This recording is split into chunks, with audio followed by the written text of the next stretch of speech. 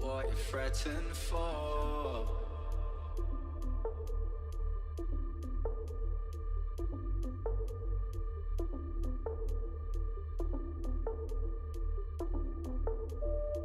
You knew that this was coming.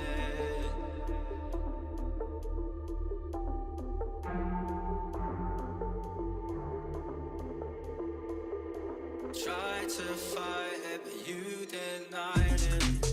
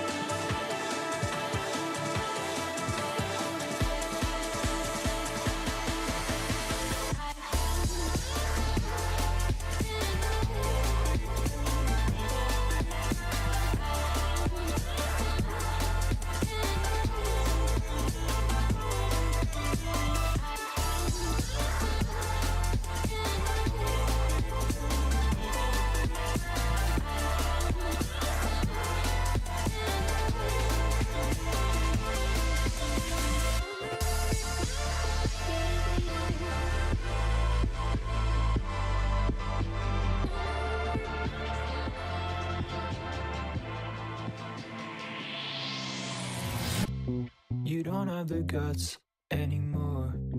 Hit me like a truck and I fell to the floor.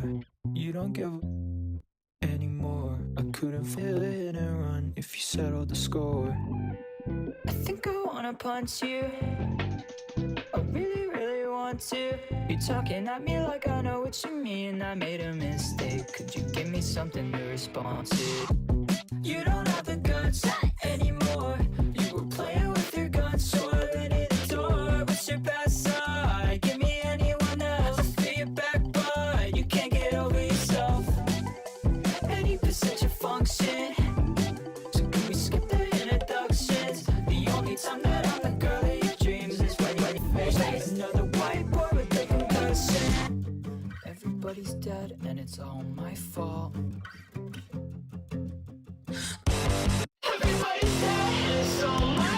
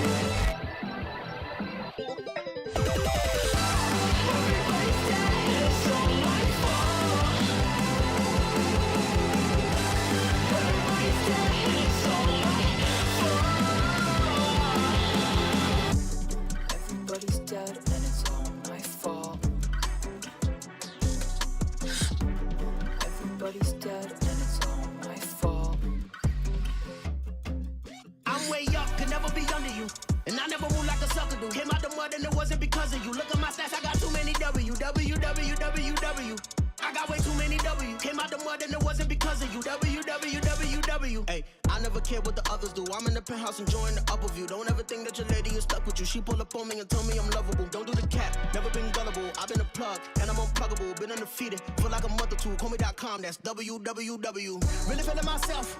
This ain't the place to approach me. I ain't never been on a shelf. I save that space for the trophies. I'm running to it, we get it and laugh. We catch a dub and we running it back. I'm like a boxer that's training to fight, cause I wake up and punching to get to the bag. I'm way up, could never be under you. And I never move like a sucker do. Came out the mud and it wasn't because of you. Look at my stats, I got too many www. I got way too many W. Came out the mud and it wasn't because of you. www. World. Yeah, prices keep on going, world. Y'all still need to get your world. Nothing left to say, I'm world. Hey, look at the drip, I'm looking colorful. I took a chick, kiss her in front of you. We got the win, that is a W. I ain't your twin, but I've been W. Said it before, I say it again and again. The way that I work is incredible. Do all the talking you want, I don't want to hear it. Whatever you say is incredible. Me and the losers are just not relatable. Don't call my phone cause I'm still unavailable. I've been the greatest and still undebatable. Breaking the records and make them unbreakable. Blazing the spot, mad clean. Hate it or not, game 7, game tie, vaccine. I'm taking a shot, I'm way up, could never be under you. And I never move like a sucker do. Came out the mud and it wasn't because of you. Look at my stats, I got too many www. I got way too many W. Came out the mud and it wasn't because of you. www. World. Yeah, prices keep on going, world. Y'all still need to get your world. Nothing left to say, I'm world.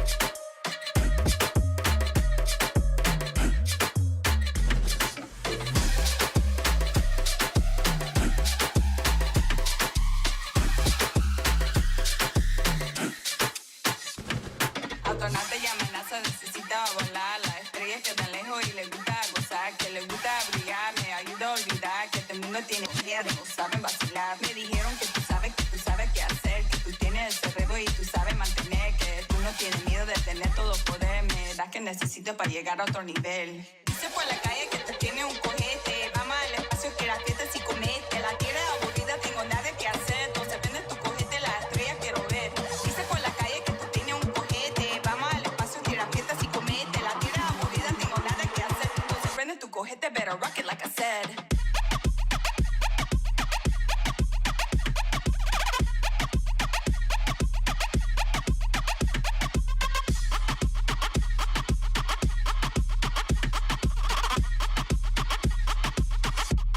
Better rock it like I said.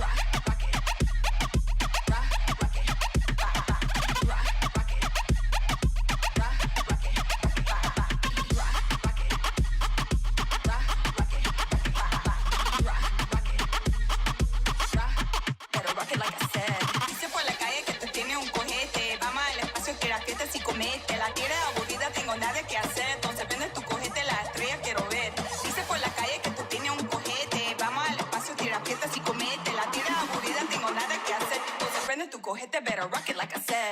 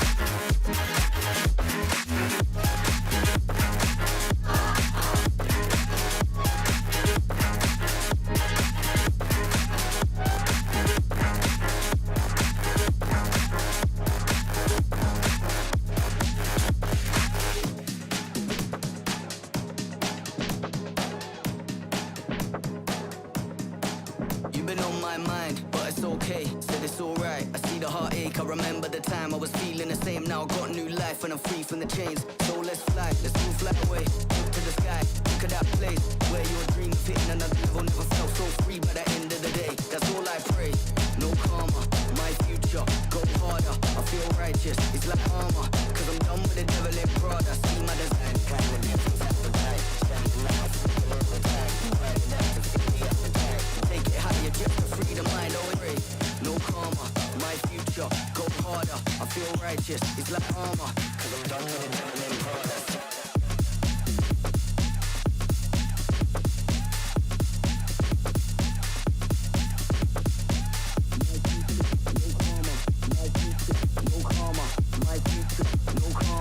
My future, no karma, my future, no karma, my future, no karma, my future, go harder, no karma, no karma, my future, no karma, my future, no karma, my future, go harder, no karma, no karma, my future, no karma, my future, no karma, my future, go harder, no karma, no karma, my future, no karma, my future, no karma, my future, go harder, no karma, no karma, no karma, no karma, no karma, no karma, no karma, no karma, no karma, no karma, no karma, no karma, no karma, no karma.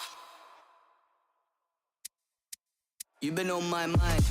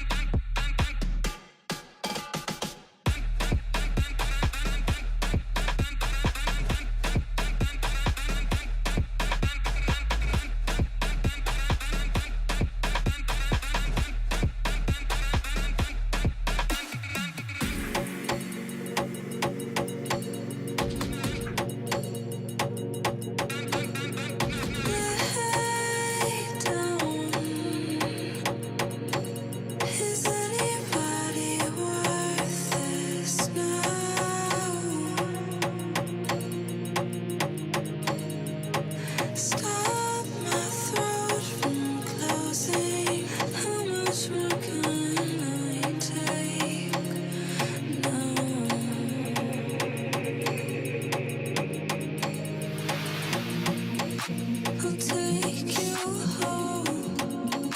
I'll break your soul.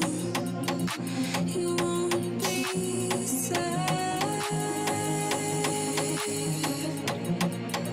And when I'm done, the water comes. You're washed away.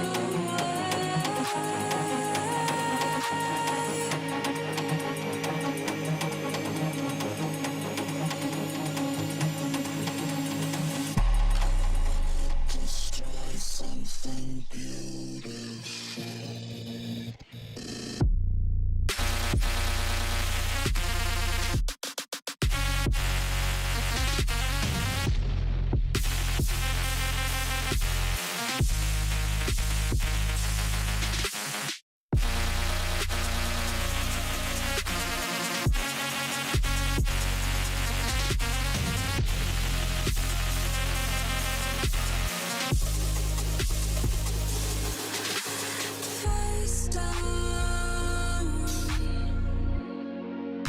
There's nothing here, you're fading out.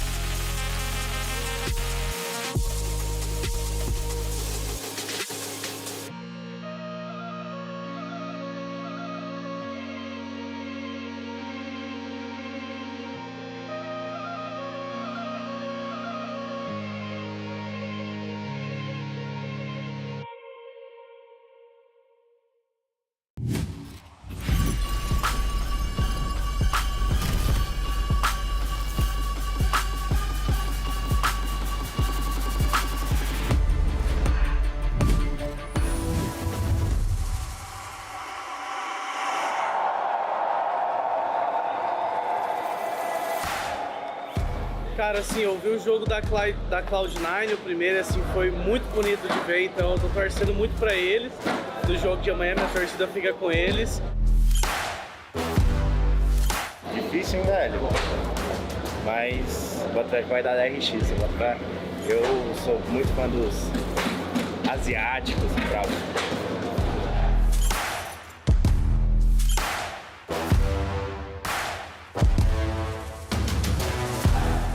Cara, a Cloud9 ela vem forte, confio no EA e tal. Ele era muito bom de Chamber, né? Mas eu acho que tipo, ele demonstrou mais do que isso.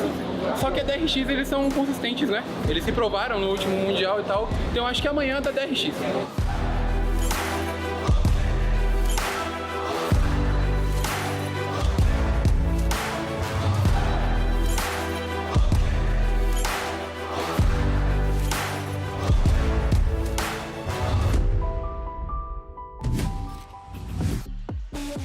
As we gaze upon this beautiful city, do you think the people down there know that El Diablo walks among them? Hola, and welcome to day 5 of Lock-In, coming at you live from the Ginásio do Ibirapuera in São Paulo, Brazil.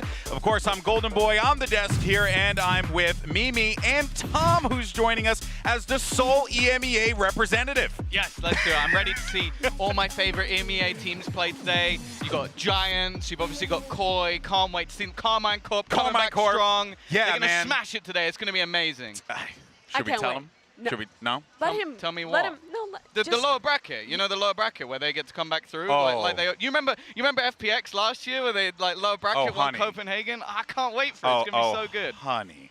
God bless you. Poor Anyway, soul.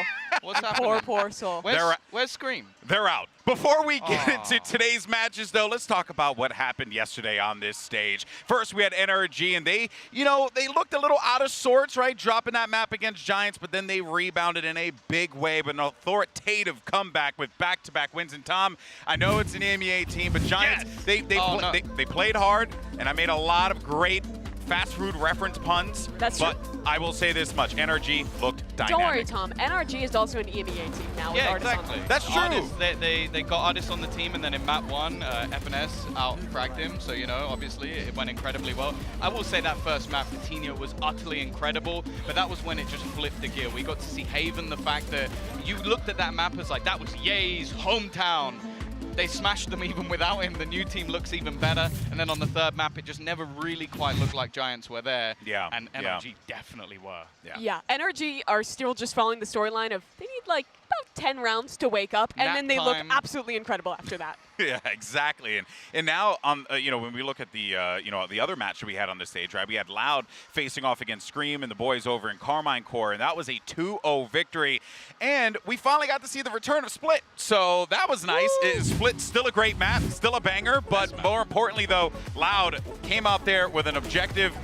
But credit to Carmine Core, Mimi, because, had a few things gone their way, they could have pulled the upset off. Yeah, I mean, this first map really just rewired my brain. The Harbor versus Harbor head-to-head was just absurd to think about. You have so many smokes flying left and right. I can't even speak because I'm still thinking about how crazy it was. But when we got to map number 2, it was a little bit more well-secured for Loud. In that second half, again, when things started to slip away, similar to their first match, they proved that under pressure, these individuals are just going to step up and find those moments to be able to close out matches and stay in it.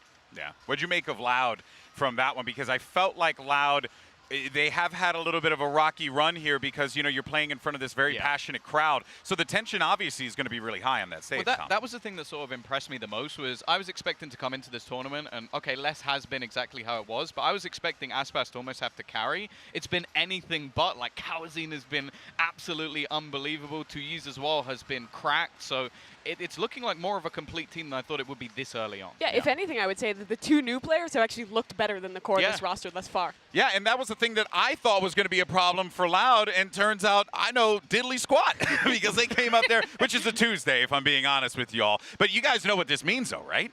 It means we get NRG facing off against Loud tomorrow. Bless you, Valorant gods. You gave us the script that we all deserve. It feels a little too perfect, though, Tom, doesn't it?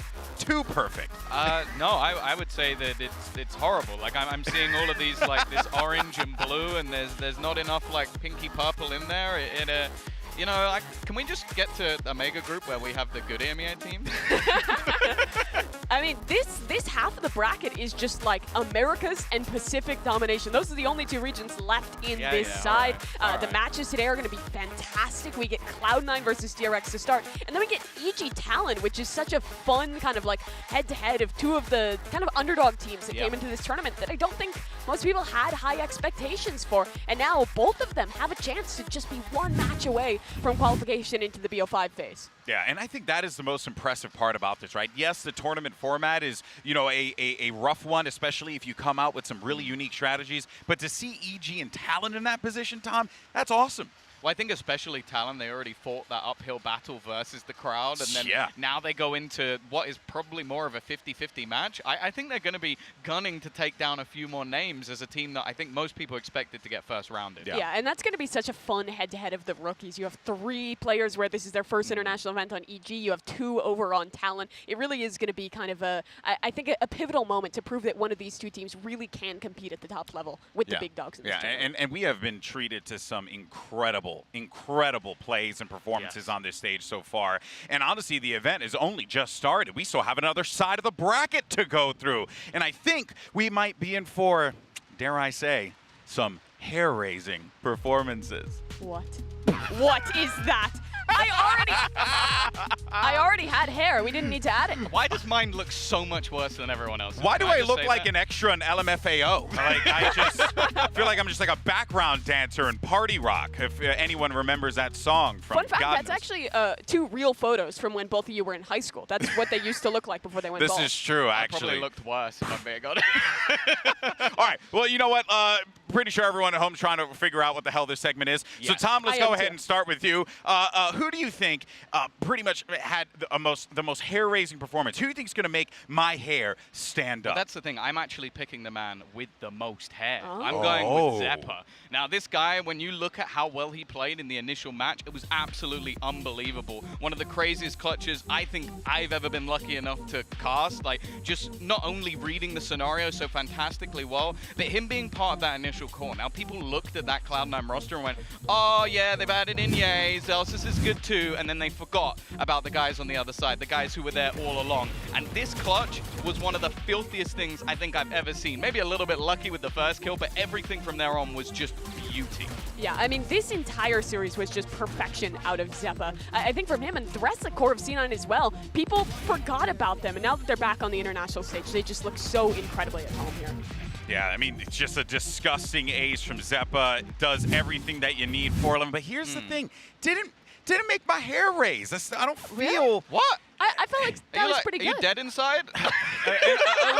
a little bit. At least the top of my head is. Okay. All right, Mimi, what you got for me? Maybe I have something that can get the hair raising. I don't know if that's a sentence anyone's ever Yes. said before, but I I've guess. just said it now. And the man that I want to point out is Ethan. I think that Ethan, another player who we've missed out on internationally for a little bit and is now heading back into the fray and looking absolutely fantastic. He came out for EG and played Yoru on their debut matchup, and I really love the ideas that EG brought out with this character on Pearl. And on top of that, I think he just played it so incredibly well individually. Switch over to map number 2, he's on the KO on Ascent, and that just looks absolutely fantastic as well. Ethan was the top performer for EG across that match, and I'm really, really excited to watch him going into today. I think that match versus Talon is going to be a very close one, and if Ethan can keep up the insane performance he had in their debut, they have a strong chance of winning that.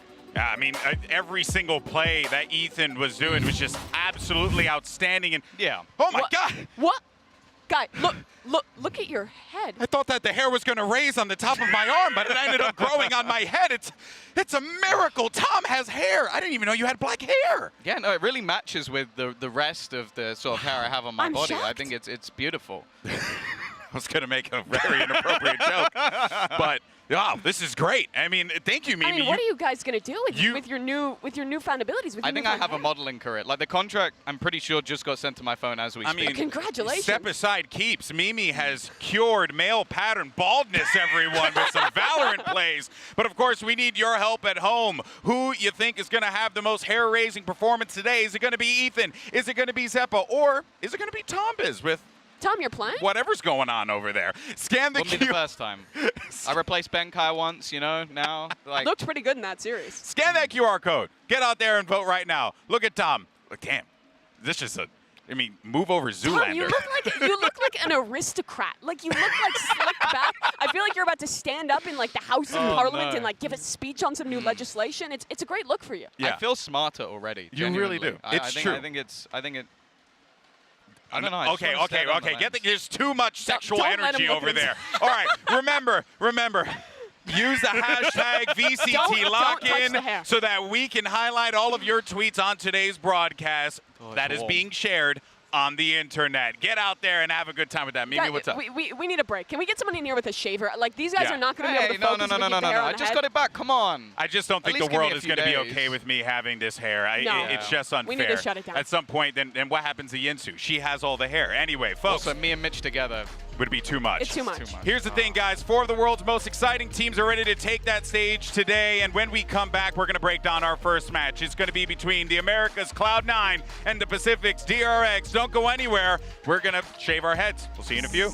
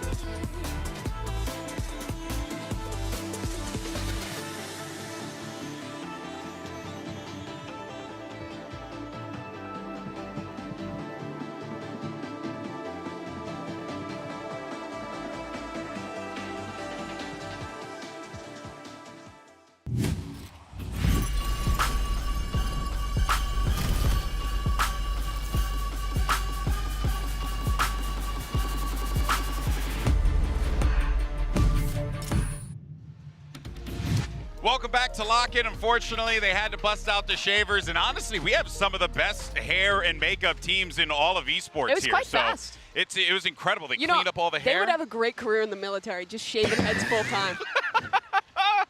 All right. God. Okay. Let's go ahead and talk about our first match of the day because it's a doozy and a half. Some might even say a quadra banger. That's right, not a giga banger, not a mega banger, a quadra banger. I don't know what that means, What's but after Albert wrote quadra? it in the script. Anyway, it's going to be Cloud9 versus DRX. Now, first, let's talk about DRX because this is a team that, you know, they have looked so strong in their debut here. But what's funny is it's not really even a debut. They've been here before. This is one of the most consistent rosters. They made a change and decided, we're going to stick with what we know. We'll give Fox9 a little bit more time. Well, I think they had an interview with their coach, and it was one of those things where they basically came out and was like, look, we haven't had really enough time with Foxy for it to be worth actually throwing him into the team.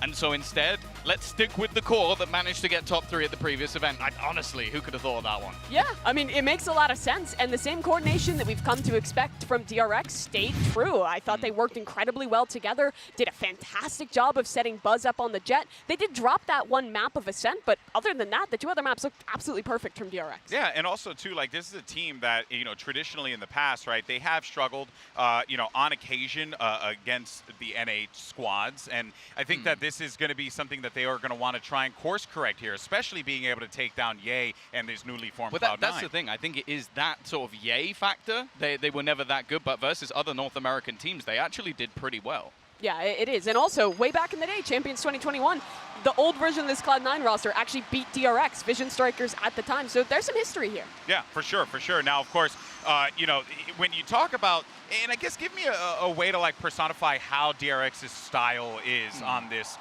especially in this matchup, right? Because I feel like we're getting a lot of unique strategies out of Cloud9, whereas DRX, we're seeing the tried and true work out very well for them. I'll be honest, I think they might be the best set play team in the world. Like, initial sort of takes into sites and their sort of explosive utility is just sublime, Mimi. Yeah, and this take in particular is absolutely beautiful. They have like 3 pieces of utility landing backside at once, so the player there has no choice but to die to Buzz. Their post plants as well looked absolutely perfect in that match versus BBL. You see this one here, Viper's pit down, you have a reflank coming through, layering their utility to perfection. DRX, if there's kind of one word to describe them, it's just well drilled.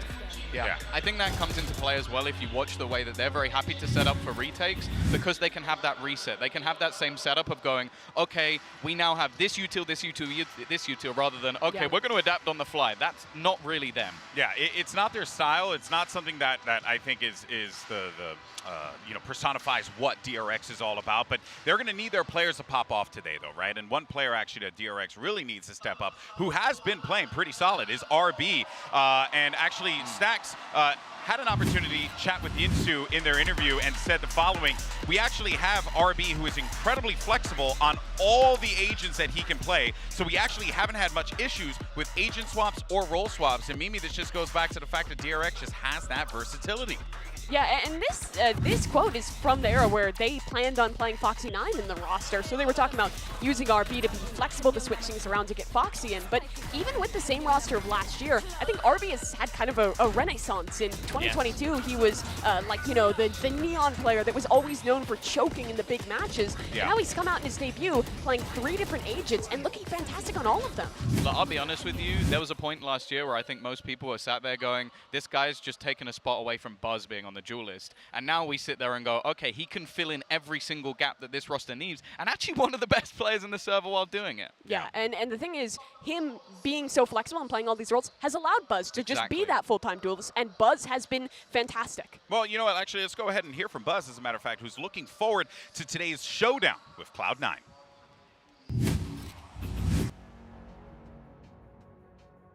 일단은 저희가 작년에 챔피언스 3등을 하고 나서 좀 더 자신감이 생긴 것 같고 사실 막 아시다시피 저희 이제 로스터 변경도 없었고 웬만하면은 저희가 이미 쌓아둔 거에서 좀 더 다지고 더 쌓아두는 단계여서 오늘 BBL에 비하면 저희가 이제 인터내셔널 대회 경력도 많고 그리고 저희가 좀 더 저번 챔피언스 때도 좀 장기전으로 가는 경기들이 많았었는데 아무래도 그런 거에 좀 익숙해져가지고 저희가 장기전으로 가면 갈수록 저희가 좀 더 유리한 상태로 되는 것 같아요. 움츠리면서 하는 것도 좀 느껴지고 상대가 저희한테 좀 쫄았다 이렇게 표현할 수 있을 정도로 좀 소극적으로 플레이하는 것이 느껴지기도 했고 일단은 제가 게임 할 때 여유로울 때는 제 상대 팀의 눈을 보는데 확실히 상대 팀의 눈을 봤을 때 확실히 저희가 이겼구나라는 확신이 들었어요. That is with the spike and cleared back. Reset of the aim test. Absolute demonic performance. No one is allowed to step foot past that choke. 앞으로 만날 팀들이 절대 쉬운 팀이라고 생각 안 하기 때문에 저희가 일단은 예의 선수가 있는 상대로는 이겨본 적이 없어가지고 사실 다른 팀보다는 어려울 수 있다고 느끼는데 하지만 체인버가 이제 너프가 됐고 그런 거에 대해서 이제 예의 선수가 어떻게 할지는 잘 모르겠지만 방심하지 않고 저희 하던 거 잘 준비해가지고 그대로 일단 아직 갈 길이 멀기 때문에 저희가 좀 더 이번에 나왔던 실수들에 대해서도 좀 수정하고 고쳐야 될 것 같고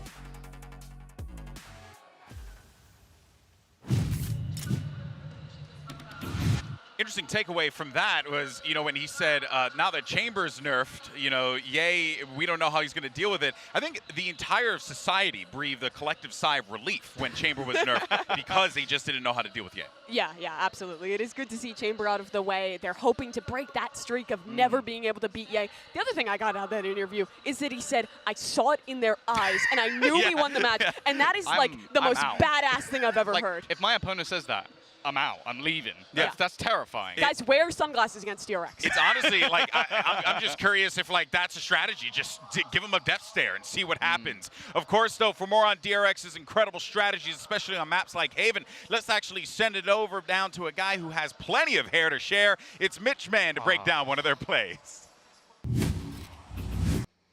You know what, I feel like I have to direct this one straight to Mimi after this. I'm not sure Golden Boy and Tom will quite follow. This one's about conditioning, although with the hair that they had earlier, maybe they will understand a bit. This round that we're about to look at takes place in round number 10, right after BBL found their very first round over on Haven. Now, it's important to note that there's been a lot of aggressive pushes out of DRX. Right away, I'll just tell you, 2 of the last 3 rounds, push-up C long. Exclusive aggression on that one lane way, not much else to it. The previous round, they also spotted a turret on middle, and that's important as well. You'll see why. Let's see how the round starts out. It's an interesting default from DRX, nothing too complex, but just the fact that we're going to begin with A-long aggression out of BBL, and I think DRX had a very good read on that.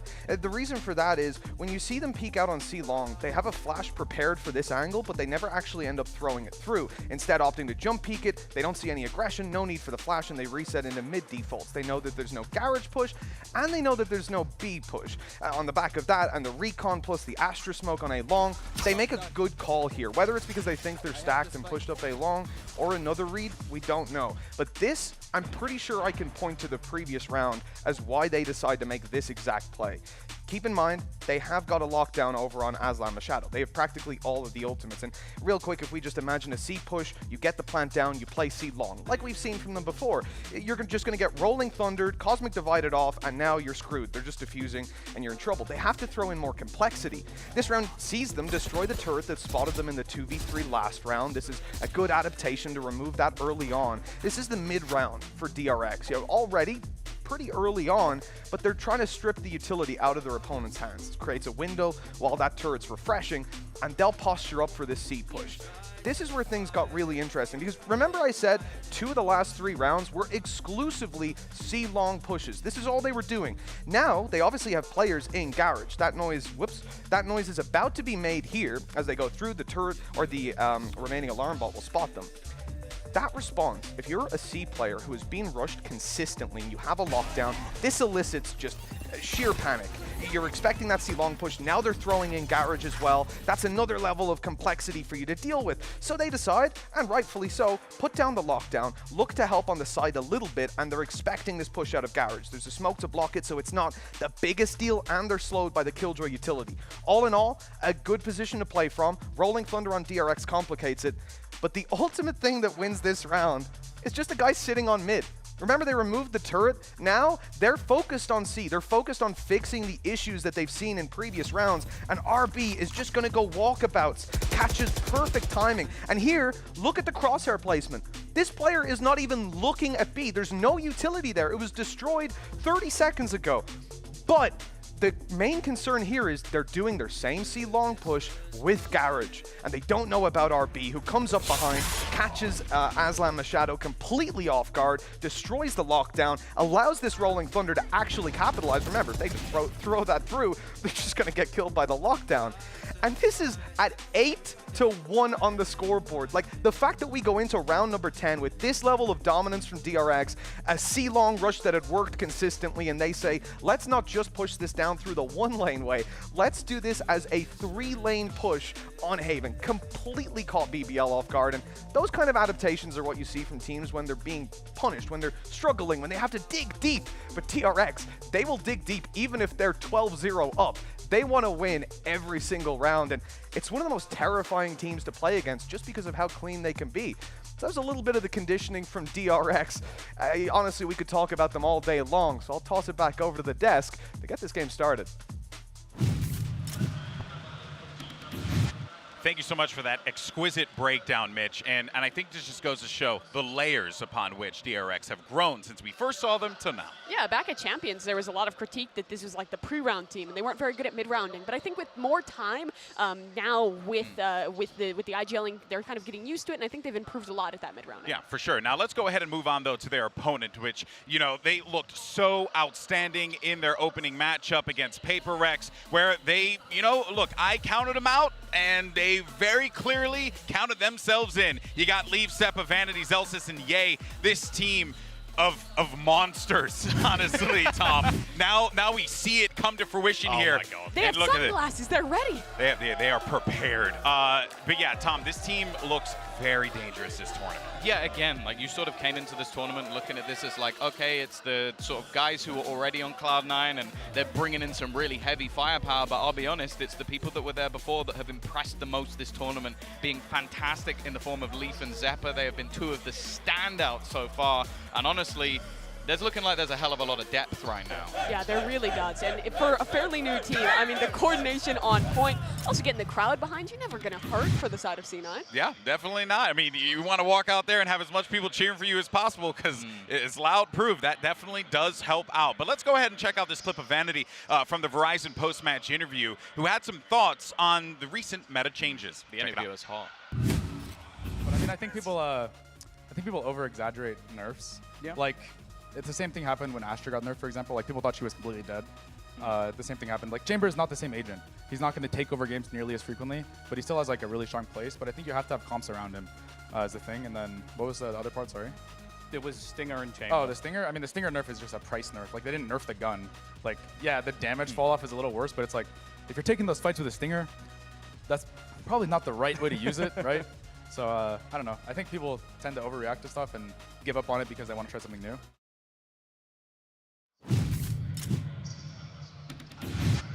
Didn't care much for the interviewer, but beyond that, though, I think this just goes to show right now that the game Valorant has simply evolved. It's no longer like, oh, you know, just like try and play for picks. This is bad. Yeah. This is good. Like that. I think that's basically what he said at the end of it. That's the bit I really wanted to take, is that people overreact when there are nerfs or hits and try and move away. Whereas what he's doing at C9 is going, nope. We are going to stick with what we had, especially so late coming into this tournament. Yeah. And for me, of all the teams that debuted in the alpha bracket, I thought that Cloud9 had the best answers to this new meta. I think both compositions that they brought out in their first matchup were really, really cool. On Lotus, they bring out that Neon Chamber composition that you were asking Vanity about, and it works really quite well for them. You get the kind of double dive of the Omen, as well as that Neon to take a lot of space. You also, on your defense, get to fight a lobby control with that Neon and have the Chamber holding towards C. It just felt really well thought through and felt like they were really playing to the win conditions of this new map of Lotus. But this sort of round as well was one that basically put HyperX to bed.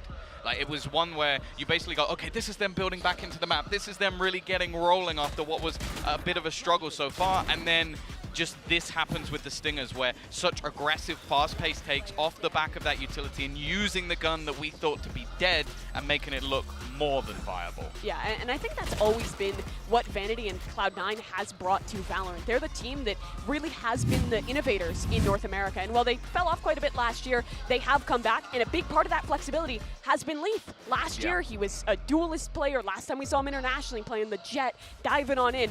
Now he's completely flexed on over, playing the Sentinel role, and looking just as good. But that was the thing. We almost worried when coming into this tournament is like, is this almost going to have killed his career? Having to get him going over to a role that you just think, that doesn't suit him at all. He's so aggressive and fast-paced in what he does, but so far, so good. Yeah, and it's been a slow transition, but this feels like the big payoff. From Duelist back at Champions to last year in NA, he started playing a little bit of Viper and also the Duelist, and now he's just fully switched on over.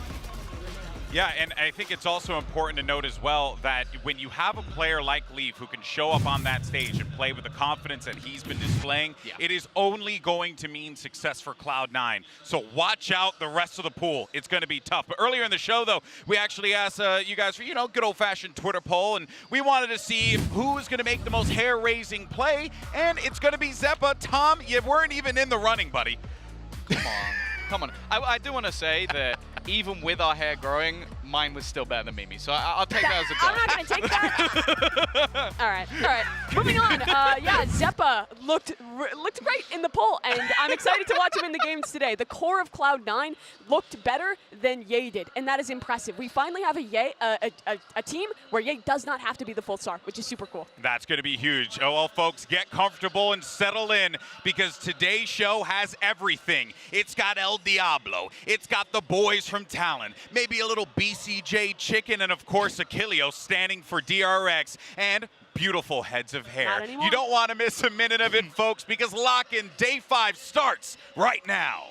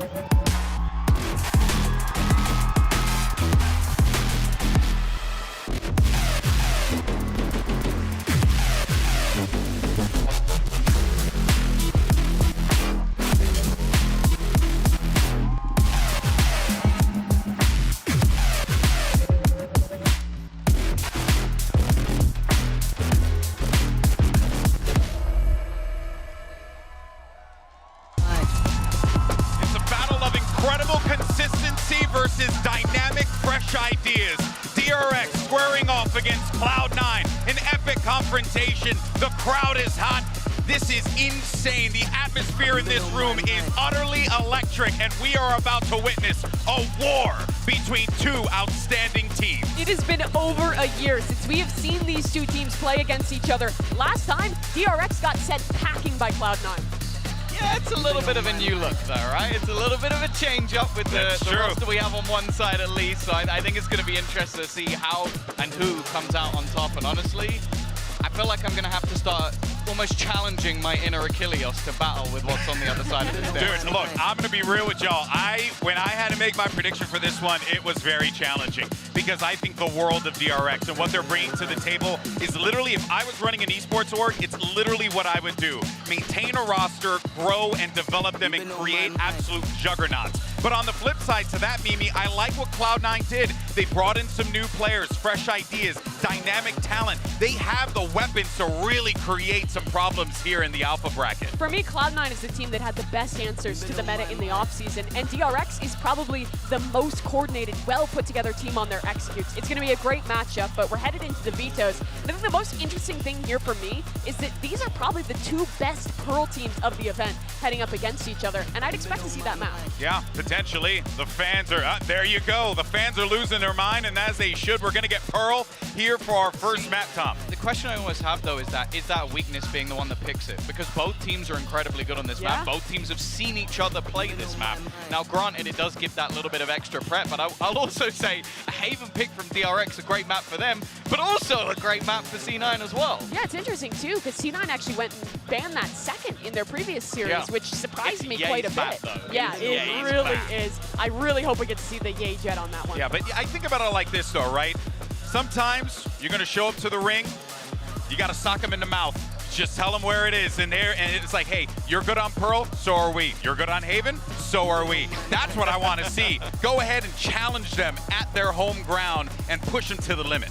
Yeah, again, DRX is sticking by this ban of getting rid of Lotus, getting rid of Split in both of their vetoes now that they've played through, which I think can put you at a bit of a disadvantage, but can also prevent you from being kind of upset by weird gimmicks that teams are bringing out with those two new maps. I think as well it gives you a chance to maybe look at what teams have actually done in the past and try and create something that might beat that, whereas going for the new maps, a lot of the time there's unknown, and that could be quite scary, GB. All right, well, Prime Gaming Agent Select is about to go underway. We see the hovers and what could be locked in for both C9 and DRX. Are we expecting any shenanigans here, Mimi? I would expect the compositions to stay the same. I think both these comps are fantastic on Lotus, but very different reasons. DRX, it's centered around those executes, working with Buzz and setting up fantastically with double initiator utility. For C9, they have a comp that on the attack is great at getting that plant down, playing in their post.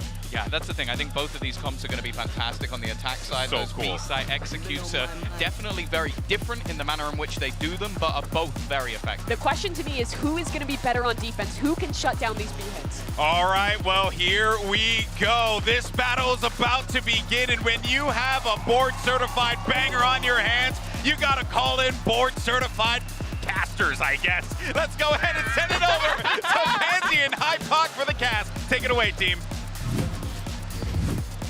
Thank you, GB. Curious intro, but we'll take it nonetheless. But Mike, I think this game really embodies the brutality of this tournament. These two teams have been incredible on their run so far. A lot of potential being shown. Talk to me about the round one games we've seen and where that puts us now leading into this matchup. Well, this makes it so interesting, right? To start here on Pearl, both teams obviously demonstrating very strong performances, but again, it feels kind of like we're looking for context here at the start of this veto. Obviously, HyperX, I don't want to say it was the best HyperX that Cloud9 were playing against, Didn't right? feel like it. The problem being as well, Cloud9, in my eyes, probably dialed up the pressure a little bit. I think they did. They wanted to brawl, and I don't think they're going to get those engagements versus DRX today. No, so very intrigued to see, particularly obviously the performances of Leaf and Zephyr coming across to a very different style of opponent here today. Yeah, and I think we can say similar things about DRX in their opening game, which I'd love to lean on. But let's dive into it as we are live in this DRX on the attacking side, which of course then means Cloud9 on defense. Let's look how this one begins. Yeah, he's set up with a wall here, all the way deep towards elbow. DRX approaching closer and closer.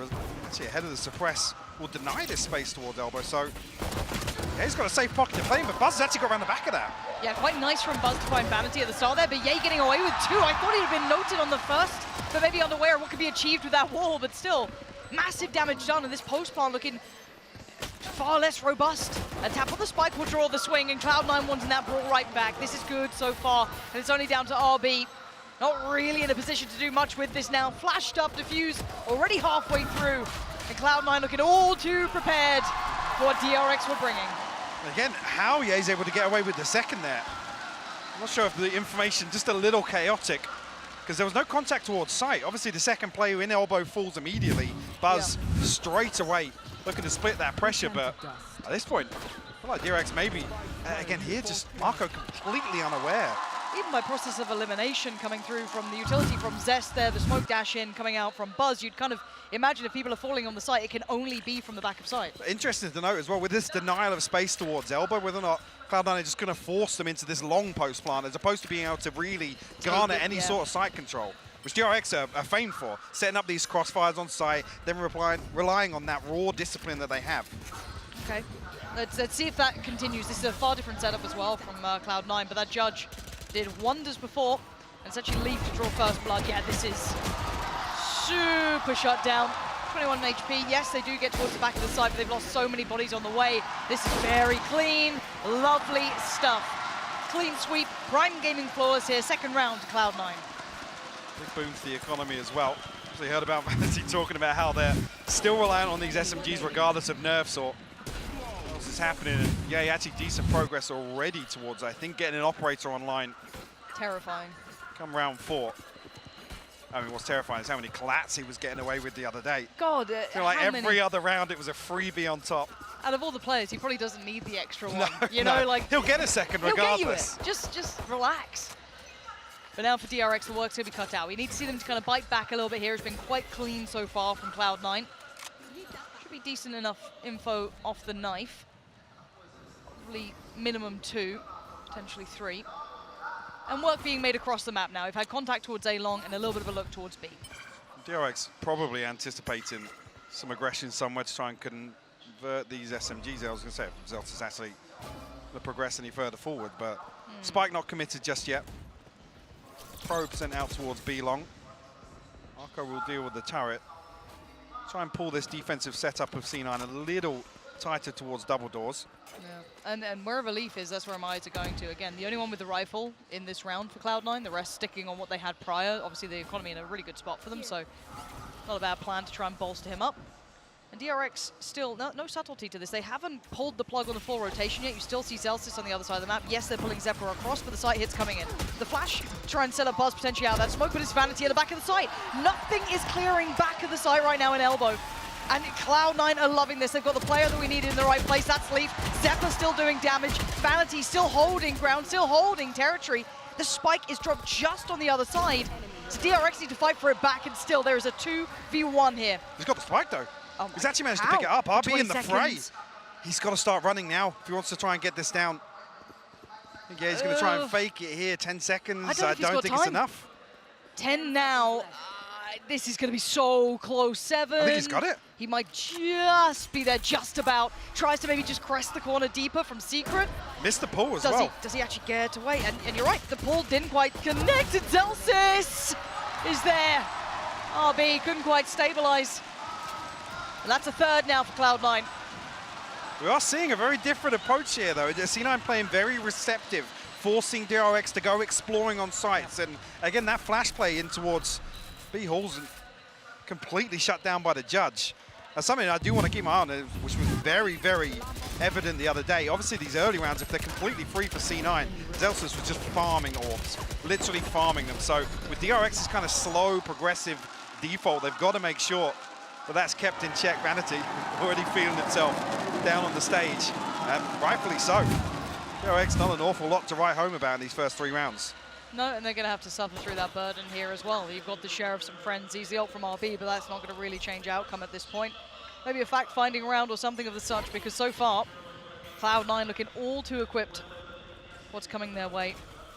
And a little bit of a contest towards middle. Buzz and Zest taking a wander. I'm not sure if that shot guy actually dealt with the alarm bot and the nano swarm there. Leaf's been pretty good at pulling that alarm bot off where shock dart is heard, but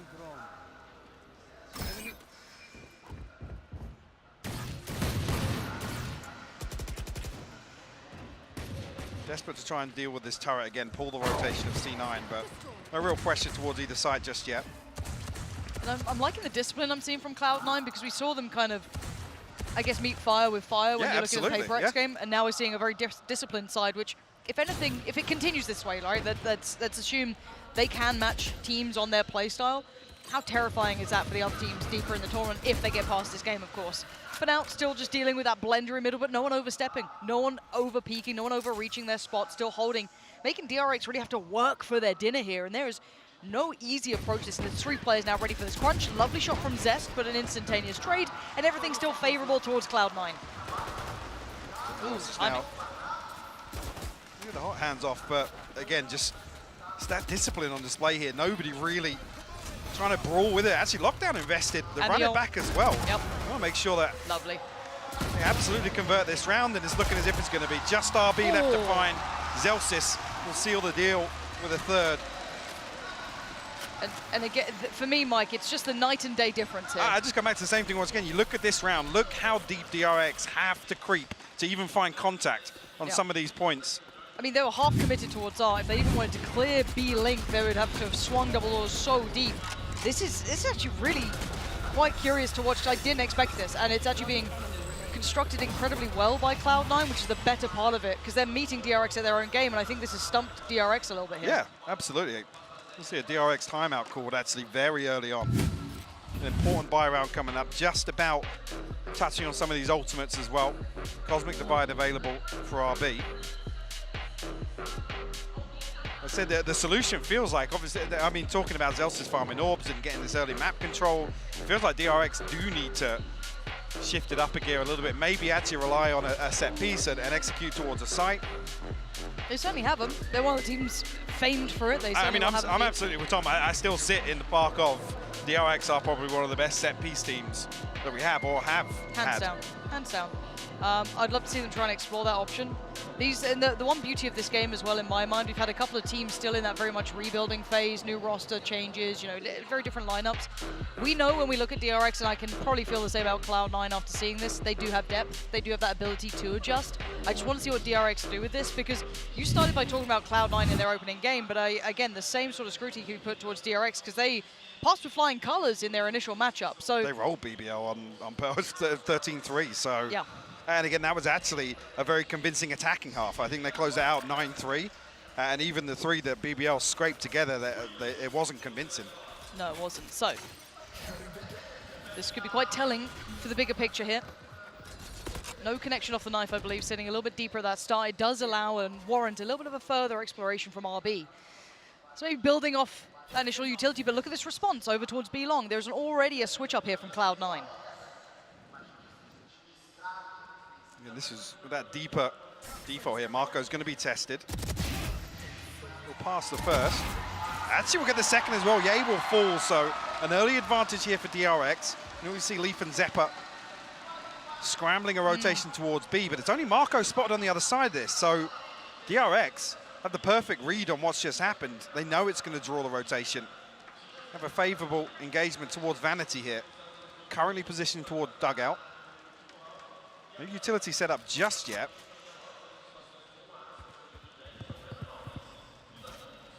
Yeah, he's starting to feel that pressure though. This is now going to be stressful. Doesn't get pinged by the knife either, but they should check this. They should be diligent. And they haven't been. It's a mistake made. And an opportunity garnered from Vanity.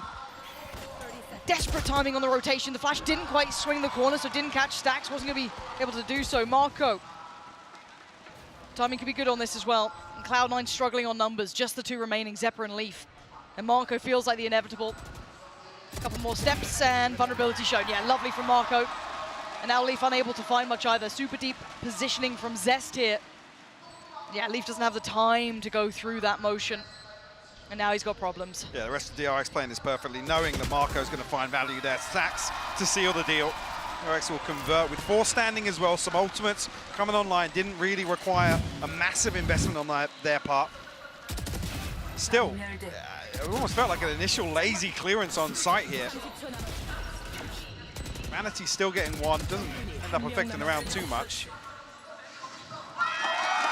Talking about minimizing mistakes in some of these interviews, and that's DRX's main focus. That's what I've got my eye on. That's where, in my eyes, you want to see things like that absolutely cleaned up. See what we have now. Again, Cloud9 did turn up the tempo a little bit there, did explore a touch further on these extremities, and maybe considering that again, but it looks like Art will at least be the first port of call for Cloud9. Yay. Posted up just towards middle, waiting to see if anyone comes through, but we know that DRX will play a patient game. Now, information spotted. They will be forced away from this. So DRX going through the checklist here. I'm not even sure if the drone, actually, it was Zeppa that took the tag, but whether or not the operator was spotted. Did it see it, yeah. Flash will clear through mid. It's not pinging on anything on the other side. Now, Marco did try and fake this with the smoke, but there was nobody even peeking B long for info. Zeppa going to clear through as well.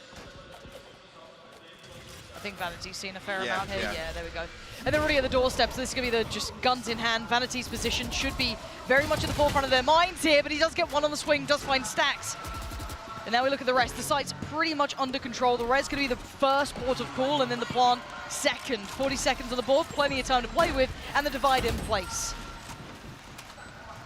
The Viper's bit available as well, but a lot of investment already in this, and that's Leap shuts it down. Huge work. Cloud9 bursting onto the scene, and the shot from Ye is divine. And that is unbelievable work from Cloud9 there on this retake. Mike, it felt like the tempo was just switched up.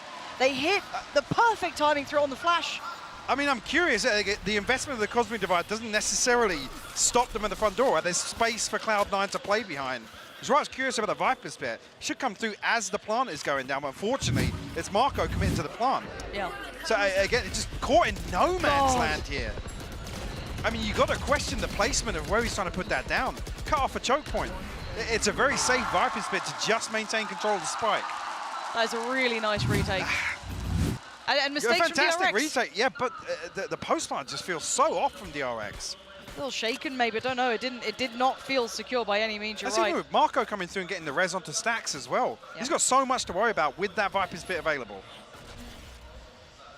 No solutions truly made here for DRX. Yes, they posted a roundup, but not quite enough yet. Buzz going to be investing the knives this round. Everyone else still able to fashion a purchase. No sweat on the other side. Could start building that money back up here. Look how deep they're sitting. I've got to note it towards A. Another round, yeah. They're reading this tempo incredibly well. You hear the Blade Storm pop, you know that they're going to go exploring for this opening engagement. Cloud9 once again, rinse and repeat. Look how deep Zeppa's using the Trailblazer from. Yeah. That's huge. Big info, and they're now going to be forced to fight, trying to dive. Big Buzz! I thought he got his head just jammed against the wall, but he actually makes it out alive. And Buzz still fighting the fight here for them. 2 big kills. And patrolling down by Pit. And that deep hold gets broken, isolating the one towards dugout. Now, Leaf, this is tricky. Buzz deciding time to back away as the ult fades. And it's a free pick, though. No trade. Gonna need one more of those at the very least to even make something out of this round, considering how far away Ye is. He's more concerned about keeping that operator at hand, and Leaf is making a damn good go of this round. Tap on the spike. Gonna pull the utility. And again, he's costing them money here. This is not a bad round at all for them. Making the best of a bad scenario, and Ye will want to keep this operator in play, so that will stay where it's at. But talk to me about this round, because it feels like we just had Buzz basically being the difference maker here. There was no hesitation this time. Again, DRX are exploring the map. They know that nobody's holding close contact on Art. I think Atsi on the back of the Trailblazer. This is the one where almost the penny drops. Yeah, they're playing super deep here, guys. We have to push this default forwards a little bit, and they're rewarded for it. Really nice pace change from DRX. Even whether or not actually C9, whether or not the Blade Storm is the difference maker here, if that's the indication of some aggression on the side of DRX, whether or not C9 now will revert back to maybe getting a little more aggressive. With Ye on that operator, maybe not. No. Yeah, again, he's on the stage. He's not going to be the one to go aggressive in the early round. No, I'm looking at Zelsys potentially, or someone of the such to maybe try and get in their faces, which we saw before. It was that lazy clear up towards what? I guess like B when he pushed up long, it caught him off. That it happens, but quite a preemptive timeout from Cloud9. I still feel like they could have run this, but maybe feeling they'd rather be preventative, make sure they've dealt with, or DRX have changed up, but I think also purely, the money's in a tricky spot too. Yeah, purely because that round is indicative of DRX almost getting a better grasp for what C9 are doing. Yes. Yeah, it is relatively telling. They've had basically no resistance through art. They've gone that far. You hear how deep that dog's come from as well. That was almost backed by Spawn. So let's see if... Well, stark contrast as well, because think about the previous. It's Zeppa and Ye posted up very deep. The drone spots it, and they drift back into this deep setup. So DRX are looking for these early round indicators. Like I said, it's the first time we've seen a confident response on the back of it. Zelsa's barely been challenged here, though, towards A main. No, this time cautious of the, maybe on the back of the flash of going for the orb. He is one off the ultimate. That flash was so high, though, that could have been anywhere, and we have seen that kind of lurk coming through from, I think it was RB. Yeah, so, you know, maybe tempering him enough, but it looks like DRX have found at least the approach that they want here, which is going to be trying to explore through art. But Ye willing to fill that void almost instantly. And rotations. They're reading this well. This could be quite nice, actually. DRX a little further ahead, I'd say, on the rotation game than Cloud9, who will have to respond in kind, dealing with any pressure that could have been left around art. They have not necessarily a free B site, but near on too. Vanity left on, Buzz on site, and they know they need to clear back as well. Vanity's actually going to have to slip the net. Beautiful, beautiful. Right call as well, I'd say. Did only have that stinger, so he wasn't going to be able to take down the entirety of DRX, but could prove more potent on the play back in. Looked fantastic for this retake on B side previously. See a couple of slip-ups to see if DRX can tighten things up now. Yeah, this is nice so far. These angles are gorgeous. Zest, free access, almost Celsius. What? Pops the O, and he needs to get running as well. Somehow it's gone to this point, making a 2v1. How have we gone here again? Celsius in human performance. Coming light in this round. The fuse comes in. It is perfection personified. Cloud9 on these retakes are unreal. This is another one. You see the plant location here, and you think DRX are going to post up. They're going to literally revert into what works best for them. The crossfires looked really nice. They were solid. They looked great. They did not hold for more than a second. Just instantly ripped apart. And again, the molly here behind Pillar, reading it perfectly. I mean, I'm getting very concerned now. DRX need to actually lean back onto something that doesn't necessarily feel comfortable for them, which is literally getting away with opening engagements. Finding that numbers advantage early on. God, it's terrifying because their post plant is not working. Yeah, one of their key pillars of strength isn't there for them right now, but then it feels like you're almost playing into Cloud9's game if you then try and adjust to that slightly more brawly style. They're going to get the same engagements that DRX were getting. Yeah, yeah. Well, that's not bad. Those stacks starting out comfortably towards Ye, walks away barely scathed as well. So that's a beginning they've not really had to play with so far.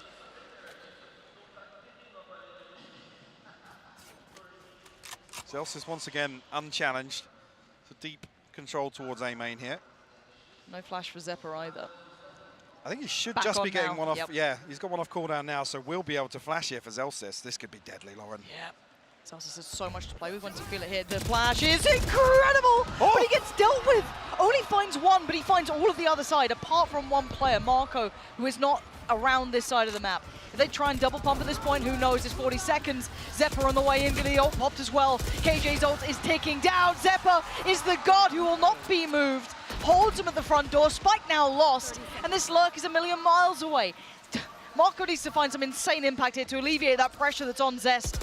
And Leaf's already on duty. 18 HP is all that remains on Zeppa, but he's just standing tall. How long can he last in this position? The smoke goes up. The flash! He's just overwhelming, but he's buying time. 10 seconds. They haven't cleared Pit. They haven't cleared Secret. But the tap on the spike, and Leaf is so close. Bye! Perfect play from Cloud9. Marco could do nothing now. It's all a matter of time. And all Vanity has to do is stay alive. Ooh, insult to injury almost there, but it's a 7th for Cloud9. What a round again. It's just insane the amount of support that Vanity's able to supply in that situation as well. I mean, we've been talking about it. Zelsa's going unchallenged here. I mean, it's unlucky not to get another couple of kills here, to be honest with you. Yeah, that first throw just a little still off, but you're right, that could have been 2, 3 potentially. Again, the contact comes so deep that actually Leaf makes this rotation all the way across and he's able to get the lockdown before DRX have even crested onto site. They haven't even got off stairs yet. This is a really nice team to watch. I'm going to be honest, I very much had DRX in this matchup. I put a lot of credence in consistency. Yay. Let's get the heal off and we'll be able to fall away from this. Only Stacks with a rifle here, so he's your hero play. Danger man, you may argue. And 2 players suppressed. So already realizing that Zellsis has made it on this site very quickly. Oh, he's 4 with Cloud9 here. Obviously noting the Killjoy utility as well, effectively a 3rd on top of the knife. It's going to take DRX a while, though, to re-explore mid. Still got that alarm bot to deal with just outside Link. Oh, the flash, I think, actually pinged on long, so they might hold this for a little bit longer. I think it was just on RB. Yeah, thinking DRX have cut sound and just waiting for an opening. Vanity's actually given up the angle here. The Seekers won't tell them just yet, but Vanity might have spotted. Yeah, he's definitely heard the steps down. They're going to try and quicken the pace, but catching one in the heels. That wasn't the spike, though, so that keeps in play. Just chipping away at the defensive side. I like what Stacks is doing, trying to be the one to make some sort of damage happen, because they've got to get a body on the floor, and it ain't going to happen. Deleted by Ye. And now a 5v3, and these weapons are not ideal. What year is it? Rolling it back, says Desperate. Tries to fly in and finds nothing but force, and now RB left in a 1v4. The fuse already beginning. The slow orb. Yeah, it's not going to happen. Cloud9, gotta say, Mike, I am thoroughly impressed. I mean, it's just, we have the one that's expired due to the clock. I feel like we've had, what, 6 successful retakes? Yeah. Yeah. Very, very concerning for DRX's attacking half, which is usually where they excel. And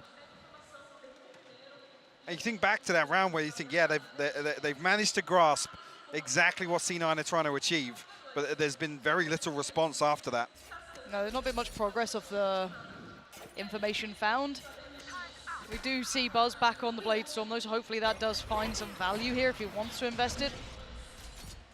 Flash finds nothing, so there should be the go signal for Zellsis to start building. Yeah, he's going to post up there now with an operator. And there it is. There's the flash to alert that mid may be where the vast majority and now the problems start to show with DRX playing this slow. C9 are playing a different early round every single round. Really hard to pin down. Yeah, so they don't have anything tangible to go off. They have no real knowledge. Timing, great. Zephyr caught it, yeah. Quite safe as well, but he actually double dips on it, finds Marco. Stacks barely makes it out alive. But this is 4 players on an A-side lean, leaving all that faith and defensive capability to Leaf on the other side by B, and it's mostly the utility setup. But again, we know that DRX are not quick on these executes. They will take their time. They will be trying to be methodical in approach, and it allows for these rotations to come in.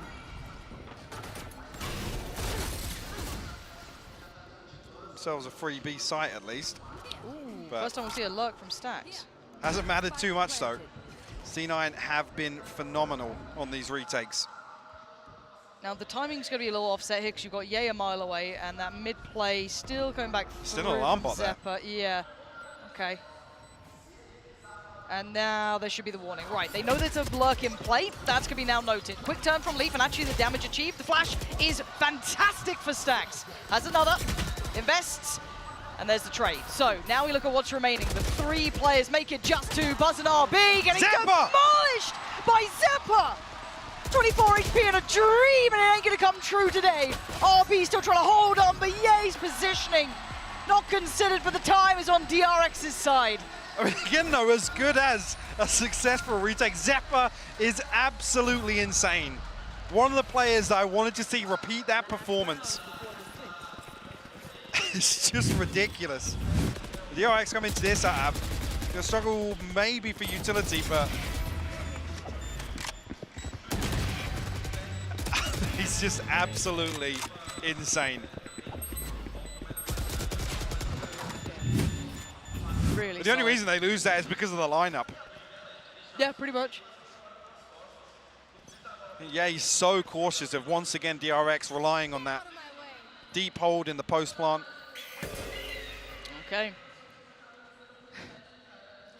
Last time with the Bladestorm, we did see C9 literally sit in spawn, forcing not DRX to shift walk the entire map. Yeah, I'm waiting to see if they actually go for this, because they're still sitting posted up on the Zelsis is going to pop the ult at just the right time. And it's just incredible work from Zelsis. Oh, and Zephyr as well. It's a blender. And DRX is just left strewn across the floor. There's nothing left of them, just Marco.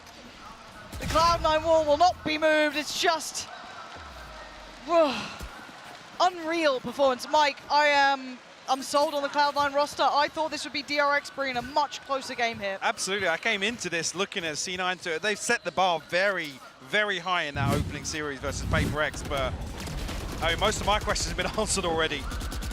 It's just the fact that they've been so adjustable here, a brilliant approach to playing against DRX. They were not caught out, they were not too headstrong to adjust. This has been really eye-opening for us here, and well, I wonder if it's the same for the desk. Let's hear what they have to say. Indeed it is. One thing that is very apparent here is that Coach MCE's prep work with the C9 roster leading in this one, Mimi, has been nothing short of exquisite. Yeah, it's been fantastic. Coming into this match, we were talking a lot about DRX and how good their B hits are on this map, but the prep work from C9 utterly shut them down. Let's take a look at the pistol round here, where Ye instantly puts his wall up, back calls, and DRX try that same hit. Shock, dart, flash, all coming in at once, but the wall blocks that flash, so Buzz pretty much dies for nothing. Ye gets a second kill, and then C9 come through with a fantastic retake. Now another round, a little later on, similar idea. This time Buzz doesn't want to go back calls to die, but still C9 has a player back there. Vanity is holding, gets a kill, and buys time for his teammates to flash out of this smoke and win in the retake. Cloud9 was fantastic at the retakes and the preparation throughout this half.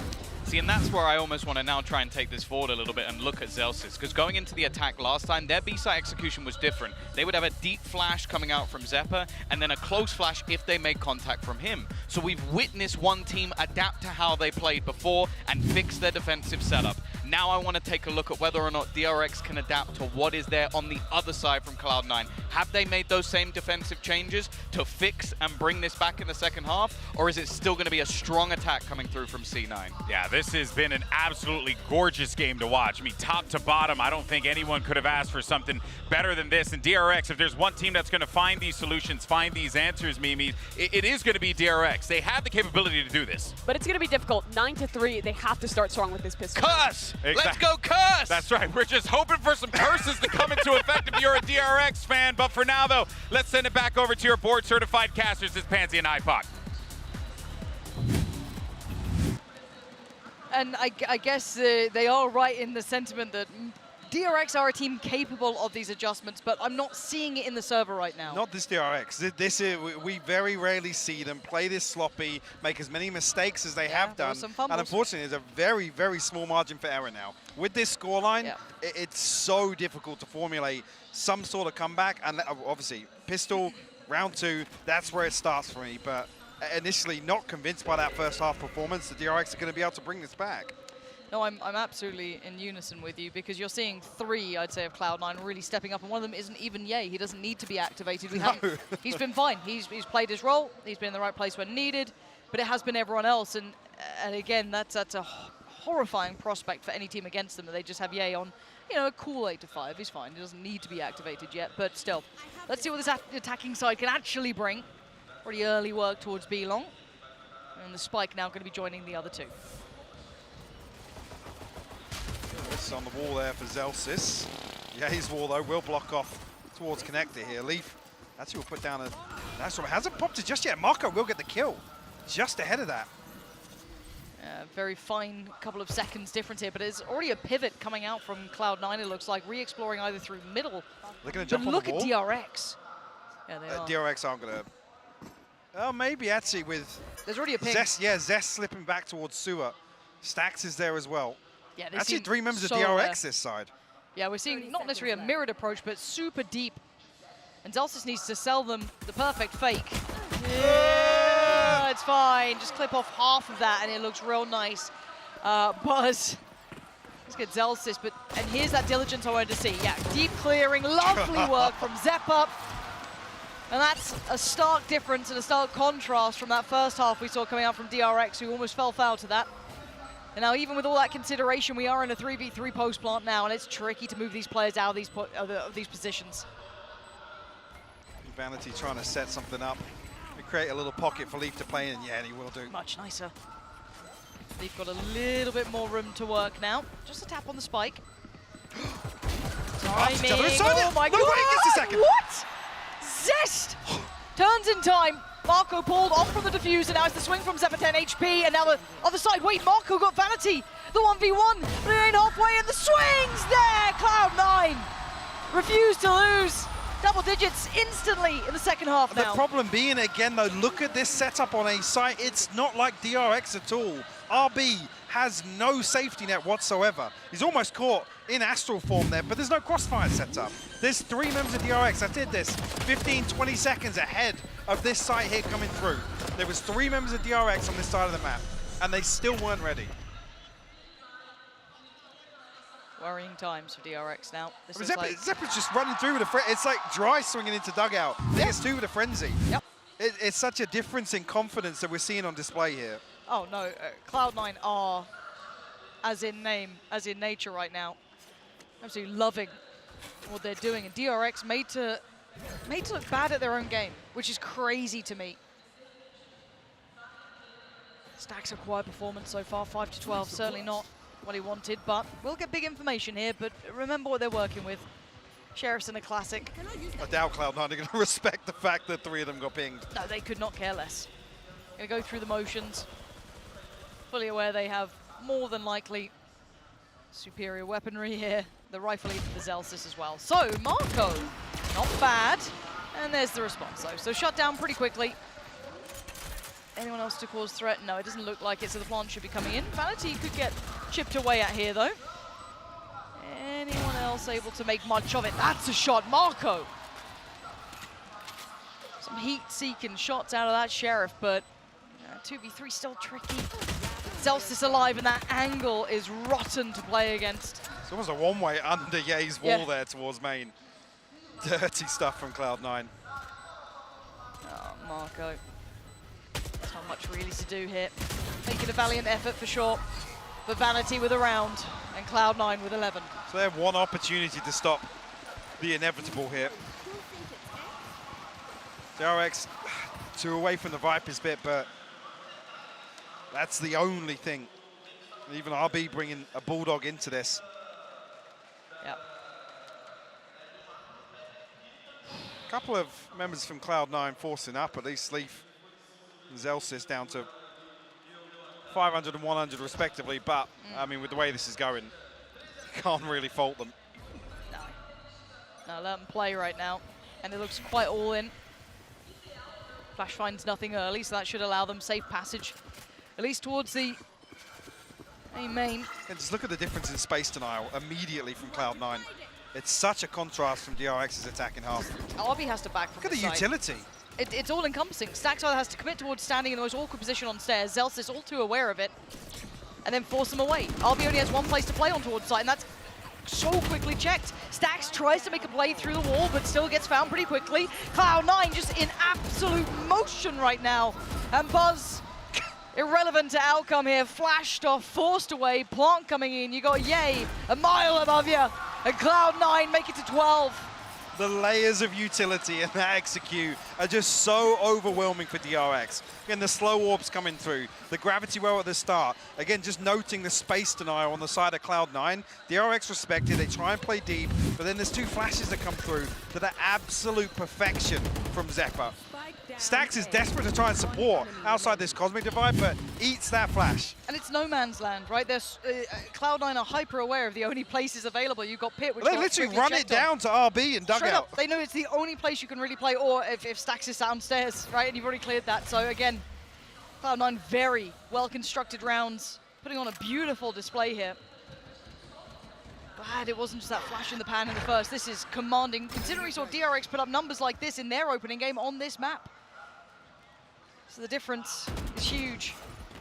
And at this point, you certainly can't compete if you don't compare with these 2 teams. It's just night and day. And we look at what's the approach this time. Cloud9 giving us a different look here. Over towards that B site. Very much all in, though. DRX already got bodies. towards the side to try and stop this. Looks like it might be Zelsys to lead the charge here. The Seekers behind it as well. Okay, does get sent away. Not so free this time. Buzz and Marco making a go at this one. Much better crossfires being held, but there's still life in them yet. Vanity's still alive, Leaf's still alive, and Zels is still alive. And Stax and RB now sweating bullets, because they've got the ult ticking down, 10 seconds to make something happen. And Leaf is saying no. They want this map done. They want out of here. RB, last chance to dance in this. 20 seconds. And look at the positioning from Zelsys.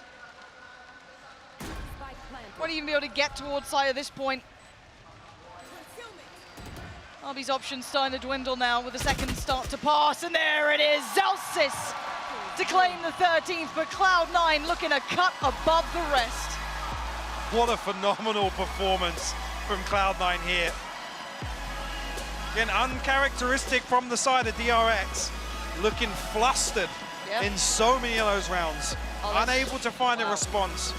Straight off the stage too there. Look, I mean, looking for a game plan at the start of it as well. We just, Marco made some of these interesting, but yeah, that's really demoralizing. That's a heartbreak when you get kind of beaten at your own game as well after having a great performance on this map not too long ago.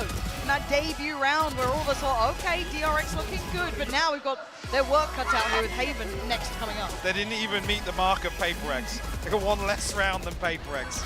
Bloody hell, what is this team? Cloud9, monstrous. Monstrous in approach. I cannot wait to see this next map. It's, if anything, just getting to enjoy Cloud9 in near on what looks like perfect form here. As said on the other side, DRX flat performance to start with. There's no two ways to talk about it. We have to be honest about it. Can't Did not look that good. There's no way to really paint this a prettier picture for them.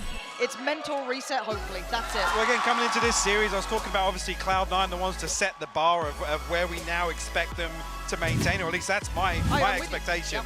But for DRX, this was so far below. I've got to say, probably the worst international performance we've seen from DRX, period. I'm with you. I'm in complete agreement. I'm sure the desk will want some time to really talk this one over. We do still have Haven coming up, which will be DRX's choice. And for their sakes, it has to be better than this.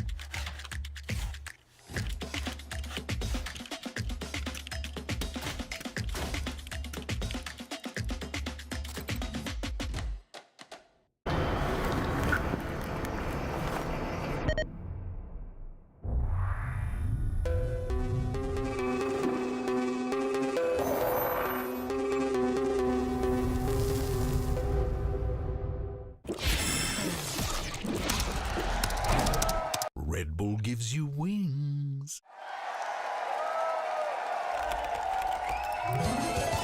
Red Bull gives you wings.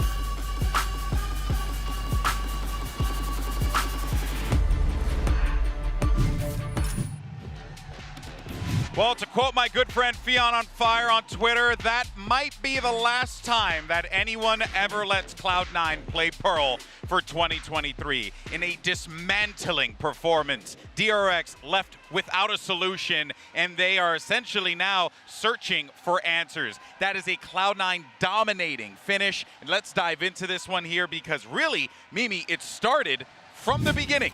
It was unreal. Yeah, this was such an incredible game from Cloud9, where DRX never felt like they had a way in.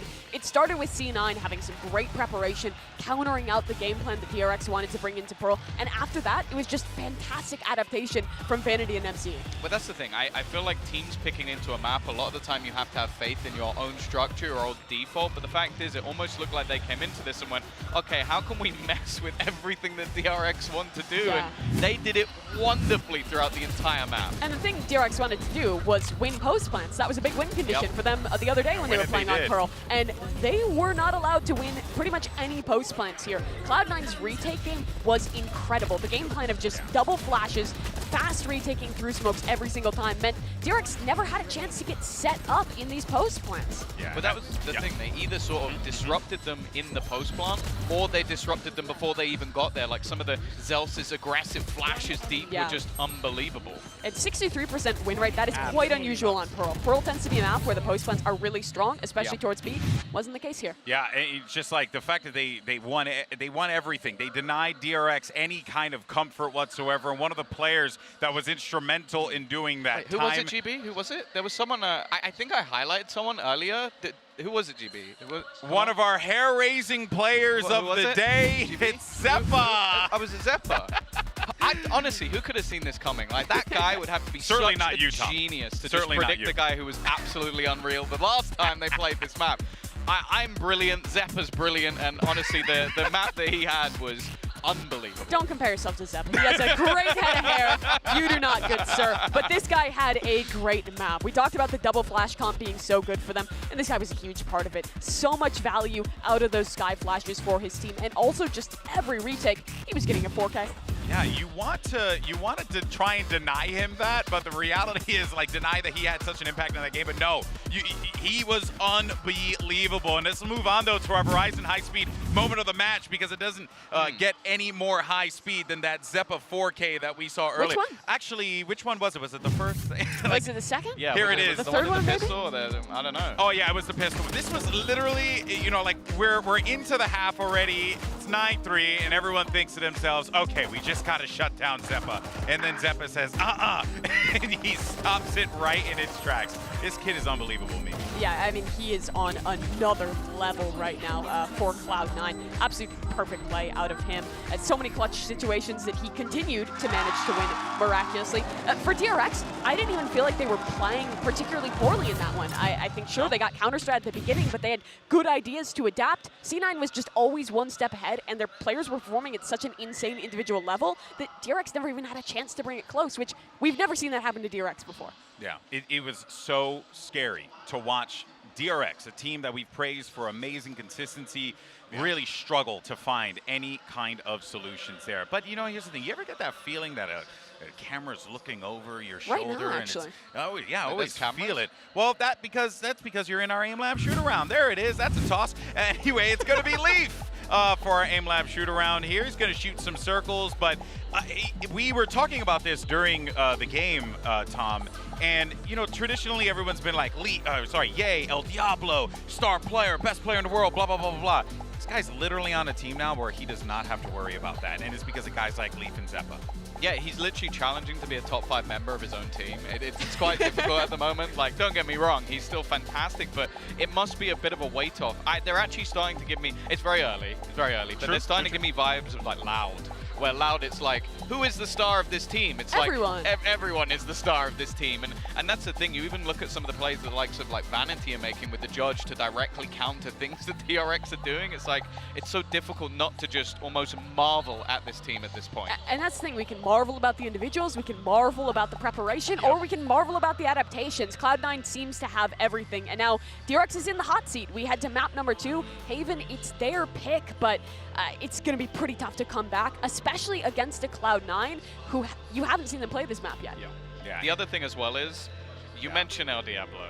You mentioned sort of the man that was brought in as the best player in the world. This is his map, and this has been his map for a very long time. Even go back to when Gambit managed to win themselves in Berlin.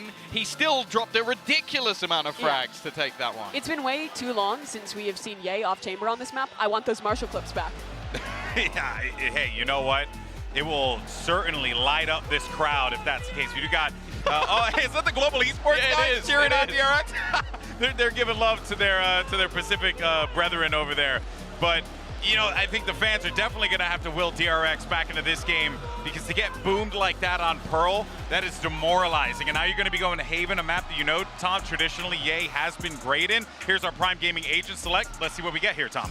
Well, that's the thing. I am very excited to see what's actually being played, because you could have Zelsus on the likes of even a Phoenix still if you wanted to. You could throw in the likes of a Jet onto Ye once again, but so far it's fairly similar to what we've seen from them in other maps. Yeah, for DRX, it looks like they're playing their standard comp here, and for C9, Zelsus comes out with the Phoenix. I love what they did with it back on Pearl with the Orb Farm, and we also got Ye back on the Chamber. Again, you asked him in that interview, Chamber's dead, what are you guys up to? They're like, nah, that was overstated. And I think this is another one of the maps where you can get value. There's quite a few angles where you can still get early peaks and get away with that rendezvous. Well, the thing is as well, they're playing on that defensive side first, so that's only going to set to him perfectly. DRX was top 3 at Champions. They're at the precipice of being sent home. They need to win this map. Well, look, I think we can all agree that we want to see 3 maps. Everyone's watching. They want the 3rd one to happen. So let's see if we can get it and send it back over to Pansy and Hypoc. Thank you, and you're right. It is a stark reminder. DRX, a top 3 team, really a champs. They went as far as they could. An incredible performance, and here they're falling short. But Mike, let's talk about Haven. Let's talk about what this is for both sides. DRX, this has been a classic stronghold for them through eternity. The origin of the flash dash, right? Correct, so we're back on that composition. And one important thing to note as well, Ye back on the chamber. We heard in one of the interviews, DRX talking about interested to see what kind of player Ye is. Maybe this is some, you know, familiarity in terms of what they're going to be facing off against. But it's a tall order. With the way Cloud9 are playing, I don't think they're going to allow DRX to establish any comfort once again in the second map. No, and DRX need to change the narrative of the story from the very word go. Play like they are that incredible team we've seen in the past. Kindle some of that brilliance, and already off to a good start here. Plant's there, but the retake is quick. And it's a 1-for-1 trade out of the back of the Paranoia, and the flash coming in from Zelsus, but again, gonna put Stacks in a really uncomfortable position. Yeah, handled. Zelsus all too aware. Quick work being done here, but the 3 final players are the ones sitting deep. Super hard to clear out. What's the plan here? Marco and Zest will both find kills. Zest will double down on it. 20 HP for Leaf. Just waiting for the beat to come through. Marco will seal the deal. And a pace change in round 1 here from DRX.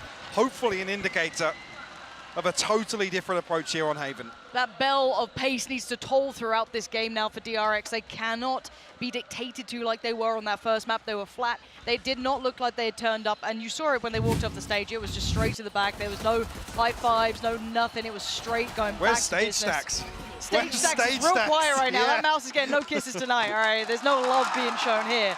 And we are seeing the Stinger buy-up still, actually. Hey, just caught a glimpse of that. Vanity said it. It was just a price nerf. True so to his word. relying on it once again here. Ye obviously going to run the Headhunter into this one. Effectively a Guardian, especially in his hands. DRX will show a little presence early on here. Until they get a decent read on the fact there is a purchase behind this. At least cautious of it early on here. I want to see if DRX are able to test this. He's tucked in, by the way. Yeah, he's tucked in. It should be good for 1. Yeah, there it is, and actually dips out. Perfect. They're not overstaying his welcome. Knows exactly his role here. Early warning signal. Actually feels he can re-aggress potentially, and he's made it to sight. Smoke, yeah. Yeah, really good read on the timing for Ye. Second bite at it, no, didn't quite land as well as he wanted. Now, sadly for the rest of Cloud9, left in no man's land. Not able to really find that support there since Ye fell. But for DRX, this is good. This is a post-plant now. Yeah, the numbers advantage as well, which rarely happened on the previous Vanity. Let's try and set up with a Paranoia. Flash through, actually the TP out. Zelsus is going to find one.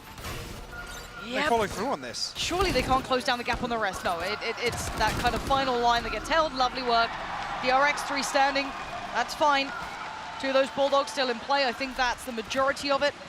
Yeah, that's fine. On the other side, because of those stingers, we have to see what they go for now. The economy could potentially spiral off the back. An opportunity, at least early on, for DRX to build themselves up a lead. A confident approach to these early rounds. DRX need, in my eyes, 4 or 5 of those in this first half to even start to chip away. From those map 1 nerves that certainly are lingering. Yep, see if they can shake it off. The flash to set Ye into that angle once again, but it did find someone on the other side, so might have to be a little bit more cautious. Yeah, actually deciding against it here. And it will be looking like a C split as it stands. 1 to test Garage and 4 towards Longs. This is a lot of pressure on that shorty. But 4 players mirroring, and they do have that one, who is it? Stuck towards Garage. It's going to be RB. Maybe able to hear some of these steps. Again, a little bit trickier to pull that off when we are in these arenas. Finds nothing, and patience being displayed now. Dog clearing through middle. Zeppa will catch a glimpse. Okay, they've noted RB now. It looks like DRX off the back of this will readdress that C site. Yeah, Vanity tagged up, but with that shorty, doesn't matter. You almost bank on him going 1 for 1, even if he gets stunned here with the fault line. The timing, he's going to let one pass slip into the smoke. This is a great just play. found that kill! What? Sorry, Ye found that? Ye just plucked Buzz from the skies. They're fleeing the scene. They are running. They need to get the hell out of here, but they have no idea if anyone's waiting towards A. Maybe noting that Ye had adjusted was enough. Maybe the utility scene as well, that dog through middle. There's a lot of indicators that A should be free right now. Get themselves a free plant at least. Yep. Buzz sent to the slaughter, but not in vain. Straight 4v4 here with Vanity falling to the hot hands of Zelsis. Almost a 1G. Not quite. Initially, C9 shut out here from the aftershock. And I want to see diligence here from DRX, and it's just that wide swing from Zeppa.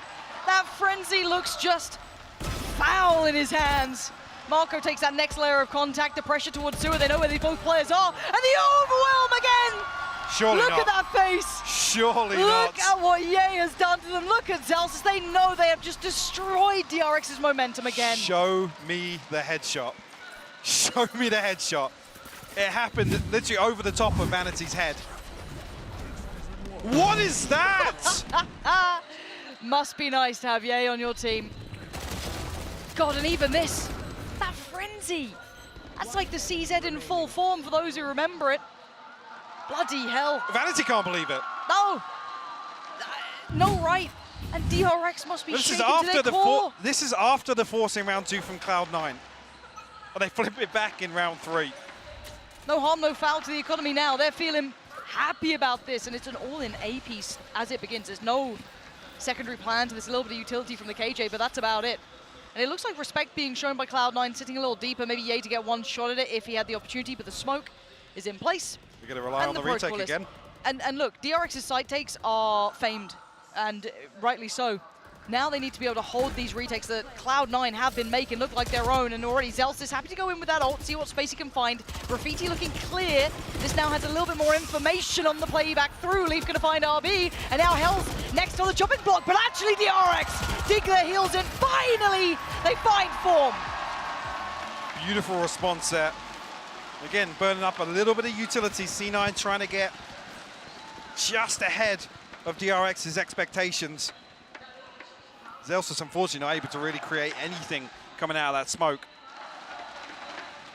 But I think you're absolutely right. Cloud9 demonstrating once it, they have to respect these site hits. Whether or not we're going to see an opportunity for C9 to, maybe if it's some kind of situation where there's 3 towards one side, they might try and dig their heels in. Timeout called. Considering how well prepped they were on map 1, they seem to have a game plan here, and they certainly know DRX's strengths. I am wondering if they can refine those retakes, or if there is another way they want to approach this, potentially, and more pressure on the back lines. However they want to do it, there's options. Into this round, though, I am waiting to see if we just see that hero rifle with Ye as well. I'd love to see what he has planned for it. But for now, It's coach time. Talk through the options. The problem is, I would say now DRX get to strengthen this as they do have so many ults to play with. Yes, RB burnt theirs earlier on, but Stax, Buzz, Marco, Zest, all now prepared for that. I don't even know if he actually had that ult earlier on. Might be just telling Porcupines.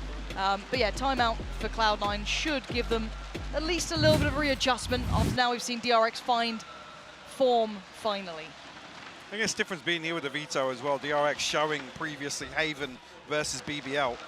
I mean, not much to take away from that first half. 11-1, I believe it was. Yeah. BBL just scraping through one round there. So I'm curious to see what C9 fall back on. What's the adaptation that we'll see? I want to see if Ye gets much play with this rifle. He did make a sound there, and actually, yeah, the alarm bot's going to stop any further progress anyway, but C9 got bodies here very early on. Now, do they fight on this? They actually do, yeah. They're trying to actually make a little bit of a mid-play, which works out this time. Zelsis gets away and gets an upgrade. Leap in tow as well. And now Stax put on the chopping block. He needs to find some form himself. Marco by his side. Ye on the backside makes it over. Ye being the problem. And now Zest eats that flash. He's so blind. Noted scene. Pressure galore. And Cloud9 thrifty the round. Beautiful work. And it's not even really on the back of Ye's rifle. No, it's on the back of Zelsis on a stinger. I mean, sticking true to their word. That gun very much still packs a punch. God, and what a response. I'm not even sure that is the smoke a little off there on Heaven. How is Lee finding that kill? We come back to, again, something I hinted at in map 1, which is DRX making the finest of mistakes. At this level, though, you will see it exploited. They may have gone away with it in the past, but now certainly not the case, and it's like a four-man stack towards we're not used to seeing that. No, we're not. And for now, Buzz on the site, and it's clear, and that should be indicative that something is wrong. Something is terribly wrong here. Zest instantly on guard duty, and I think Marco's just joined him towards C long here, and that is where 3 players will be coming back through. 2 through CT, 3 through T, and you are going to see the Seekers in that flash just to come around the corner here. Didn't quite make it as deep as wanted. And Zest could be in trouble now. Yeah, there's a Seeker coming in. Needs to depend on some of his buddies to help him out. Buzz does well to find Ye. That's towards CT. Could do with another leap. Not able to apply the pressure at the same time now. An adjustment through Garage. Vanity gets found. This is really nice from DRX. We are getting answers back and forth between these two. Big round from Buzz. And Zelsis denied. DRX continue the lead. They flip a thrifty back on Cloud9. Actually, with the operator invested, yes, Ye will have the tour de force. Vanity's going to struggle. He's not scared of playing a stinger or a judge in a round like this. Actually, we'll be able to get a weapon across from Zelsis actually onto the light armor. Rolling Thunder, Hunter's Fury, the TP for Marco. Gosh, what a this round, yeah, on the back of Buzz's Blade Storm. Yeah. Really.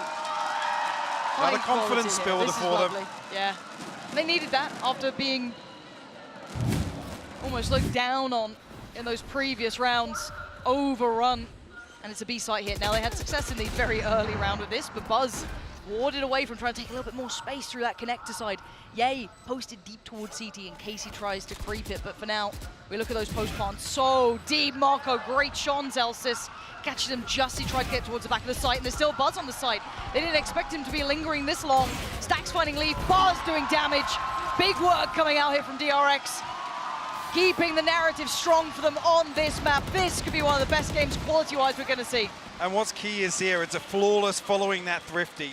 So it gives DRX a massive buffer in terms of the finances here. Not relying on the ultimates either, to still have that in play. Ye just trying to get with a cheeky TP back onto top site. Again, no hesitation from Cloud9 though. This is a carbon copy of that pistol round execute. Yep. Forcing, but well, keeping Buzz in check, I will say, initially. But immediately, there's 3 coming through A-Link and 2 holding that C-Link position. C9 constantly ready to brawl for some of these. Oh, wow. Leaf just got deleted. That's why you don't stand on the site when they're hitting those executes. I think it's a very telling story right now. DRX changing the narrative after Cloud9 looked colossal on map 1. This is DRX restoring some faith in their game plan, but it ain't over yet. The plant is down. Still a good post plant here, and keep in mind the ults they have in play to Zest with a Hunter's Fury if required. And so far not needing it. Not called in. Vanity making damage happen. But to find the final two would be something out of this world. Oh my god, the damage was there. A rifle found.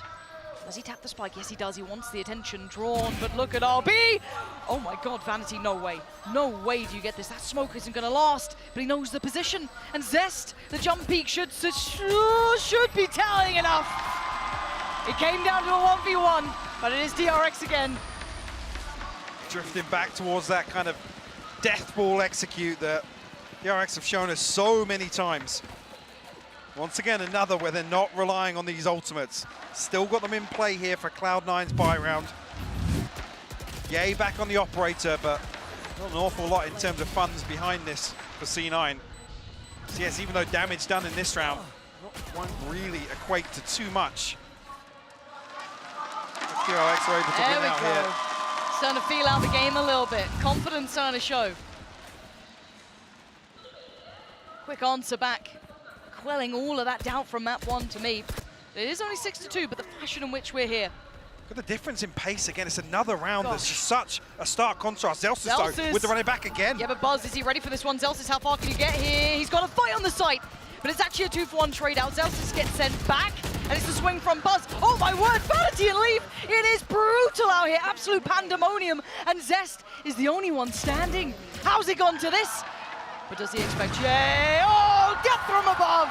Jay's there, and willing to fight it out. Cloud9 brawl right on back. And I think we've seen C9 in this position before where they've respected the plant. They've waited for that audio cue to come through. This on the back of Zels's ultimate. The pre-take successful this time. Huge work done to get ahead of those smokes as well. Oh, it's such fine margins here, Mike. There's not a lot in some of these rounds at all. And the scoreline looks quite compelling for DRX, absolutely, but still. Like I noted as well, look at the purchase here on the back of that for Cloud9 though. A Bulldog, Spectre, actually 2 Spectres here in play. This is a different look though from DRX, testing middle a little bit here, but at a different tempo. It's not that same B take we've seen before. It's lucky he wasn't around before. There was 3 members of Cloud9 outside B site previously. And they wouldn't have known that with that quick piece towards A. They've left A completely open. This is such a mad read, and I guess considering they've heard no utility, there's no plant, there's no pressure towards A, this is the right call. They're anticipating DRX's fear of Ye being there, controlling A long, positioning towards Sewer early on as well in one of these rounds. Oh, the mind games here, it's just a chess game between these two. Vanity looking to maybe set Zelsys in for the swing, but Buzz was way ahead of that. Already considering taking towards that C site now. And yeah, it's Leaf on the chopping block. Should dip away from this one. There's the counter paranoia coming in, trying to make the most of it. Good trades, but it's all effective for DRX. They've got the site, they should have the plant. Vanity attempting to find the bit of nasty timing here. Can't make it at all. Now just Ye, operator, a valuable piece of equipment. He might want to try and keep that one, but already DRX looking to find him, slowly hunting towards him, and Ye trying to slip away quietly into the night, but see if Zest catches him. No, no one does actually. Ye might be able to make away with this. Has to hold on to it. A million miles away from the tour de force, and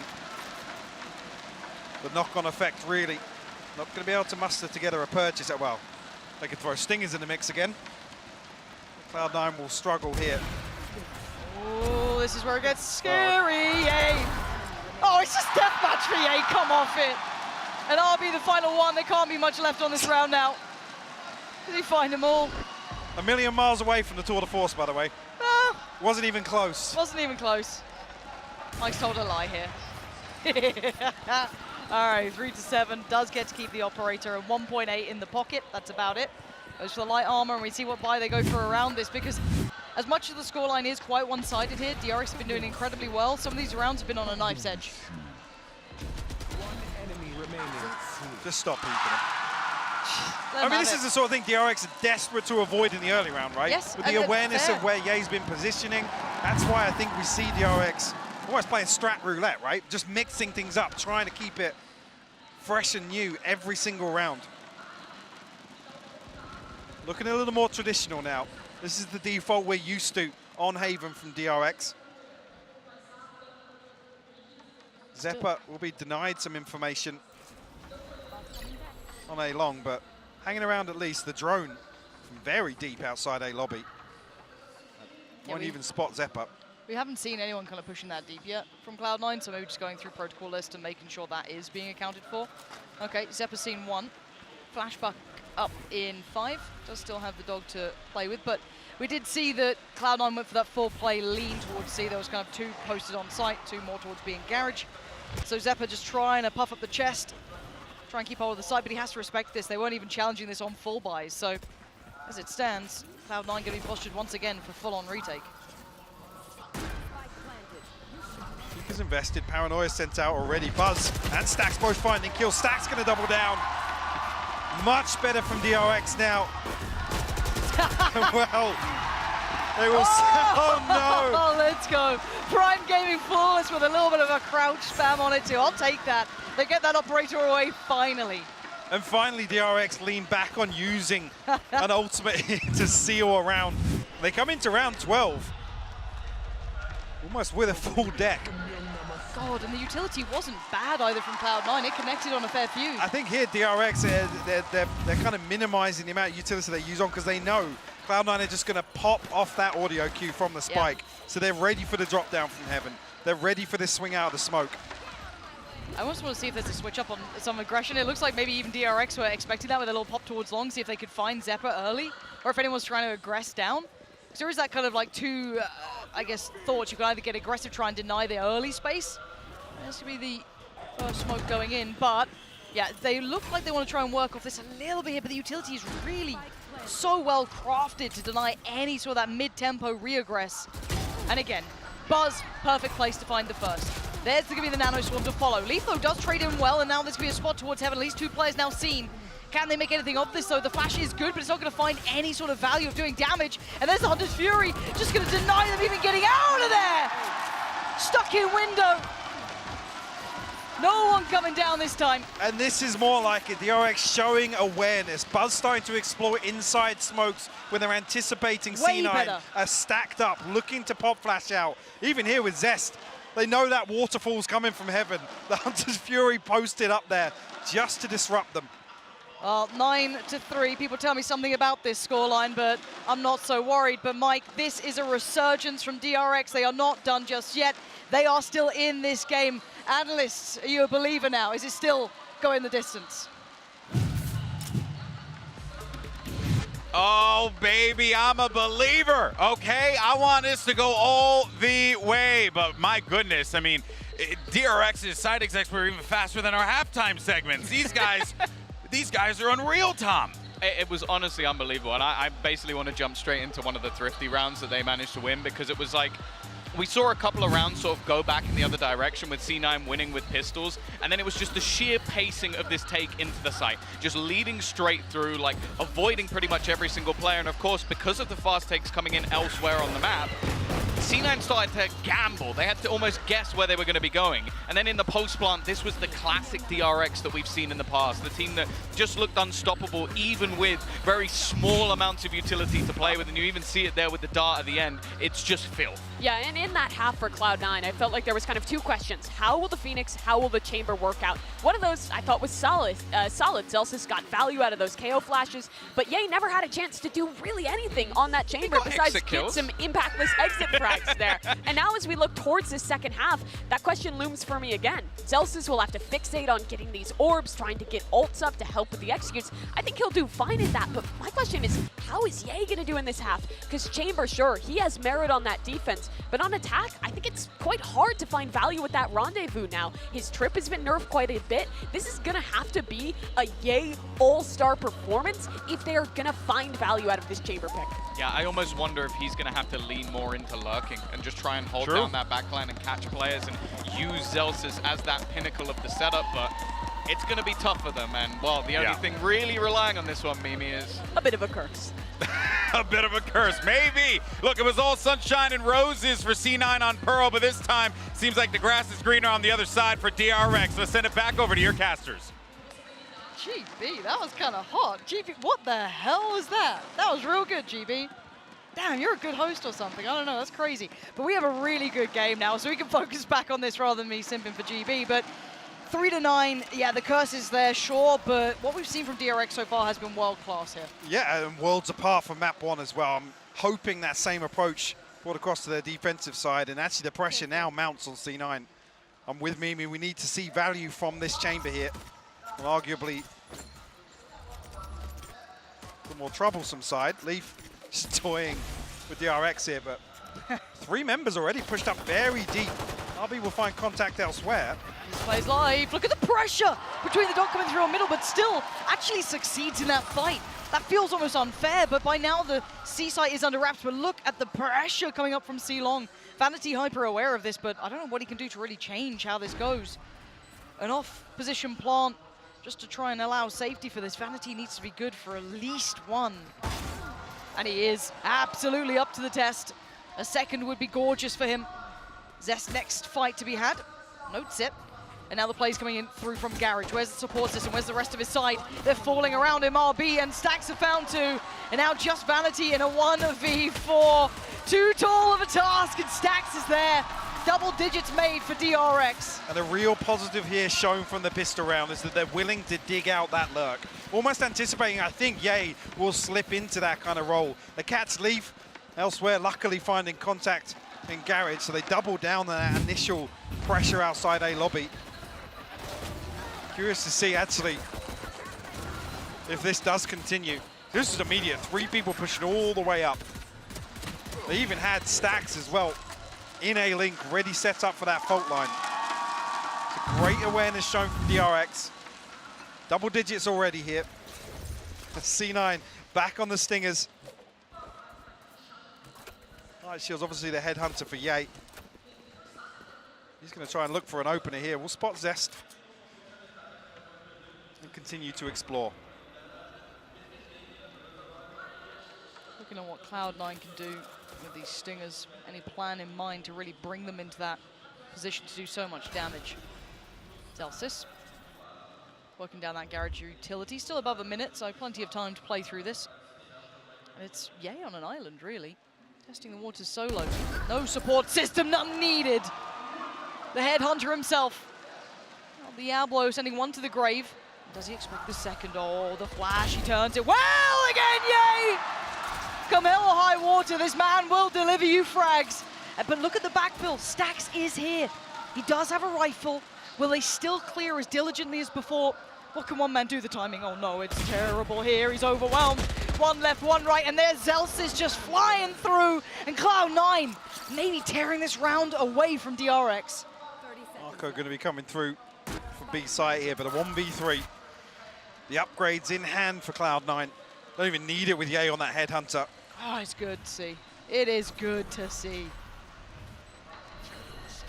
We've got the paranoia here, but C9 disconnected here. They have to work very hard to find all 3 of these. Ye will stop him at the first hurdle. Beautiful. C9 back on the board in the second half. Beautiful conversion on the back. Well, I want to see value early on. See it round 2. This was a After solo this mission. yeah, literally no support whatsoever here for Ye. Had a freebie to round it out. That's your first draft pick right there. There's a reason he was one of the most wanted men in NA and I guess around the globe. In the world. Yeah, throughout this. Cloud9's the one to get him. And he can sometimes give you a round like that. But now we have to wait and see. It's still 4-10. Let's bring it back into... Yay, I've been hyping you up. Relax. Does get buzz. If we just didn't see how he did it, it'd be much more exciting. He's got a heal, it doesn't matter. It's fine. It's fine. Again, it's just pistols this time for DRX, so this should be clean work if you're looking at being pedantic, which we are. You want to see 5 standing. Especially at this round deficit as well. I want to try and snowball off these early rounds. And already with Ye getting closer and closer to that tour de force. Yeah. Something they can rely on. Leaf didn't spot Stax there. Stax nearly got caught off guard. Failed to find one cheeky kill. Oh. Not even that. Valiant attempt. So far for, oh, excuse me, 5. All standing, all sitting pretty. And a plant to Zest. Good luck, my guy. He's been having a brilliant performance, though. If we're talking about individuals, obviously, yeah, he deserved the praise there, but Zest has been having a wonderful series so far. Absolutely. Especially in a matchup like this where Bus was heavily shut down on some of those defensive setups on Pearl in particular from Cloud9. Denied any opportunity to get aggressive in some of those post-plant scenarios or even actually ahead of the site hit.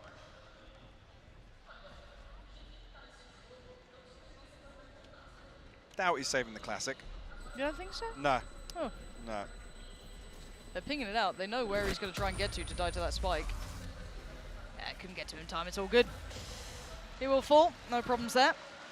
And no damage done. So Cloud9 have done maybe those not orthodox of routes, but they have got 2 rounds here. So they do have the building blocks, and this is the timeout. DRX know the value of this round coming in here. What's important here to consider as well, Zellsis on that ultimate already, and that's something when we talk about snowballing, having this online for the buy round. To even just throw out on a whim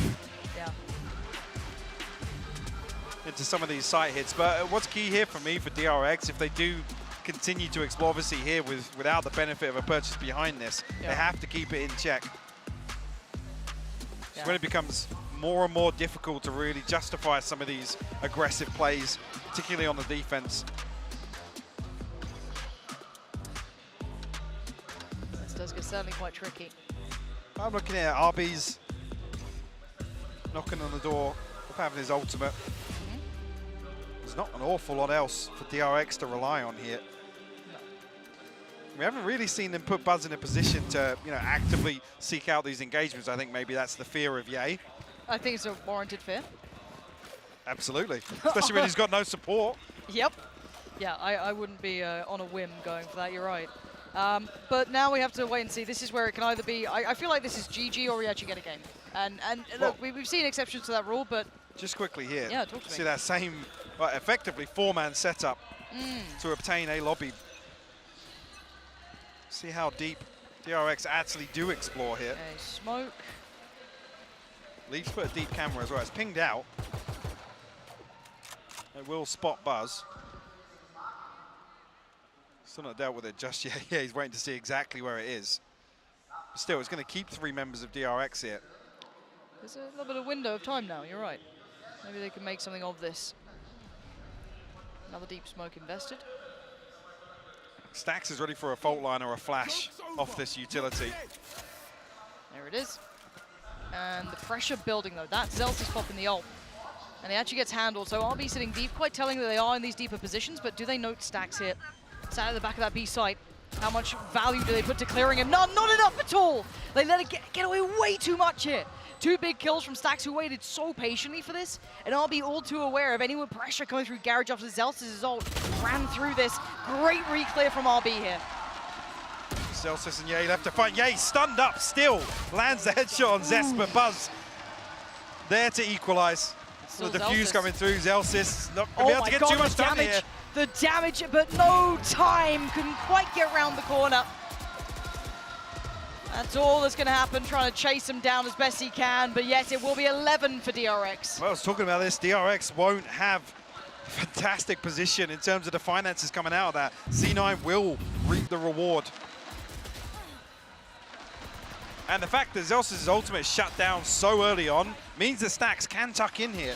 I think initially he was looking for a contact play off the utility, but actually holds his nerve. Whether or not the smoke on the front of B actually covers the turret, I'm not entirely sure, but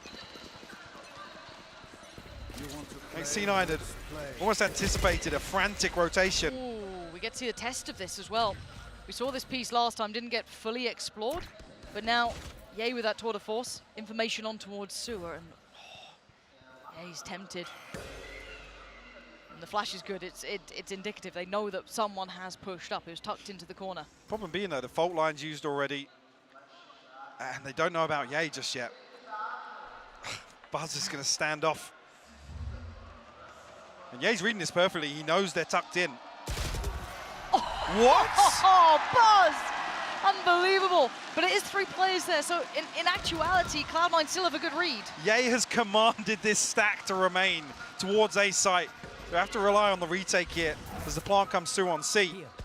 A man advantage, yes, do have the lockdown available as well. They're pushing CT. I actually quite like this. They're trying to take back CT space, but the utility down poured back in effect to try and allow DRX to springboard in towards the site. And now left in no man's land, Cloud9 crumble. Leaf is down, Buzz is there. DRX, perfection in this round. Beautiful stuff. Like I said, the amount of respect given to Ye to maintain that, but DRX then convert this man advantage. Get themselves to 12. This one actually almost felt like some gaps in the utility here. What is that? God, seeing it from both perspectives, wow. Ye just sees an elbow. Yep, that's it. Just sees an elbow and it shoots back. Lovely. Couple really of rounds lovely. this map as well, where Stax is looking a little more alive than map 1. We barely saw anything from him on Pearl. And I still think this map is true in nature for DRX, a true safe haven. The bread for and them, butter, yeah. Because you get to see the best of them, right? And it's why we always want to see that kind of echo through the rest of the maps. But if this gets them at least back into this game, you got to take that. You got to take that and just run with it. It's now 5-12. Cloud9 going to pump the brakes. See what they can come up with this for their final couple of attempts here. They do have enough to fashion a purchase. Well, I mean, Zelsus will be on a full buy with a stinger anyway. Exactly, he's fine. But beyond that, a little bit of a difference in look here. I do want to say that we've just seen 2 very different maps, though, of Cloud9 at their best here. I think anyone watching the Veto now going forward, whoever you play against, you are seeing where you want to take your Veto, or take it away from, should I say. Just get Pearl out. Yeah, don't go near Pearl and Cloud9. Just move it away. 5-12 though, made to look human here, showing they do bleed. And the final purchase going to come through. If DRX do convert this round, we're looking at the buy that Cloud9 has. Yes, there are some caveats, but it is mostly there. They spread the funds a little bit. I think actually Ye able to drop out a second rifle here. Let's get into it. Ye curious towards mid this time. It's not clean from Stax, but actually Buzz there to find the second. Zelsus will respond, but very early on here, a 3v4 for Cloud9. Zelsus is ahead of this. The turret luckily will save him in this one. Actually, yeah, Marco gets away okay. They didn't fall to that ult that got popped. I think it was a little ahead of their timing expectation, but the turret taking contact was perfect. They don't really garner any space on the back of it, even though Zelsus gets so deep before being dealt with. I guess just forcing Marco to plat, that's still no real difference. I mean, the problem being with it being a 4v3 here, Leaf almost has to watch Zelsus' body. Has to be conscious that the ultimate's going to be punished, so they can't capitalize off it.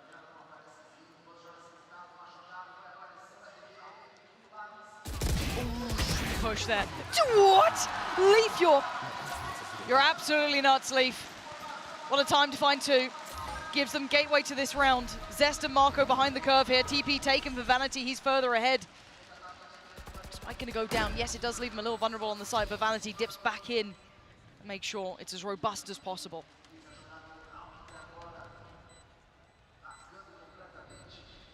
Just won't have the recon here.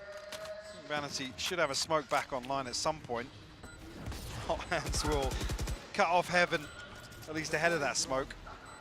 DRX still go for this. Also, they're chomping at the bit too.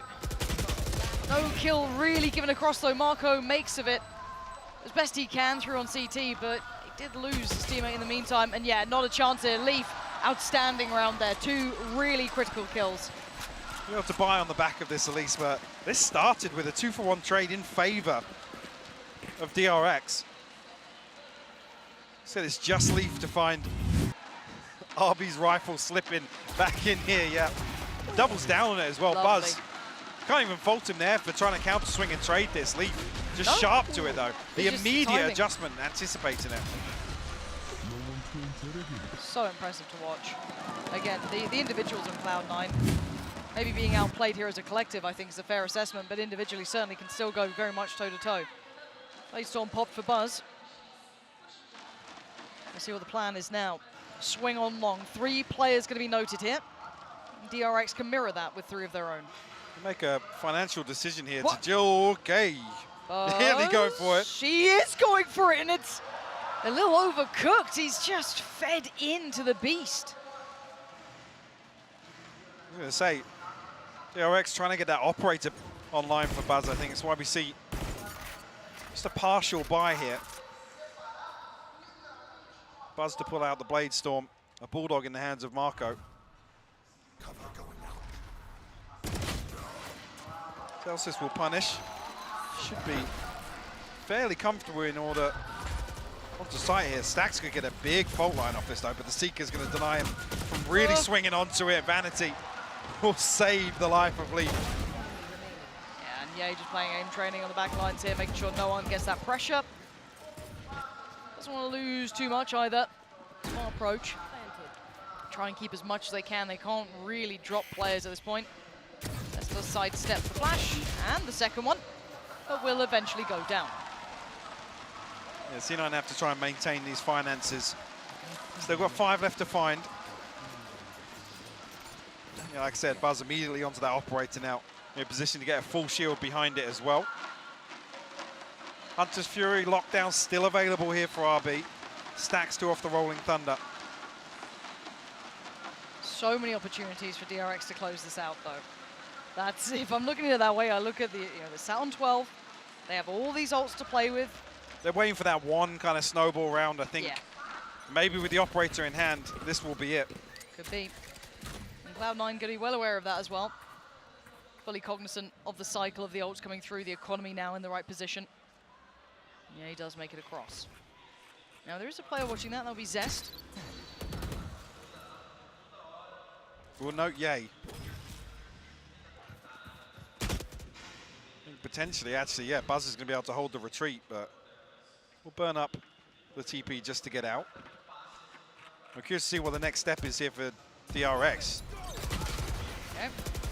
Instantly sent away. No one to punish RB on this as well, so very aware of how to handle Zelsis and the pressure they wanted to try and push towards Garage. And that's been dealt with. We're about 50 seconds now, and there's not been huge success on these sides for Cloud9, at least in the early steps. Stacks last time got away with 2. Kind of back sight. I doubt he's going to get the same sort of business again. Ash going to set it in. Oh my word, maybe he still does 33 HP. Oh my word, how dare I doubt Stacks. But Zeppa, are you the one to do it? 3 kills this round. 2 more against them. Split between either side. The lockdown has come in. It's going to force them into Buzz's operator. Buzz needs to hit this one shot. It should be the safest shot of his life. And it's good. Buzz going to find one, backs away, still alive, it's fine. Vanity avoiding the lockdown.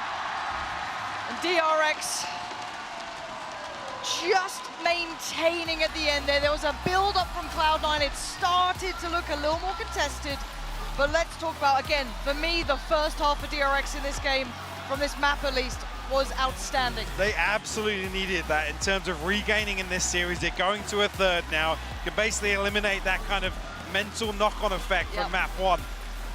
Beautiful stuff, and just to come back to it again, so many times we're seeing Stacks good for 2 in a position where he's on an island solo. The anticipation there, actually initially I think it was 4 members of Cloud9 tucked themselves inside Marco's smoke, outside B. I'm saying very quiet map 1 from him, but definitely getting back on the board here on Haven. Yeah, this is a really, I'm glad we got to see this from DRX. It would have been a terrible shame to see them whimpering out after map 1. Find their form here in map 2. They've kind of stabilized a fair amount, depending on those strengths that we know them for that were missing from map 1. But now we look again on what's on the horizon, and it will be Icebox. So what do we see? Do we see Cloud9 map 1? Do we see DRX map 2? Where do we see this now leaning towards, Mike? I'm going to ask you for this one. I mean, the peaks still feel better from Cloud9, right? I agree. Dare I say it, that's Cloud9 in literally pushing for Grand Finals form. Is what we saw in map 1 against a team like DRX, completely stripping them of any dignity in some of those rounds, right? There was so few positives to take away for DRX in map 1. Here though, again, even to just roll it back a little bit, Zephyr having a much quieter, making that comparison towards Stax and how DRX struggled. I don't know if someone would say Zephyr was the reason that they struggled here, but a much quieter map from him. It certainly was, and I think for me, we are seeing DRX showing a little bit of fight to them. We're already seeing Stax up and about, starting to get fired up here. It's good signs for map 3, Mike. I'm super excited for it. Do not go anywhere, because the desk will be joining you in just a second.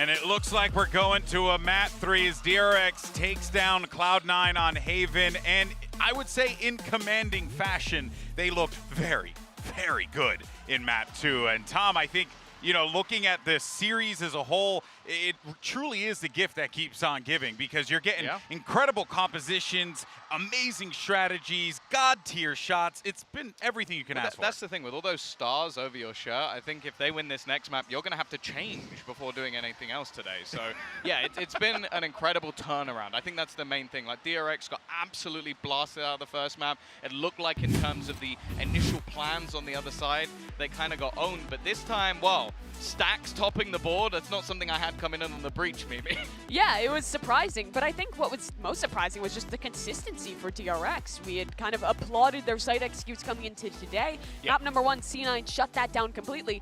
Here on Haven, exact opposite. DRX was absolute perfection on these executes, and on top of that, they really shored up their post plans. They struggled with those quite a bit on Pearl, but here on Haven, they looked fantastic. 90% win rate after getting the spike down 10 times in the first half. That is incredibly impressive, especially because C9 again was building their composition around this double flash setup to go for these fast pre-takes, and they just were never able to win them.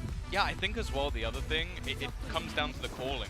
Like the read that it seemed a lot of the time for them to get into like a free state. Like we brought that clip up in the sort of halftime where it was like, hey, they've dashed in with pistols, there's no one here, and they can get into those post plants. So I think a lot of it came down to just having some really good calling as well on the side of Stacks again. Absolutely. Yeah, sure. Also, the way they played the post plants changed a little bit. They understood that those pre-takes were coming, so played a lot more forward, always had a player set up in the anti-flash. It was just really well done between map 1 and 2 from DRX. Yeah, and I think we also had a narrative going into this. We're narrative enjoyers here on the desk. Absolutely. And going into this, we were really highlighting, you know, the impact players, right? And in this particular instance, you got Buzz, and then you also have Ye. And look, I think, you know, it's a philosophy diff potentially, but overall, though, still a strong performance for Ye. Yeah, Buzz had a fantastic performance on the Jet, but I wasn't seeing quite the same value out of Ye on this chamber, right? Like, on the defense, he was really never getting opening kills on the off, and he had some moments on the attack, but it didn't feel like the chamber pick was worth it to me. Look, he got quite a few exit kills, GB. Let's be honest. Like that's where the stats got padded. I think, like, speaking of Buzz, he was light years ahead in this one. Okay, but are we all sold out on Ye Chamber right now? I mean, surely he can still invest the Ye card if he needs to, or the Chamber card rather. I'm taking the investments away. He's not going to be allowed to do it anymore. Hang up the badge, hang up the gun. No more Chamber for Ye. It's harsh. That's harsh. All right, well, we're going to Icebox for map number 3, and at this point, Tom, hands in the air, I don't care. You know, I'm in. Do you want to hold up your board from earlier? Oh, well, I do, only because it was a very well-designed board, but unfortunately, the stream will never get to see it. So no one will ever know. We both put in equal amounts of effort to the drawing on our boards. Yeah, all right, we're heading into the Agent Select in a second, and I'm interested in what these teams play. The Braun Gaming Agent Select, I'm hosting now. You're off the rails. I'm on the He's off chamber, you're off the desk. Like, everyone's getting replaced at this point. Vanity hovering Brimstone. That would be insane if we do see this one through. We saw Mech experiment with a comp like this last year, and well, I never felt like it was quite as good as just the bog standard, like, Viper composition. It had merit. The one-ways are really powerful, but okay. Doesn't happen. Normalcy. What's that doing? Except for not normalcy. Normalcy, no. That is interesting. A Harbor coming through, actually going to throw him with the double controller. It's something, as you said, people have experimented elsewhere with the likes of Omen. You saw that on Yumpy as well, but this is very different. But here's the thing, no Sage. That means they're going to rely on Cove to plant towards B. It is not as good at letting you get that plant down. Attacking side is going to be pretty tough with this Harbor, in my opinion. Oh boy, I hope you all at home can feel the tension in the air, because after this map, we're losing either Cloud9 or DRX, and that just seems wild to say. But here we are. That's the world we live in. Let's go ahead and send it over to Pansy and Hypoc for the cast. Yeah, this game, I feel, needed a map 3. I'm glad we're here. It's been 2 quite one-sided maps until this point, though. We're Cloud9 smashing through on map 1, DRX doing what we know of them on map 2, and now we walk into Icebox with Harbor. Yeah, and just to come back, roll your minds back to DRX being one of the first teams to really kind of toy or innovate with that B-side execute, but it was based around the Sage. Yes. That was what it was based around. It was placed around, obviously, mixing up that wall a little bit, taking deeper control towards Snowman. So I'm curious if DRX have got something else cooked up. Well, I hope they have. I bloody Don't hope pull so. out the Harbor here with elimination on the line, map 3, and not have something to rely on. And that is what we will be looking at. Mike, I'm tasking you with finding value in this, and if you agree, it's actually worth it. For now, we wait and watch, as it will be DRX on the attack inside, Cloud9 to defend. An early look towards A, and presence noted now. Stacked up here, 3 members of Cloud9, although Vanity drifting away from this, so it would just be Ye and Zelsis to hold down the 4. Still got that wall available. Ye actually armed with a Sheriff will get an opening tag. Got themselves a window of opportunity though, Mike. They obviously don't know how much by. They need to make their move now. Ye gonna try and slip ahead, and Ye still standing with 2 big kills. Sheriff to hand, and doing serious damage here. Spams away, does not find connection towards Marco, who does find one back, and DRX not out of it yet. Vanity left in the 1v1. Zest on the other side had a great performance in map 2. And Vanity needs to cool off for a second. 2 big kills already. And Zest closing in, DRX. First on the board, but it was fought for. Zest just creeping up on that angle, catches Vanity off guard, at least initially here. What the call was there, really, with why Vanity peels away from A site. Even Zelsis and Ye in a precarious position. I mean, Ye still gets his. One's 2 ahead of that. Actually, that second wave is just so clean from DRX. Everybody swinging through the wall at the same time. Looks like maybe Stax' utility going to be dedicated towards taking top 410 control on these A hits. Or at least this early space denial that we're seeing for a second time here towards B. Buzz noted here. They get an indication of the stack though. Yeah, you're already going to pull players over. Yeah, he's gone down, just overwhelmed. Buzz going to send the wave in motion. Taking the site. Actually allowing the plant to come through here as well. They're trying to get into it, not going to happen.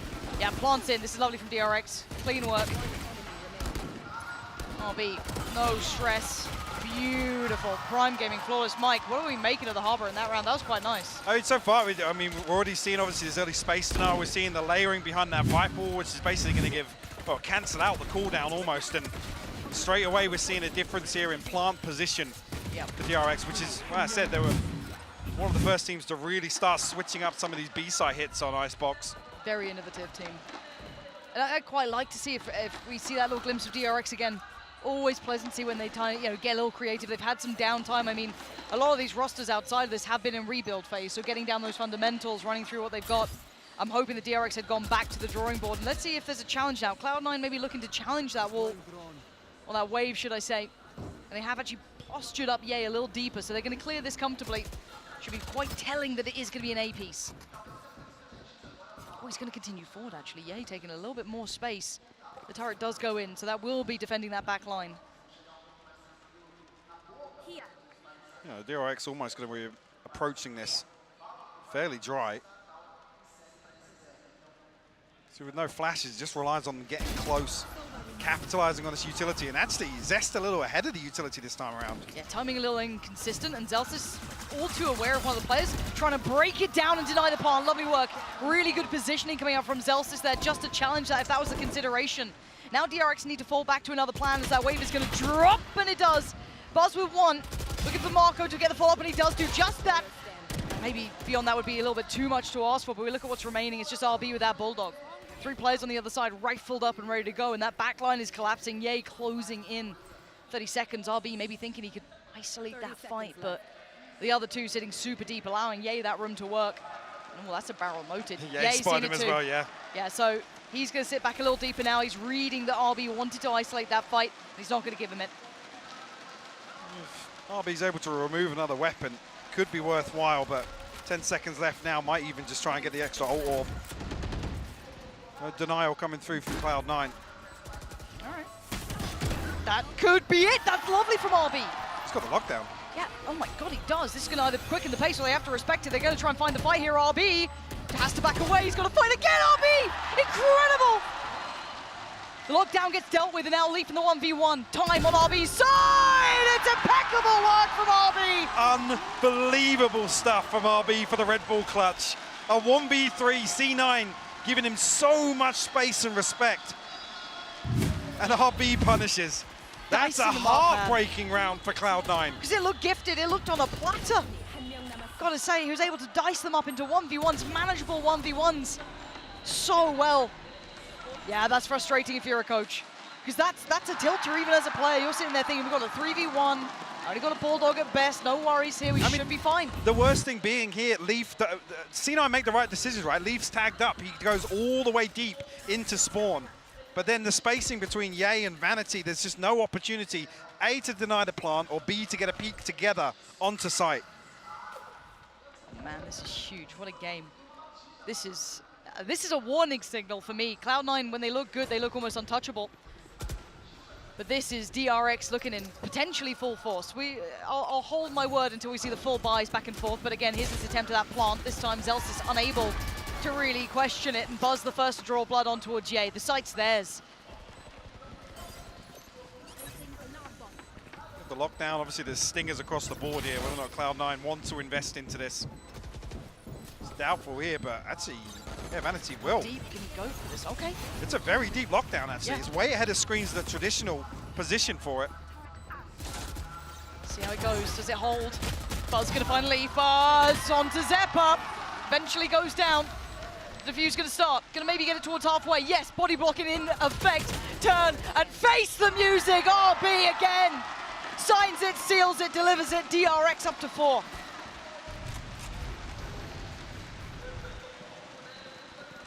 C9 need to make something work in this buy round now. Big investment for the lockdown into that previous. Again, DRX showing that they have the ability to use this cove to put themselves in a much safer post-plant position to hold. Yeah, another round that's frustrating to watch. Blade Storm available for Buzz as well. Yeah. Oh, this is so exciting to watch. A bit of a bankroll established already by DRX. And Ye not getting where he wanted to be, and this has to relinquish any sort of early pressure he might have wanted to bring. Has to now respect the early work put into place by DRX and an adjustment here. Marco actually finding a little bit of room to work. Now, there is a turret up here, and Vanity is playing behind it, but still, I wonder if Marco does start trying to test this potentially. A very different approach from DRX now.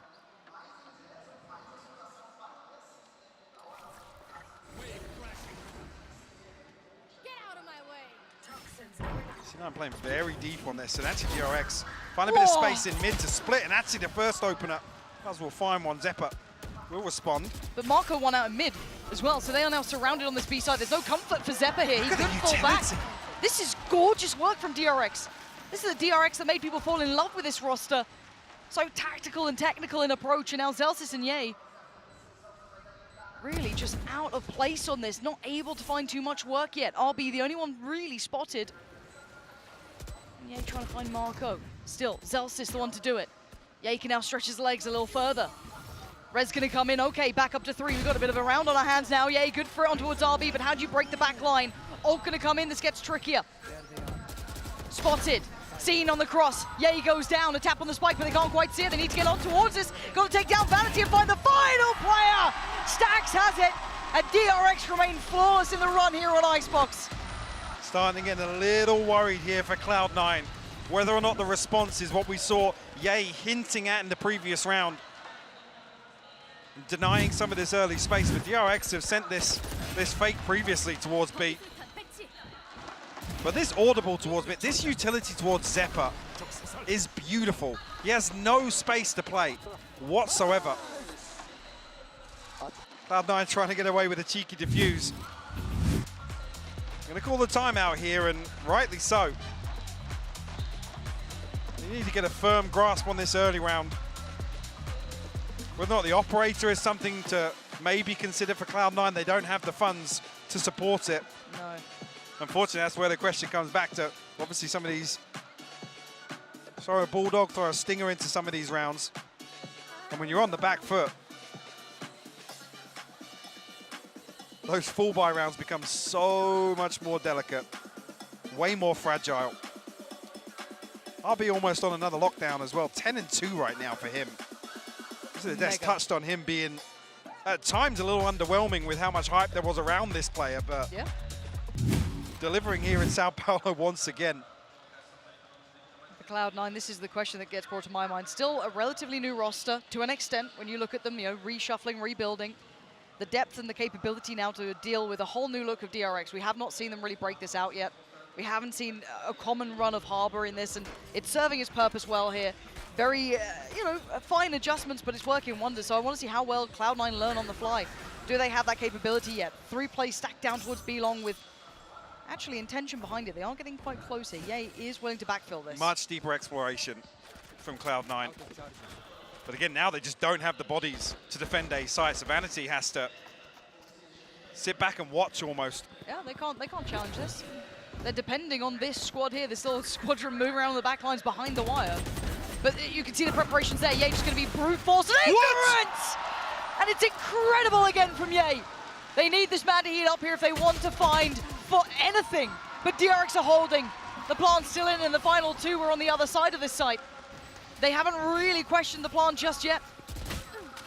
First player spotted by Dice. The second will be noted in Zephyr. RB should be all too aware, but he's not, he's overwhelmed. Still gonna try and close the gap here. Still gonna try and get close by. Buzz gonna be playing the seconds here. The crossfire is good. DRX up to 6. And these are the sort of post plants I was talking about on Pearl. DRX getting themselves into very deep positions, so difficult for Cloud9 to dig them out. And relying on those fundamentals, and it's starting to shine now. This is even with Ye. This adjustment was beautiful.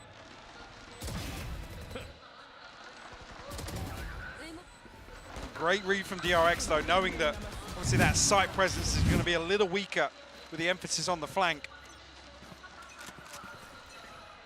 First time we've seen some aggression from Cloud9, but like I said, there's not an awful lot behind this purchase. So now, they have to show restraint. Speaking of, we very rarely in this roster's lifetime, lovely from Zephyr, seeing them playing from the back foot. We have to see how Cloud9 look in this position. Lockdown removed as well. RB had it back online here, so DRX going to have to find some way to recover this round. Here. Buzz hasn't been given an opening duel here. Here.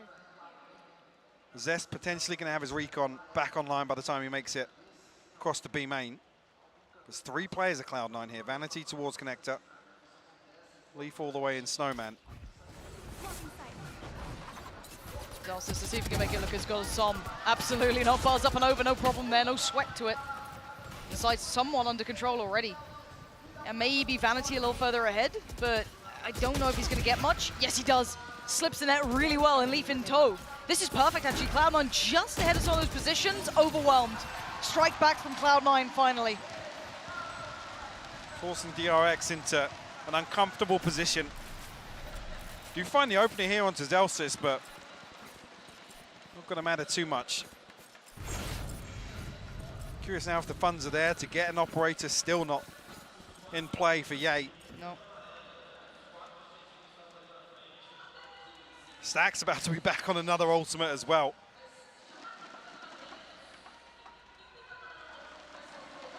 This is a tough position. Cloud9 basically need to win out another flawless here to really equalize the economy. Still, they're at a disadvantage in terms of the ultimates. And again, remind yourself that 7th round that was converted. RB went down pretty early on, missed out on a great deal of that. So now let's see if potentially Cloud9 can get another one of those. Just get us a free pick, please. Ye's doing serious work on the other side of the map here, taking complete space towards A, sees nothing. So again, we'll allow for that rotation to come in early, and DRX going through the motions. The site take is in play. Try and get this down again inside the cove. Lockdown destroyed already.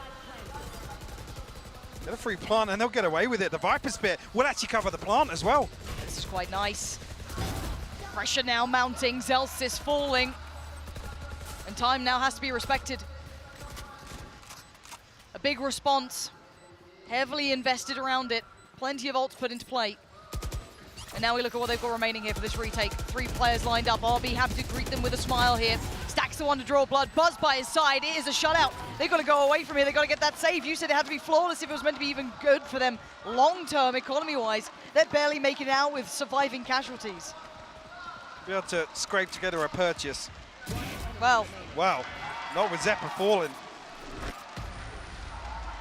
Maybe still Vanity's going to be the concern, but should be there or thereabouts. Big investment from DRX to pull this one across the line. But it has broken the money. That effectively resets it. Yeah, Cloud9 are back in the same position they were 2 rounds ago. Yeah, absolutely worth its weight in gold there. And look at the other side now. DRX back in the position they were 4 rounds ago when they had a massive bankroll established. Yeah, 6.9 on Buzz, 5.8. Yeah, they are sitting so pretty in that regard. And now Cloud9 needs to somehow do this with the light armor coming out. A little bit of a different look here. 4-1 split. Gonna leave Marco to deal with any pressure coming through on B. And there's that ult. We'll wait and see if invested. Counter ult from Leaf. And RB's already on the site though, already trying to hunt him down. And RB is just rabid at the moment. He's shutting this down perfectly. That's a Viper's pick gone, and that A defense has crumbled now. Actually utilizing the information from Stax' ult there perfectly. Reading that this is going to be the lighter stack. The emphasis has been B for Cloud9. Yeah, the tap on the spike's not drawn too much attention, really. They know it's all for naught here. Only Vanity to really find much back, and they still need to break this back line. They have no lurk coming in. Still no one on that spike, not even halfway right now. They have to save. Yeah, they've got to back out of this. Stax puts up a second wall. The snake bites can come through, the shock darts can come through, and they can't push because they'll be slowed. It's beautiful from DRX. Masterclass work here from DRX. Technical capability once again shining. Yes, they will lose a player here at the end, but that's irrelevant to outcome. 8-1 now. This is blistering work from DRX. Yeah, he's going to be struggling. It's going to be a Guardian, a Spectre for Leaf. A big ultimate in the form of the Viper's Pit invested here in the previous, when you consider the defensive half for Cloud9.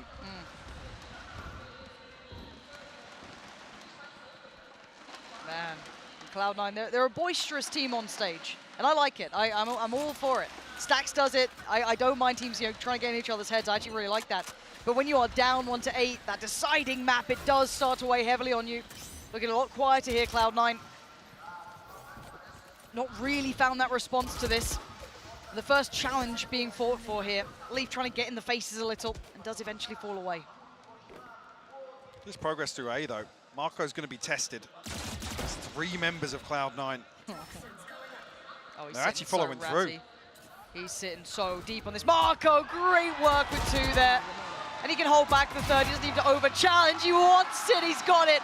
Cloud9 crumbling here. The Prime Gaming flawless to boot. DRX are running this game right now. They are about to send Cloud9 home at this pace. Just look towards the money again. Cloud9, if they do commit to this investment, round 12 is going to be devastating for them. Yeah. Besides the 3K from Ye, not going to have the Blade Storm. Haven't seen that operator once on the defensive half. Not been allowed to. No. They've been in an absolute chokehold in terms of the economy. Buzz going to open this up. Zelsis off the rip. Ye will be noted as well.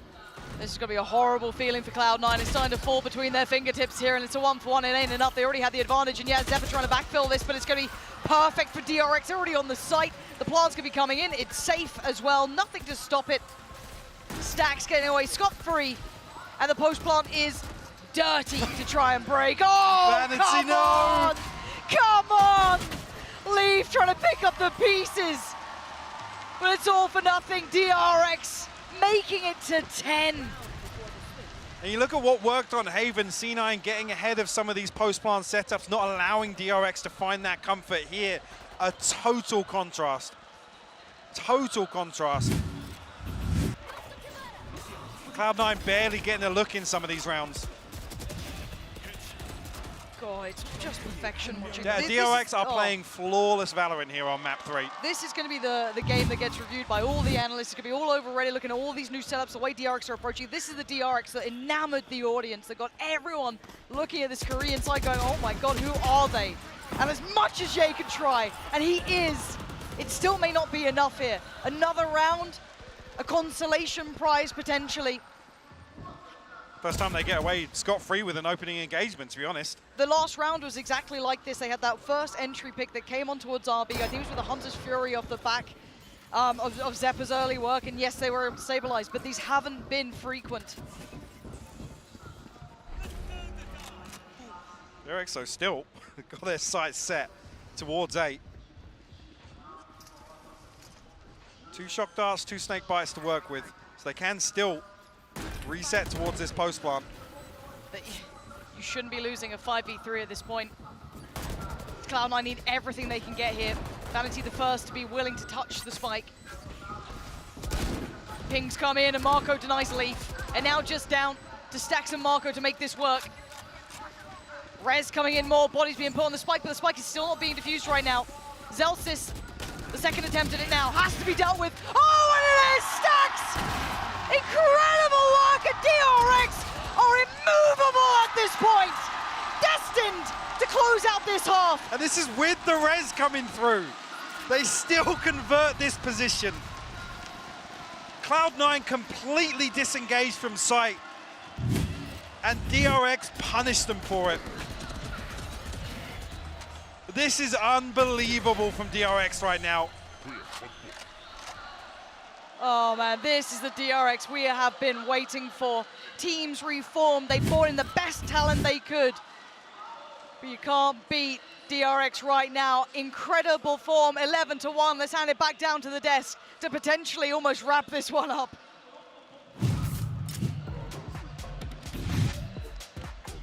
Whew. Oh boy, that was not good. That was great. What do you mean? No, let me clarify. That was flipping awesome. Okay, I'm just gonna be very upfront here, but there's one person that I gotta turn to right now. Mimi, you have some explaining to do. Okay? Yeah, so I thought without a Sage, they were going to really struggle on this attacking side. But the game plan with the Harbor was so good. You don't need a Sage if you're not just abusing these B hits. But that's the thing, they had so much. Straight away, the high tied in, you could already see the code being used to get the plant, which a couple of times was denied, but then you have Buzz's aggressive swing, you have nano swarms down below. There's so much utility just forcing these players into awkward battles that eventually it came down to just C9 consistently having to get aggressive, and that's just the A take. Yeah, the B take as well, really cool. Take a look at this round. They take some initial control towards B main, then late round they send 3 players back through mid. You can't really win B hits without a Sage if you're just going straight through main. But if you're doubling back around, if you're shutting down in the post lane the way that DRX were, you can do it just fine. I kind of thought I underestimated how the code was going to be able to find value, but it was just a piece of a much bigger puzzle for DRX, and Stax was the man putting that all together. The IGL, the one playing the role that was so pivotal for this game plan, and on top of that, he's performing great individually. Well, the wonderful thing about it is I feel like they almost ended up saving their ults for when they needed it. Their initial takes were so good that the Reckoning could come through later in the round just to sort of destabilize anything the C9 were trying to do. And I think C9 got closest to the right idea when they tried to go for that multi-flank, but never attempted it again. Those post lanes were just so damn good. And now, I don't even know if Cloud9 have a chance in hell. It's 11-1 for DRX. Well, folks, surf's up because DRX is having a whale of a time. Let's go ahead and send it back over to your casters. Okay, this would have to be the miracle turnaround from Cloud9, because DRX are on the verge of sending them home here. Mike, do you see a shot in hell at this? And you can be honest, because I don't. I honestly don't. I mean, I was criticizing DRX so much in map 1 for being so sloppy, making so many mistakes that were uncharacteristic. And to come here to Icebox, to see them cook up something so robust here that C9 just didn't have an answer to, regardless, that's the first half. To come into this, they have mountains to climb. Mountains to climb here. It starts with a pistol, always does, but it's got to be confident from the get-go. DRX should be sky high with confidence here after that first half. Cloud9 need perfection, and nothing less will do. They make their way towards the A side. First step, and Buzz goes unchecked until then. Leaf, great find. Zephyr as well in unison. Walls there, plants in, and post-plant found. They're doing what they need to here. 3v5 for DRX here. Wall's going to seal off towards screens. Leaf will find another. Just making sure Stax is down. All but confirmed here for Cloud9. Well, Marco can pull something off once again.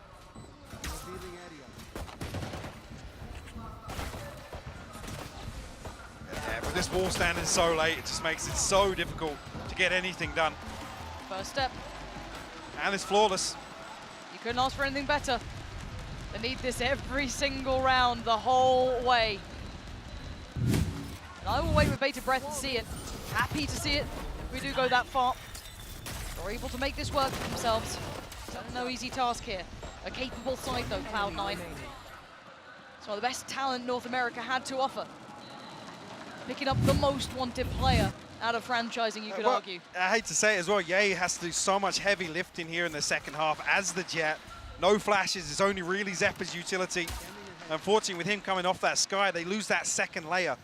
Stack here, Mike. With Zelsys coming onto the Sage, it's the same thing once again. Well, we do have a stack on the other side now, 4 players. Let's see, what can they do? It's just waiting now. Marco finds leaf, that's not ideal. Bars, oh dear, oh dear, oh dear! This is not how it happens, right? Oh, in the second round after you did the flawless work and you asked a lot of Ye. Says he needs to be one of the main proponents here. Vanity has a rifle though. Okay, that's been heard. Potential here, seeing as it's still just classics from DRX. Can they get the spike back? Yeah, okay, Ye's got that. Oh, but he'll go down for it! Is this how they get to 12? Unreal, Vanity's dead! Absolute disaster. DRX have flipped the Thrifty in round 2. That could be the nail in the coffin. I feel it will be. I think With the so. investment in that first round, Ye will get a Guardian. Zeppa an opportunity to do the same. With Stingers and a Sheriff to round this out. And this is just classics. I think there was one frenzy in the DRX purchase and it was removed immediately. Oh. Well, Just that's a why, gut punch. That's why you don't shoot Stax' body in round 1.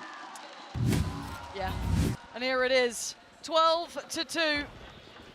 You wouldn't believe it if you only saw the first map, but here we are, DRX, so resilient in this game. And this map has been unbelievable. Buzz, first found, looks for more, once more, won't get it, Stax is there by his side! And it just looks all but over. 2 remaining, Ye and Zeppa have it all to do, and so little to do it with. And RB standing there, Ye knows it. The final couple of seconds, the Cloud9 Colossus has crumbled as DRX demolish them. Cloud9 are going home. DRX, what a flip on this series. I was talking about obviously watching that first series from Cloud9 and talking about how phenomenal the form that they brought here to Sao Paulo. Showed it again in map 1 of this series. Yes, they did. Against a better opponent, you gotta say it. Absolutely. DRX completely flipping the script on this series. Yeah, on the screen now, gotta give credit there. That map 1 showing all that potential that Cloud9 are gonna be bringing for the rest of the year. A team to certainly look out for. Only the one name crossed out for now, but God almighty, that is a terrifying team in the future. It really is, and it's something that's almost you have to take with a pinch of salt. C9 take nothing away from what they brought to this event. There's so many positives to go back and look at. But DRX, the old faithful on the international stage, take down a hot prospect. They are one of the only real remaining teams as it stands coming into this year. And you can see what they bring, the depth that they bring. You can't help but love them. The depth that they have shown here, they were not wasting their time during that downtime at all, Mike. I feel they've been hard at work. That composition coming out here on Icebox was wonderful. Haven still looking solid as ever. And yes, Pearl was a drop, but hey, Cloud9 I think are one above everyone else on Absolutely, that map. and it's great to see as well. I love the fact that we talk about DRX coming in, being the first to kind of innovate with these B-side hits. They bring out this composition, and it looks fantastic. And even the Death touching on some of the second layers behind the Cove, that safe plant, Buzz being pinnacle in terms of finding success here on Icebox. RB, solid as a rock as well. Gotta say it, we've seen him run out of gas a couple of times, not always, you know, hitting the games that matter. A couple of players, we've always questioned that longevity to their capability. Here, I have no doubts with them. Absolutely not. Excited to see DRX continue. Heartbreaking to send Cloud9 home after the performance we've seen.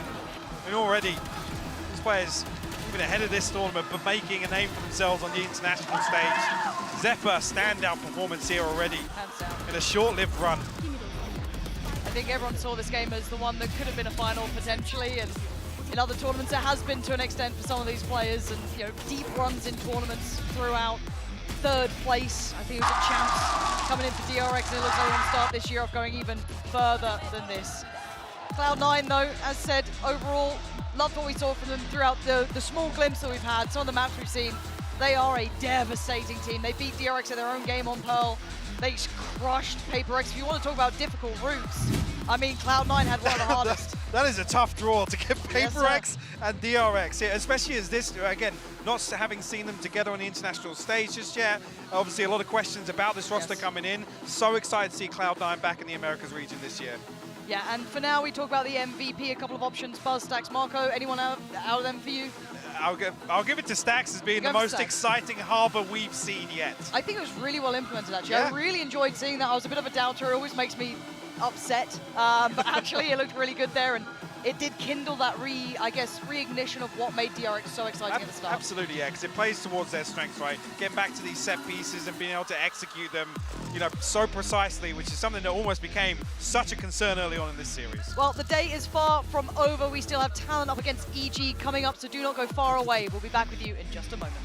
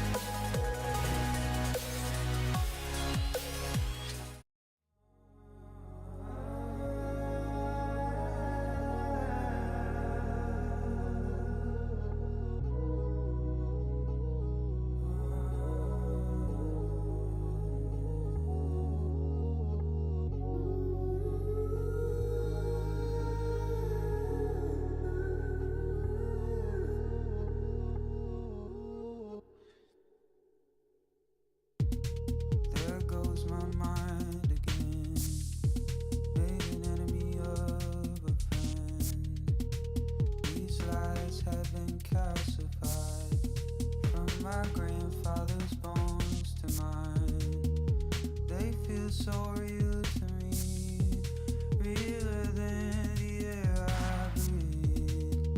Why can't I outsmart pride? Rested on my bedside. Oh, I wake up in the morning, ready to fight or flight. My dreams keep screaming, reminding me my heart's still bleeding.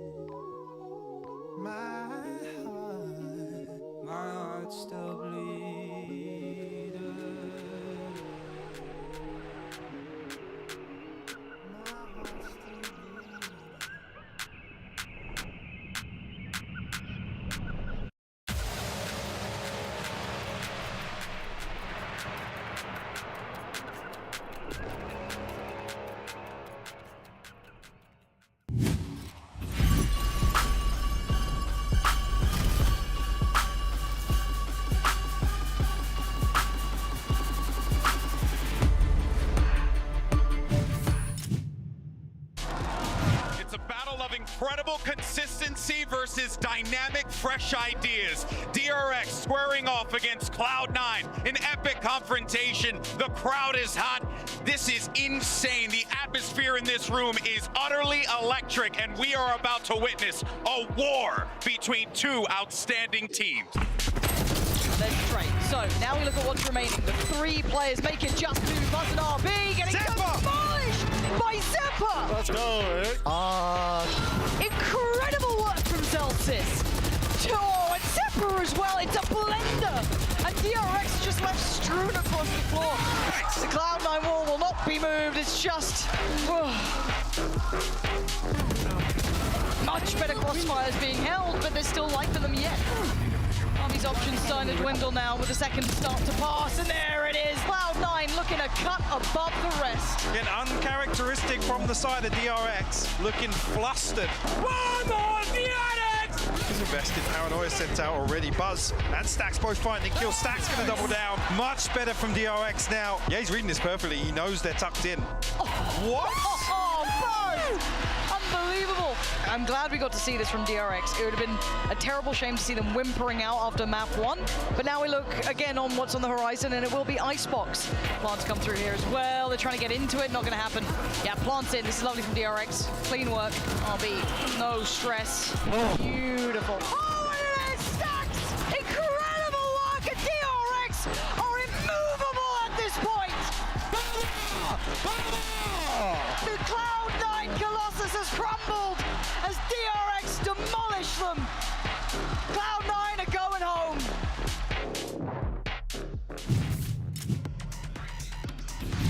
While Stax is out there yelling, vamos, he's actually telling them adios, telling them goodbye.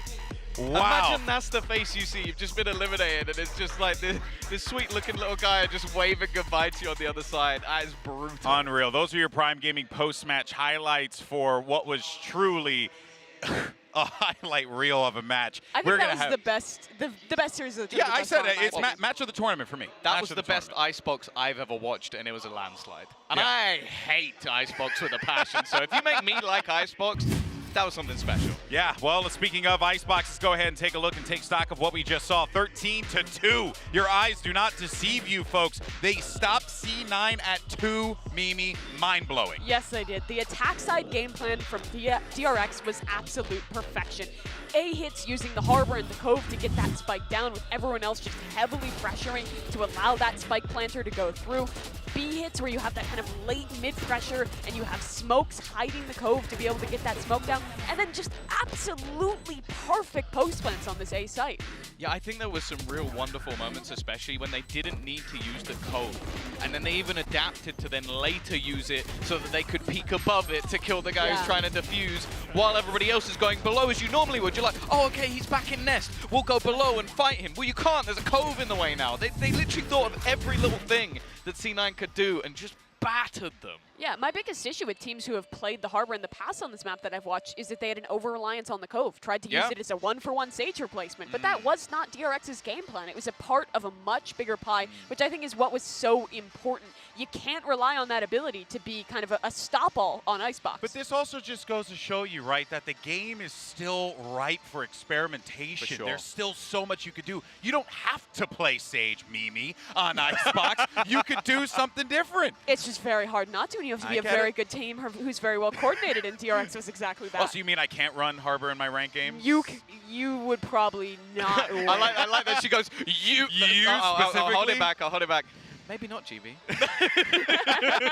All right, well, one player, though, besides obviously Stax and the incredible calls that he was making in the game, but one player that was popping off throughout the series, and although it was a bit of a struggle at the beginning, and I think all of DRX, Tom, struggled at the beginning of that first map on Pearl, really, though, Buzz was instrumental for this team. That's the thing. He still was doing well in the initial First Bloods and the aggression, but the thing is, he is the sort of tip of the spear in every single one of their plans. If he fails, everything falls apart because he's taking so much space, finding them openers.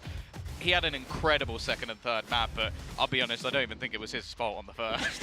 No, and in those second two maps, it was really, like you said, he's the tip of the spear, but also, like, the game plan is relying on him. He's the one who's making space to allow that Harbor Orb to get the plant down. On Haven, he's the one pushing backside and taking that deep space to stop those double flash fast retakes out of C9. Buzz was so incredibly critical to this one, but it really is a team effort, as it always is with DRX. Yeah, that's right, and that is the reason why they have become, the best team in the Pacific region, but dare I can even say the best team in the world and contending to even win this whole tournament with the way that they are playing. You're saying they're the best team in the world already. I mean, after that is like Achilles. I can see Achilles over there. Is he like He's mouthing that to you? Ken Yang and Achilles paid me off. Let's just put it that way. Unbiased host, maybe. Anyway, jokes aside, though, we do have to say goodbye to Cloud9 as some of the standouts in the Americas region, who I have no doubt, Mimi, are going to be a force to be reckoned with when we start the season later on this year. They absolutely are. And I mean, this match as a whole was so fantastic because we start off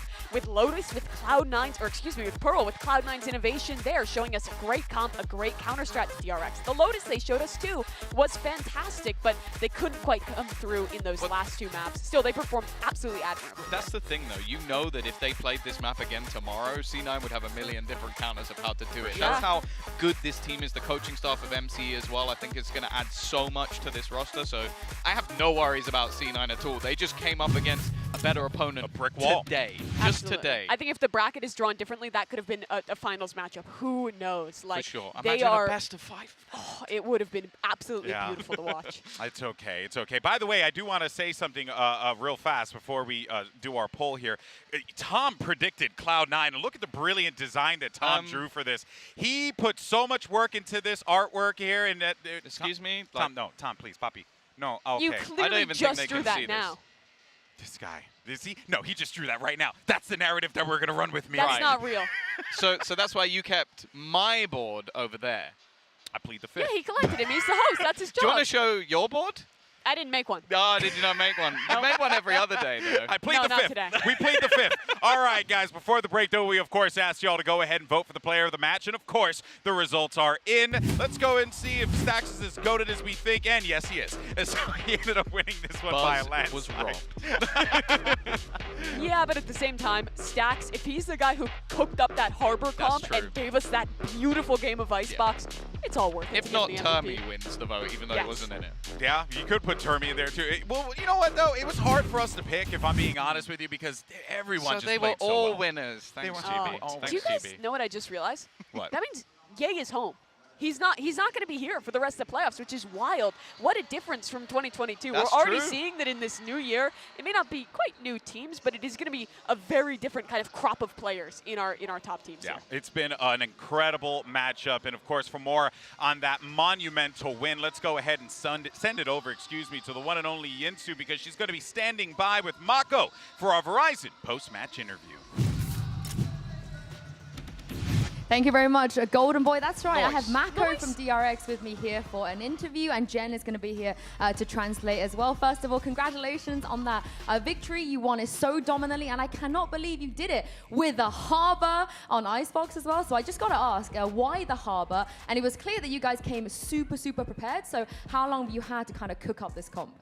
일단 승리 축하드립니다. 오늘 이렇게 아이스박스에서 하버픽이라는 픽을 보여주면서 좀 승리를 가져가게 됐는데 굉장히 준비가 잘 돼 있었고 또 촘촘하게 준비된 것 같았거든요. 왜 하버픽을 가져가게 됐는지 여쭤볼게요.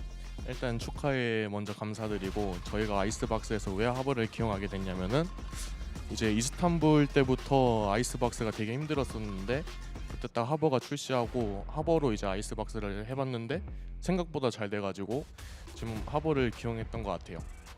Well, thank you so much, Yinsu. And the reason why we picked Harbor was because we've been struggling a lot since Istanbul on making our icebox stronger. So we tried a lot of different comps, and ever since Harbor was released, we don't know why, but it worked well for us. So that's when we started to decide to, run this agent. Yeah, I mean, it's looking really good for you guys. Before the interview started, you actually told me a pretty funny story about RB in that 1v3 clutch and how confident he was. And I would love it if you could be able to repeat that to the audience as well. 일단 알비 선수 그 1대3 클러치 있잖아요. 그때 상황에 대해서 설명해 주시죠. 일단은 이제 3라운드 때 상대가 총 나오고 저희가 이제 2명이 먼저 죽었었는데 이제 상민이 형이 2킬인가 하고 궁이 생겼고 이제 1대3에 시간도 얼마 안 남았는데 스파이크 설치를 하고 갑자기 자기가 이겨줄게 라고는 콜을 했어요. 그래가지고 해봐라 그냥 이런 식으로 있었는데 그 진짜 상민이 형이 그냥 공 쏘고 한 명 한 명 잡더니 그냥 그대로 이겨버리더라고요. 약간 아이스박스를 이기는데 그게 많이 중점이 된 것 같아요. 스노우볼이 잘 굴러간 것 같아요. So on our third round, we had 2 men down, but RB picked up 2 kills, and then all of a sudden he was like, "Watch me win this." But we were just like, "Yeah, go ahead, sure, whatever." But he started picking up kills after planting the spike, and the opponents on the other side, they peeked one by one, so he was able to farm up the kills and make it really happen. I love that. Watch me win this, and he goes on win it anyway. I think one concern people have is they never doubt you when it comes to coming to tournaments. Well prepared, bringing out strats that we've never seen before. But it does feel like as the tournament goes on, other teams are able to either steal your stuff or they can prepare for you. They have time to counter you, and that's when you start to struggle a little bit. Would you agree with this? And how have you guys kind of worked on making sure that that doesn't happen in this tournament? 일단 많은 팀들이 이렇게 DRX는 항상 뭔가 새로운 걸 철저히 준비해 오는데 그걸 보고 나서 모방을 하거나 분석을 해서 카운터를 칠 때가 많잖아요. 좀 그런 부분에서 DRX가 힘들어했던 대회 경험도 있는데 이번에 좀 그런 일이 일어나지 않도록 어떻게 예방하실 예정인지 또 이런 것들 때문에 과거에 힘들었다는 점에 동의를 하시는지 궁금합니다. 일단은 저희 전략을 많이 베낀다? 약간 이런 팀들이 되게 많았었는데 사실 그것 때문에 힘들었다기보다는 오히려 카운터 치기를 이제 그 전략의 카운터 치기를 또 저희가 공부해 오니까 오히려 더 고마운 것 같고 딱히 힘들었던 점은 없던 것 같아요. Well, no, because even though we have a lot of teams kind of cherry pick ideas from us, it just makes it so much easier for us to counter that because we know the pros and cons of those compositions and all the strats, right? So to all those teams that's been doing that, like, thank you so much. Thank you very much, Jen, for translating, and thank you very much, Mako. I see you tomorrow back here. Thank you very much. Well, you guys have heard it. You guys have heard it at home. If you're going to play against DRX, Mako, thank you for stealing those strats. But the Valorant is not over just yet. We're going to go to a break, but when we come back, EG will be taking the stage against Talon.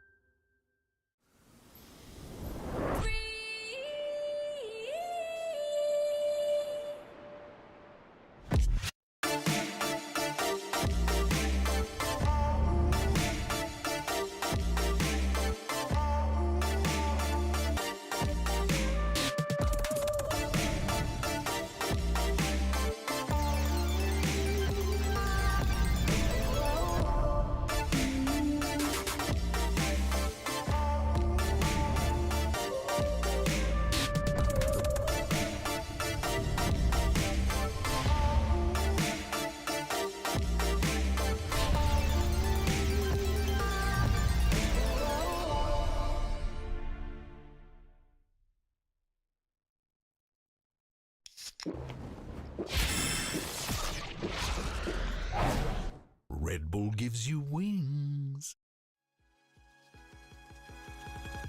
Looking for you.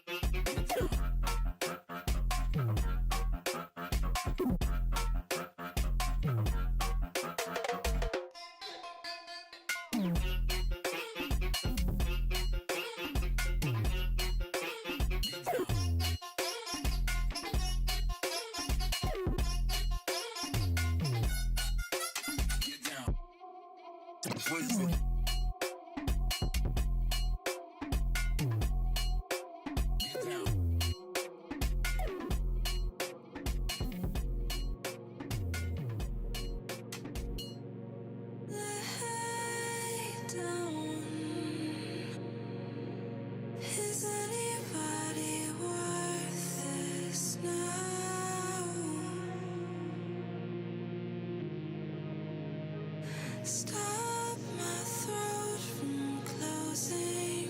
How much more can I take now?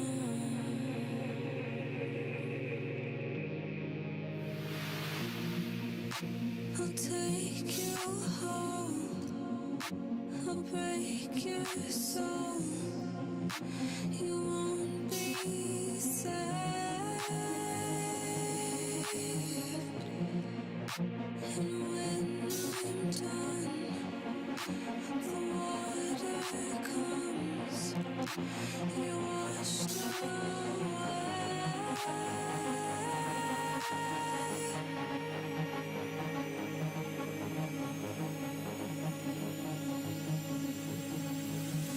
I wanna destroy something beautiful.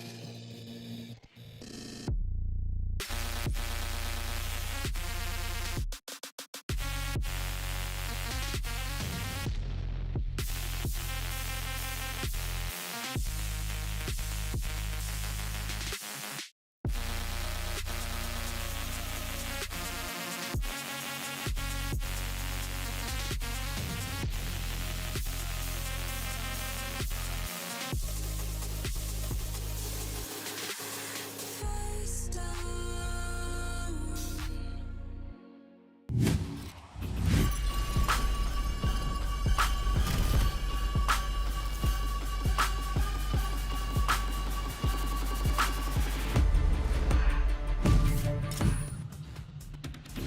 Welcome back to day 5 of Lock-In from São Paulo and our second match of the day featuring EG and Talon. I'm your host, Youngsu, and joining me to break everything down is Achilles and Midge. I'm going to give you 5 seconds to gloat. Vamos, baby! Let's go. Okay, useful, fair enough. But let's talk about EG versus Talon here. EG, Mitch, I know you're a big fan of some of the players on this roster. I think we were all a little bit confused of what they were going to do, but they looked so good on the first match. Yeah, they absolutely did. Look, I came in here, I expected to be a fan of Potter, obviously. She's one of us at the end of the day. But look, BCJ, I'm biased as can be. Big fan of Ethan and Boostio, but I gotta say, Jogamo, this guy was going in, taking incredible opening duels. Wasn't winning them all the time, but getting the space, and Kong. That man pulled out the Odin and put a smile on my face. I'm looking forward to seeing more of these guys. Yeah, I'm hoping to maybe we avoid the Odin chatter and not see that. No. But they looked really jump over really this desk and fight you, my friend. I'd like to see you try. You're like 4 feet tall. Anyway, I'm standing up right now. I was really impressed with how things have come together for this roster. They, alongside Global, who we haven't gotten to see, were two of the biggest question marks coming into this year because the rosters have just been so massive. But with this starting 5 that they have, things look really well set for EG. Yeah, let's take a look at some of the cool setups, Mitch. I know you wanted to talk about them as well. Yeah, I think, you know, when you look at EG overall, some of the ideas they had in the early round were fantastic, and I think nothing says it more than the fact that they did pull the Yoru out. In this play, from the game up against Heretics on Pearl, a game where they didn't do too well on opening duels, they ended up actually losing opening duels overall, being negative on them. This was interesting, though. You know, it was an attempt to use Ethan to get a ton of information, play the TP in a spawn, run it down with the ult. This is kind of what happens, though, sometimes. You can just get punched in the face when you try to run these strats, and Kellogg's, even though he got spotted, like he had the jump on them, little sneaky start to it, gets spotted, it should be the end of the day, and he just does this. You know, Ethan does kill him in the end, so it works out really well, but you can see the idea where if they hadn't have pushed up on long, this could have been a fantastic round with Ethan completely getting all the information on their setup, coming up behind them and disrupting them completely. You probably would have seen a reverse of a flash that he's been doing a couple of times, right? From the position he's basically in now, he would flash up on long on the defensive side. It would have almost reversed around when he was in his ult. It could have been huge. But again, Kellogg's got a 4K, which kind of disrupted that whole strategy. And you can't ever really quantify that into your strategies. I agree. I think they could have maybe held back a little bit on long and then scouted him out in that position, but it's unfortunately the way it goes. But Kellogg's was playing out of his mind in that first half. Yeah, I know also when it comes to this tournament, we've seen a lot of new faces, but I want to quickly point out 2 faces that we already know ahead of Locky, and of course Ethan and BCJ. Ethan, after attending some of the international tournaments, pretty much like faded into obscurity, and we knew what BCJ could do. But Seth, these two, they just look so good. The synergy is there for this team. And it absolutely is, and they kind of talked about it at length in their Meet the Team video, saying we know that the other players in the squad don't really have that much experience, especially up on a global stage, and we kind of have to be the ones to guide them through to make them feel comfortable, and they've been able to do just that. We saw a couple of even individual growing pains, I'd say, for BCJ, moving into this new role, playing the controller, playing with those smokes. We saw him getting caught a couple times moving into those astral forms on that Pearl, but by the midway of that map, he really started to find his footing, started to feel very comfortable in the role, and bleeding over into the next map, it was just as comfy for him. All right, we deserve this, Mitch. We fully deserve this. Fair enough, Ethan. You can have this one. It was a banger tweet. You know, he got up nice and early just to throw this one out there. You know, it is sad to see all the EMEA teams going home, but I imagine he'll be shedding a tear for his NA counterparts, who I think are packing up right about now. But also, we have good teams in the Omega bracket. I just want to preface that. Like, we still have some teams left. Yeah, I mean, some people have said all the bad teams were in this one. I didn't say that, but some people did, and I'd agree. Oh my God. Okay, thank you very much for that, Mitch. But let's bring it back to this matchup. You know, you guys have heard what we thought about EG's debut, but let's hear from the man himself. This is what Ethan had to say.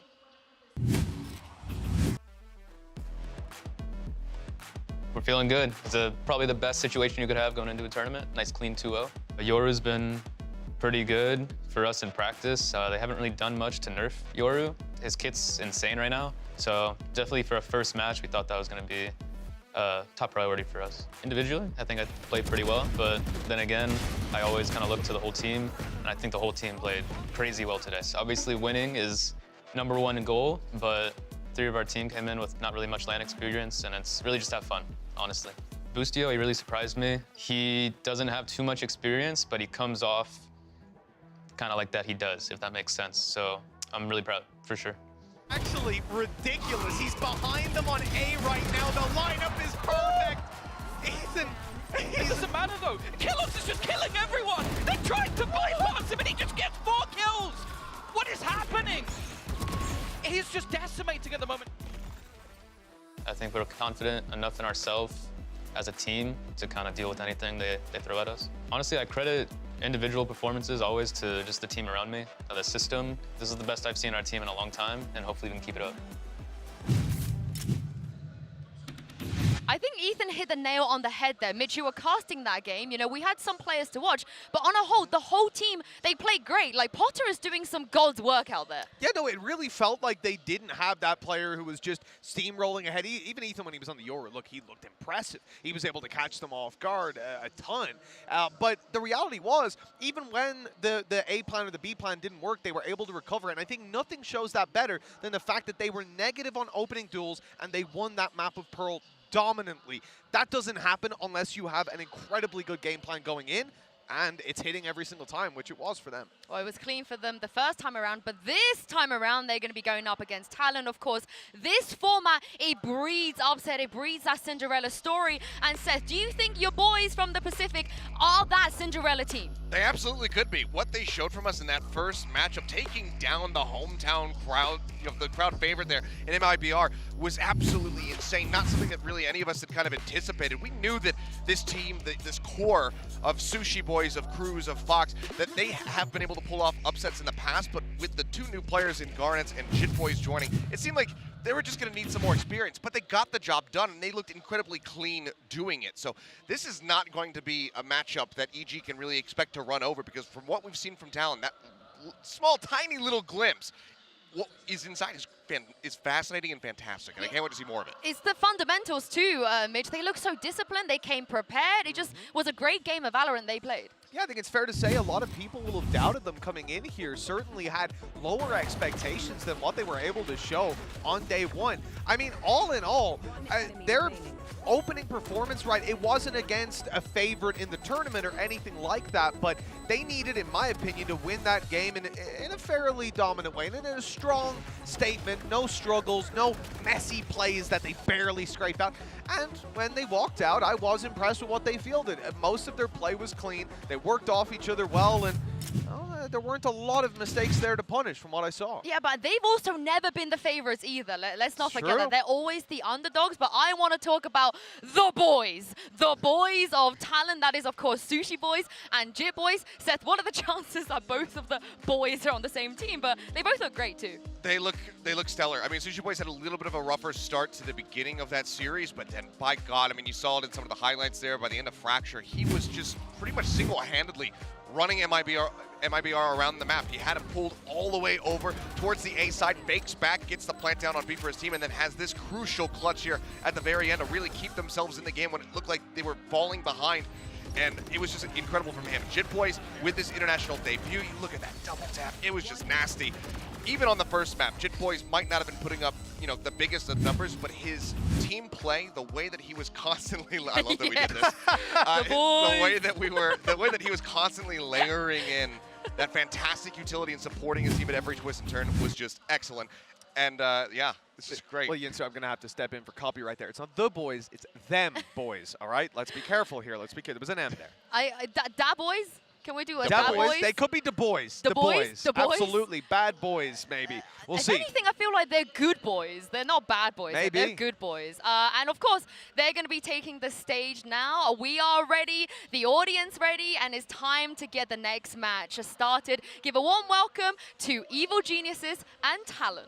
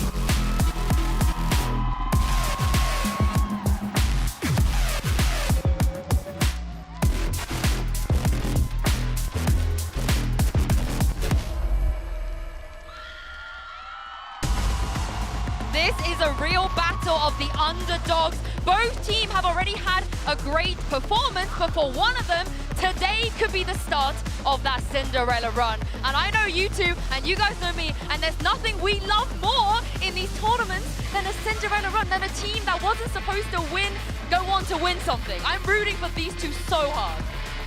Yeah, I mean, we're right there with you. It's, you know, obviously I do have a horse in this race with a Pacific squad. Part of me wants to kind of favor them, but both teams have inspired so much just joy in me from what we've gotten to see from them so far. It's only been one series, and hopefully there's many more to come from either of these squads, depending on how far they can go.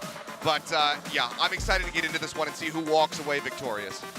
As am I. I mean, the reality is, I got a bit of a horse in this race too, Seth. You might have regional representation. I've got Battalion Boys, BC Babe, on the stage, and I'm with him all the way. This map veto should be interesting. Oh, I wanted to see a Lotus, I'll be honest, Well, but I understand it. Both teams took Lotus away, right? So I feel like this is probably the one that I didn't want to see a Lotus. Pearl's gone, but Split is on the table. I want another Split. It's open. I'm not sure if it's going to happen, but this does make sense. This was one of the maps, Pearl being one of the maps that we saw EG take down Heretics on. So it seems like Talon not feeling up the stuff with there. They decided to take it away. And with Haven open, this has been a bread and butter pick so far throughout this entire tournament. We've seen it in the majority of our series. It's interesting given how well Talon played on Haven last time. We are going to get Split. Let's go. A second map is Split as well, so we're guaranteed to get it. Sure, we're used to seeing this map in the good old days as a decider, but coming out second, we'll take it. It means we get to see it no matter what. Also, that sign was elite. That sign was incredible. Numbers 11 and 12. Yeah, I mean, this sort of leaves, are we going to go Icebox again? We are. What is it with Icebox being the decider map in this tournament? It's just something that they like to float. It's been in the pool for a very long time, all the way back in First Strike, so everyone's incredibly well versed on it. It seems like somehow Ascent is, you know, that falling out of favor seems to be one of the more incredulous ones to me, but perhaps EG knows something a bit more than we do. When it comes down to Talon on that map. I'm not sure about it going all the way to the end of the veto, but definitely at the start, when you see that Haven, the fact that Talon played it before, I'm starting to think now they're wanting to put that pressure on a player like Garnets, who can't come in with a Neon and try to play that hyper-aggression and claim space, but instead is going to be playing the Raze, looking to be a duelist in this matchup where EG might be able to beat him pound for pound. We're right into the Prime Gaming agent selected, and I'm just so happy that we're not going to get those like no duelist matches. I'm so done with them. Yeah. You know, bring me some duelists here, but of course EG, keep your eye out on their comp here because they haven't played in this tournament yet. I guess not, so we'll be a bit of a first look here. Looks like, okay, we saw the hover on the Raze for a moment, but Jogamo is going to be going over to that Jet, and Garnets does as well. Yeah, that's a change from Garnets. You know, again, comes down to, do you want to beat him on just heads-up dueling space? Well, now he actually has that agent that's going to be a little bit more tailored for taking space. The same thing that will complement Jogamo on the other side. This might actually weigh up to be a very interesting battle. Again, I'm curious to see how Garnets is going to perform here as that lead duelist. Yeah, I'm curious if there's going to be a very different play style here from the set of Talon. They've already shown this map once. They don't want to be upset. They don't want to be counter-stratted. Let's see what they got. Well, let's see what they got indeed. And also, guys, Twitch chat, what do you make of Brand's outfit? Shake and bake, baby. Thank you very much, guys. That's the important stuff to talk about. That is the important. Let's talk about my outfit instead of the match at hand, actually. Yeah, that's a good idea. We'll talk about the match. We'll talk about the match. This one I am looking forward to, Josh. There are plenty of parallels that you can draw between both of these teams in EG and Talon. You've got core veteran talent in both of these rosters, surrounded by rookies to the big stage, and also two teams where I would say the expectations for them coming into the tournament, into this event, were quite low as well. Their side of the bracket is so interesting because I feel like on paper, any of the four teams around there could have made a run like this, but it's EG and Talon that find themselves in this position. And you're right, there are so many parallels, and one of those being that both teams are underrated coming into the event, you know? Only 12 fans that Evil Geniuses have, but they're going to be picking up more and more. Let's take a look at the pistol, because EG have gone for so many set strats in this tournament so far. A very, very prep-heavy team. We'll see what they can pull out now against Talon. For now, it's a battle in mid. A couple of shots exchanged, at least with the pistols, and a fast play towards it. Garnet's up, draft dash, no one clear in the corner. And Cornwell immediately capitalizes, but he is taken out, and it's a bit strained, isn't it? This fight is taking place, just trying to duck and weave and dodge inside the smokes, but a spike is rotating pretty quickly. And that's off the back of Cruz finding another important lurk. Remember how good this guy was in the opening match when he played on Haven. His Omen was finding all of these timings. And Cruz has just ushered the rest of his team in to get a plant down. They're still at a disadvantage here, but it's now winnable. The smoke's just come back online, so that's going to be covering up Heaven, and Cruz looks like he wants to try and take the fight to them. Still being watched for the angle, though, and anyone can win it. Ends up being EG, down to that 2v4. The players really do. Fox needs to watch this angle. Couple of taps, but eventually everybody cleaned up, and it is EG who will be taking the pistol round. Only a couple of shots making the difference. 24 health, 23 health on BCJ and Jorgamo. That was a very tense, close pistol round. And I do want to put a serious highlight here onto Cruz. I wasn't even aware when we were casting their first game that he had started IGLing for the team. Because at every other event that we've seen, X10, Xerxia, Talon, whatever you want to call the core of this roster, every other event it's been Foxy who's been the team leader. And Cruz has only just taken over recently. That game on Haven where he obliterated the server, he was IGLing for the first time. And now he's made the call for the rest of his team to force up heading into the second. So a lot being put into this round. With the plant online, gives them that extra money that they can play with, and they're not messing around in the slightest. A lot of space being gained right now as they're trying to split up into A. Dash through, Zagana's cutting up a couple of the placements, stuns as well, landing and the util at the back of the site, and, well, EG just overwhelmed. Can't withstand that kind of pressure. Ethan caught with utility in his hands there. Boostio trying to get the creep out. This is contact play as well. The paranoia clears that one corner, close for them, and Boostio covers again. From the one angle in the fight trying to be taken, Sushi Boys not coming out on top. A rapid response from EG. That is amazing team play between BCJ and Boostio. I mean, fantastic. He pushes off the paranoia, that isolates a 1v1, swings back around, and this player swinging default, look, shooting Boostio in the back, cleaned up by BCJ. Yeah. So good between the two of them.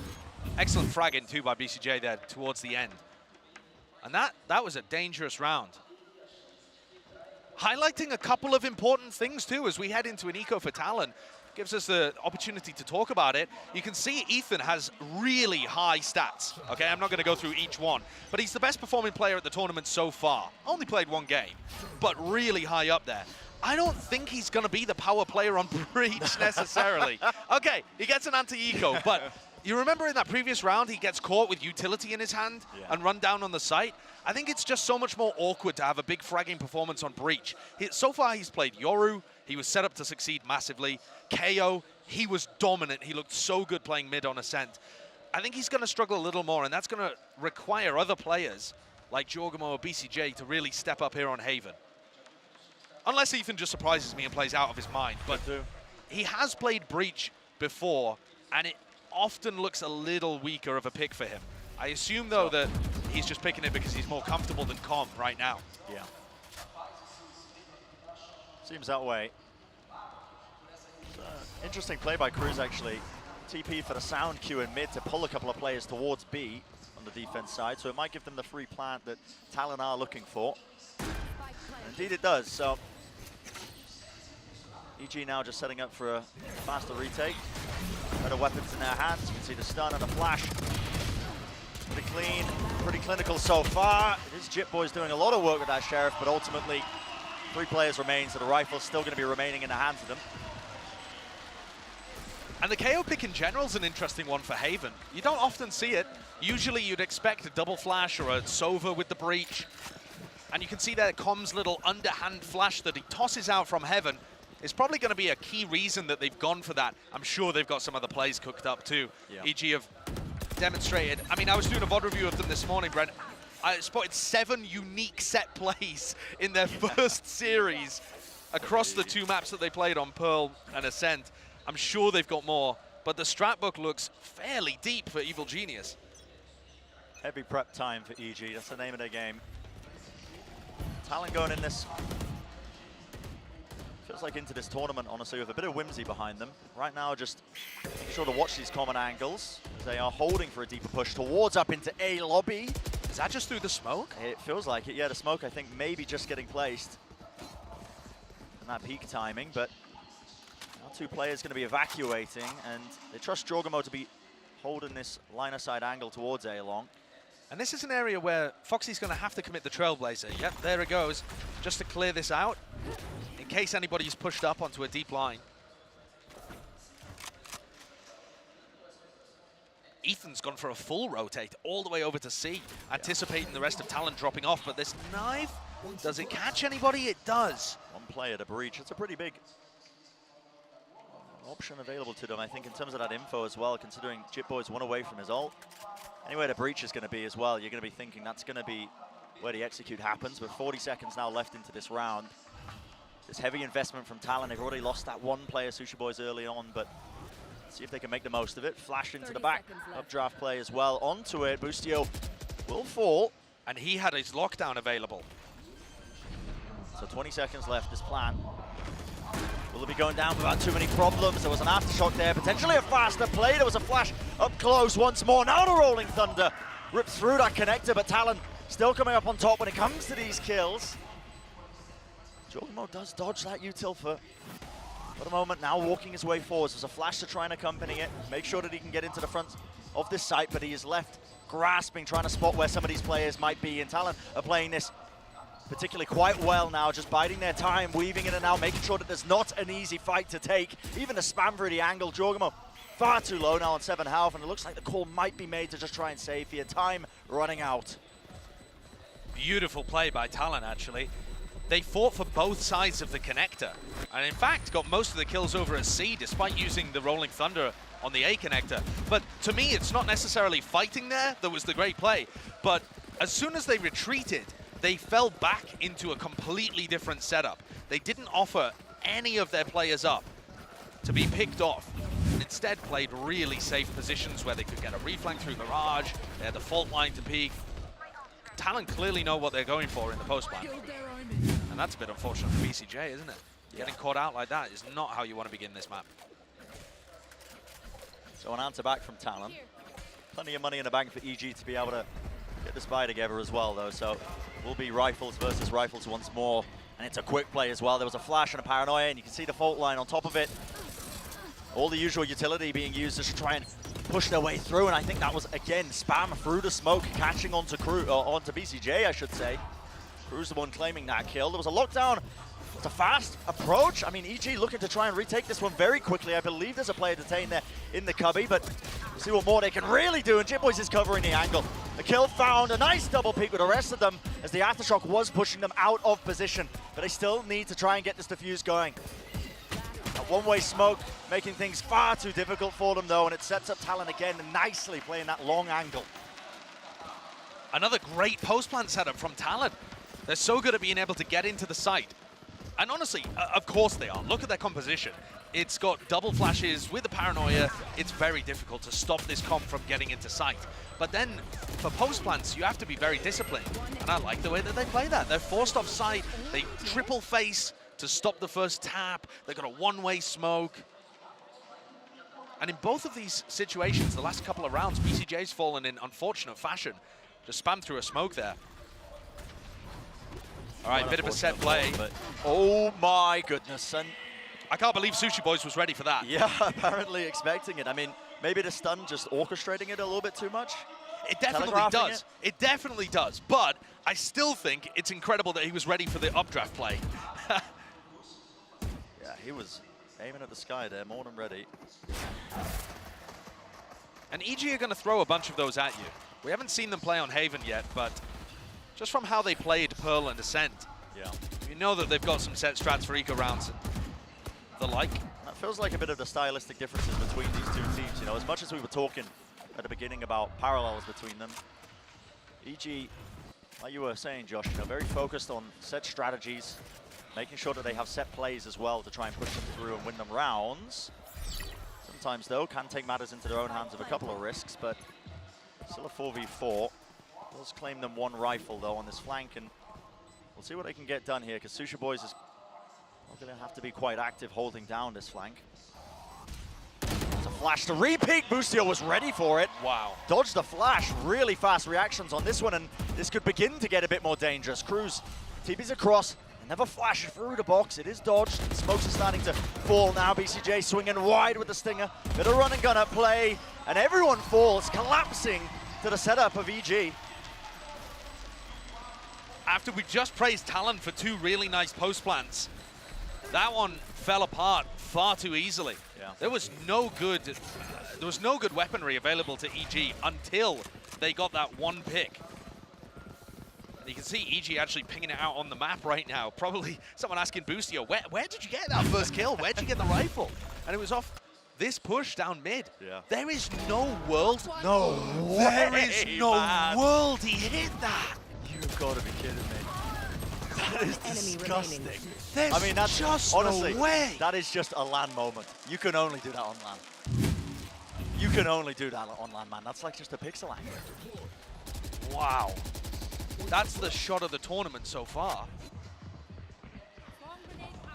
Talon has still been able to scrap together a bite.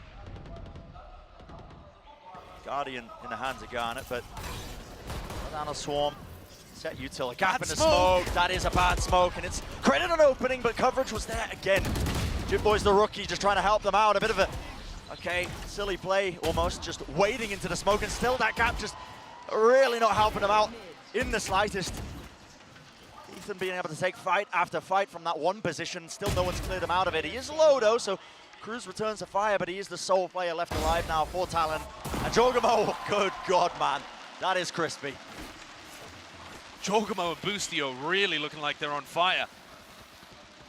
But I think it's worth saying, Brent, Cruz and BCJ are similar players in the sense that they've both recently had a swap over to the smokes role. Yeah. They were playing Initiator before, and BCJ certainly demonstrating a higher level. But after the recent swap over to smokes, we're seeing some really high highs and some basics where there are gaps in their play. Something where time will just have to, you know, I think iron out any sort of missteps.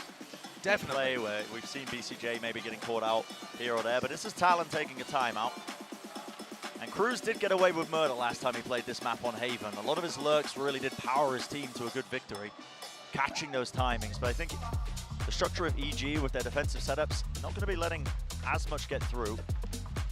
No, I don't think so. And especially because EG are going to be more comfortable leaving A open for retake.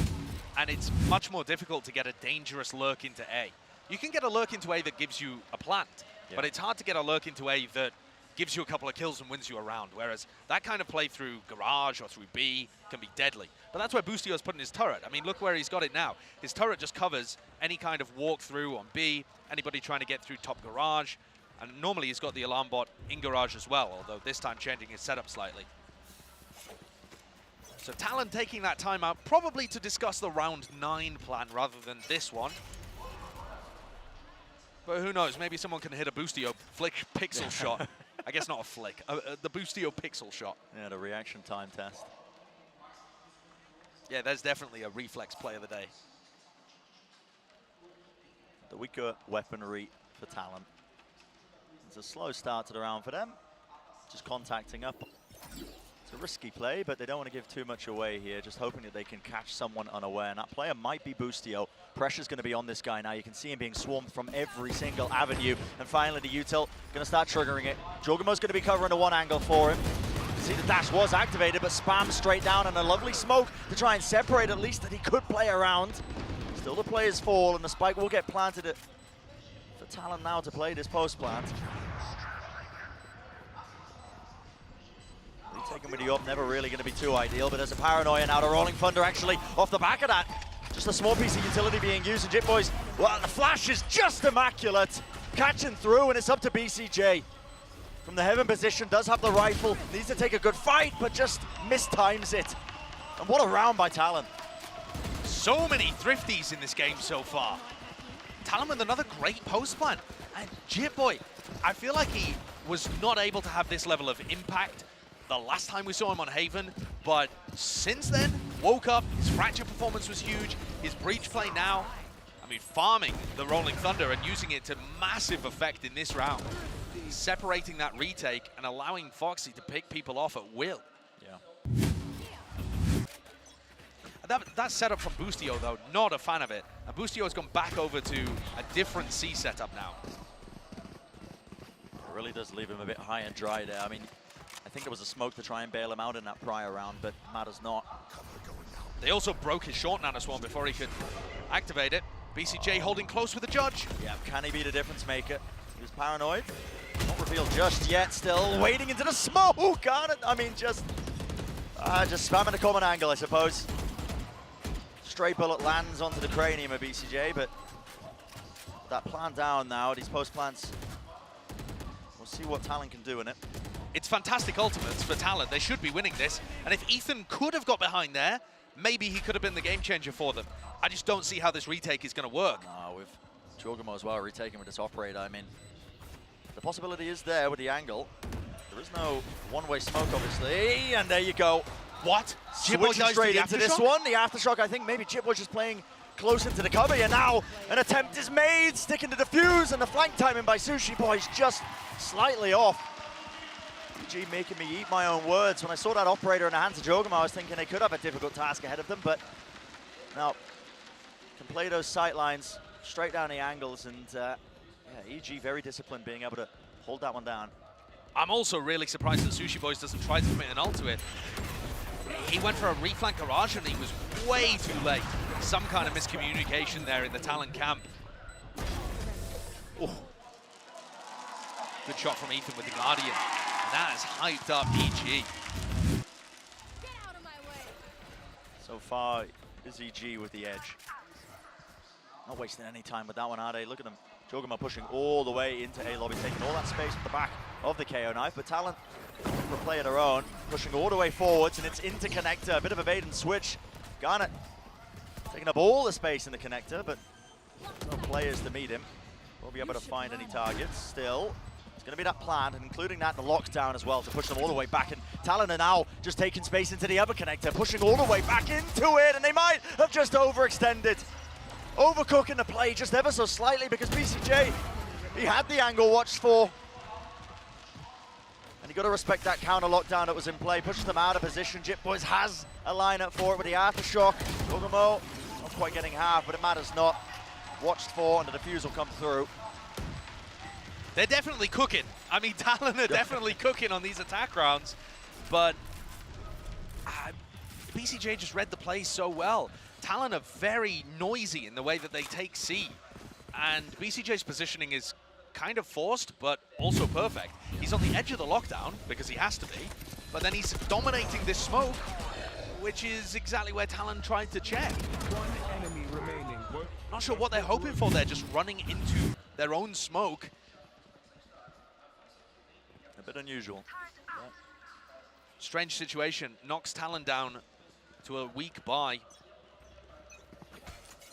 2 more rounds left in the half, so this is one of their 2 opportunities to see if they can make the half a bit more reasonable. Potential for 7-5, but it'll take quite a bit. Garnet's with the spike in his hands, getting chunked down. My goodness, just waiting into the Nano Swarm while this was happening. I mean, this is just brave, isn't it, from Jorgamo? Some backup there with a paranoia. What is going on? Just TPing all over the bloody place. How is Cruz not taking a point of damage? And still tries to take the fight. It's being watched for. Rolling Thunder used, by the way. Into the side to try and take that space. It's all over the place. Right now, swinging through with a dash. The knives ready. There's some backup once more. Players taking quite a bit of damage. It's all just down to Fox. Reflank as well. BCJ finds the kill, so safe hands once more. And so EG coming up to quite a commanding lead so far. And one more round to potentially get that 9-3. Extremely puggy game, though. Yeah. I mean, rounds like that, chaotic, happening down C long. In terms of really how Evil Geniuses were dealing with it, with BCJ and Jorgamo, just awkward exchange. And a Rolling Thunder being invested there as well speaks to how much EG are putting respect on Talon and are worried about losing those kind of eco rounds, and it means that Talon have a massive advantage here when it comes to the ult economy. Big rounds, big ults to get onto the site, big ults to be able to convert. And EG are committing 4 players to an A lobby control play very early. This puts Boostio on an island. Pressure is on. Trailblazer to lead them in. It does take this space, but they don't spot too much. A lobby push. Setup, yeah. Well, the A lobby push, yeah. And it's going to be watched for, I believe, by the alarm bot. So yeah, they found the alarm bot. I thought Sushi Boys was going to be waiting for it with Cruz, but They decide to just take the C site instead. However, Sushi Boys has called for reinforcements. Oh, here we go. There's going to be a bit of a clash now onto the flank. And Com has used his null command So far early. Away. It's so far away, isn't it? A little bit Incredibly odd. early. Maybe anticipating that they might be trying to use the ults to try and retake with, but okay. EG, they do take good fights. Eventually, Ethan helping out, swinging through double doors, but it's not going to be any sort of suppress. And now you see the ults being used. That's the Rolling Thunder by Jit Boys to push them away from that spike, but the defuse now coming through up close and personal. It is so damn scrappy, and it is just being stuck. Nothing to stop it, no sort of spam. And apparently it's a Red Bull clutch. As we end that final round here, 9-3 will be the scoreline for EG leading. What a half! What an absurdly strange half. But while the timeline is up, take a look at those retakes. Talon did a great job getting the plant down every time, but my God, they could not hold on to it. EG's success in these retakes has just been paramount, hasn't it? But it was all over the place. All over the place it was. Listen, it was a coordinate match. I mean, look at Ethan giggling about that one. Sometimes you listen on the big stage, things like that can happen, but that's going to do it for the first half of Haven. Let's send it down to the desk to find out more. Thank you very much, Bren and Sideshow. Now, we haven't seen EG's Haven just yet. Mitch, what did you make of that first half? Look, it was pretty hard to point out any flaws in that, even coming in up against that second round force buy, and they looked incredible. Not really on their defense, like on their holding and preserving sites, but getting back in there, as Josh and Brent said, was just unbelievable. They were on fire. Yeah, I mean, just incredible stuff here from the side of EG, and I mean, shutting down that buy coming in from Talon was absolutely monstrous. It seemed like they had it completely in their own hands, but it just gets turned around in a blink of an eye. Yeah, it's always just so fun to watch. This is disgusting. On the way back through, the fact that they're consistently backing each other up, Boostio and BCJ. We saw it in that very second round, the teamwork, as they're able to trade off every single fight. And then even further into the game, they were just individually popping off when the teamwork faded. These guys, we talked about them boys before. Well, Boostio and BCJ, them B-boys are here to play. And they really have been drawing my eye throughout this entire first half, just looking unreal. And, well, they got the moves, as we saw. Yeah.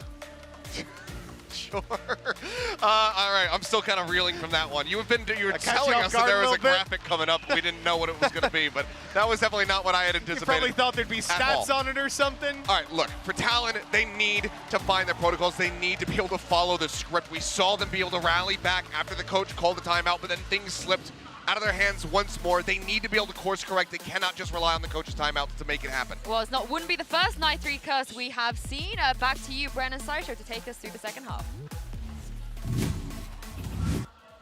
Will be interesting to see if they can do it. And for Talon, I think the pressure is going to be on the shoulders of the rookie player Garnet as well. How he matches up in that head-to-head, him versus Jorgamo. So far, Jorgamo, the one who's really leading his team. And we've seen from Talon a number of interesting trap plays when they played Haven on the defense.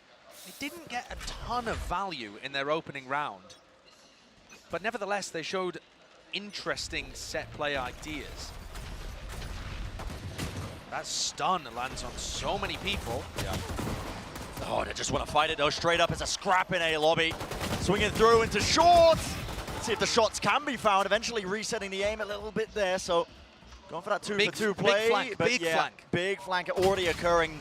Not wasting too much time. How is Jitboys getting away with that again and again? Still in short. The wider swing still finding his mark. The player's weak enough for it.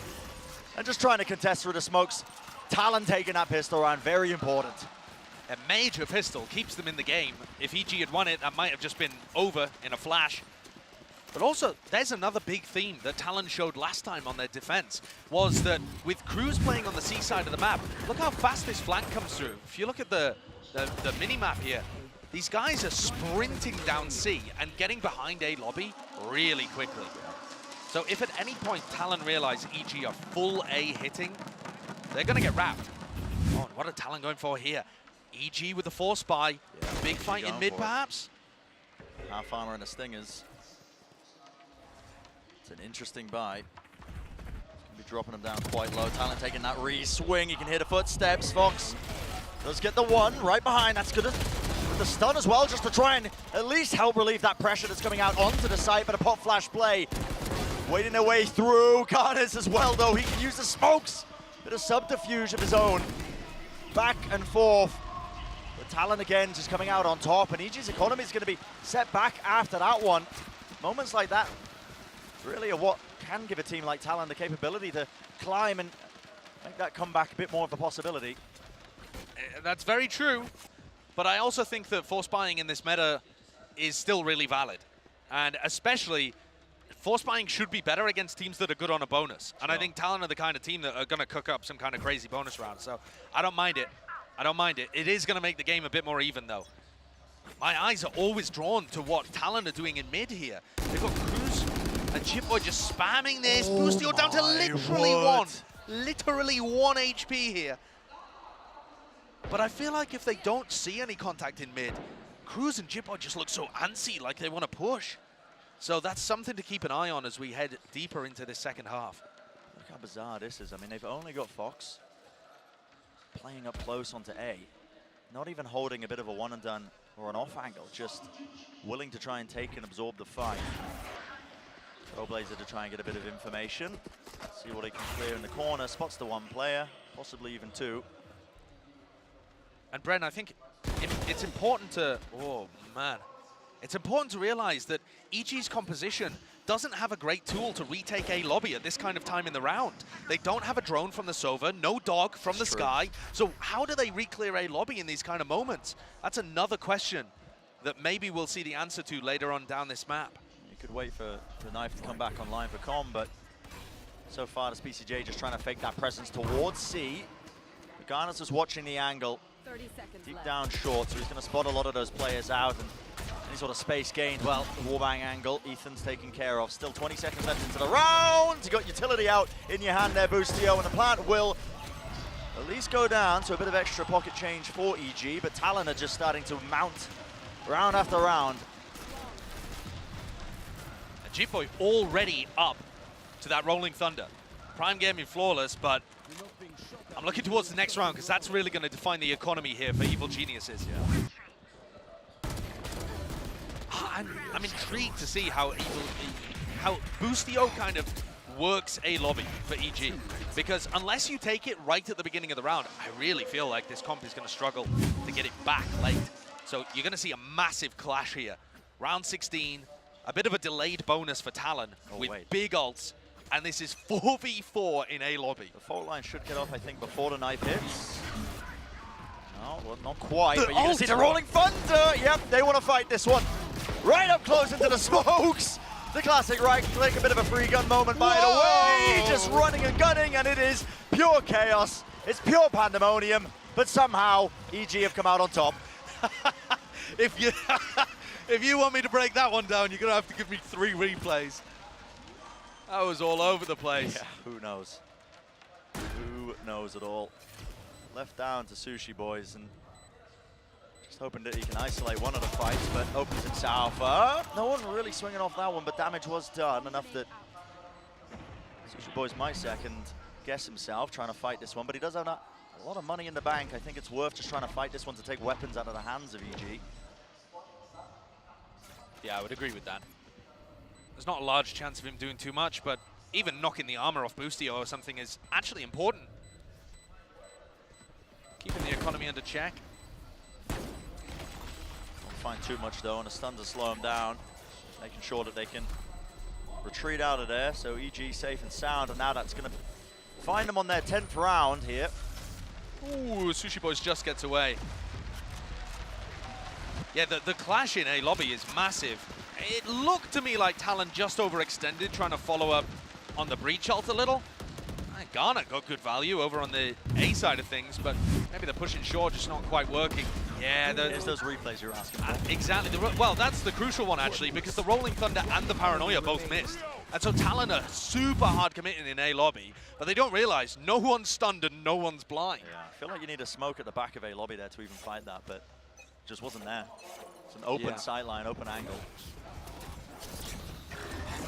Well, fast play anyway. EG not messing around, are they? No command popped off. It's going to be that C-split working their way through. Lovely flash to push that angle off Karnitz.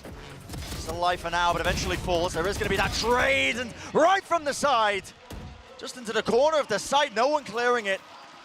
Cruz with the slightly deep ajar smoke, I suppose, at the top of C, just gives him that tiny amount of room to work with.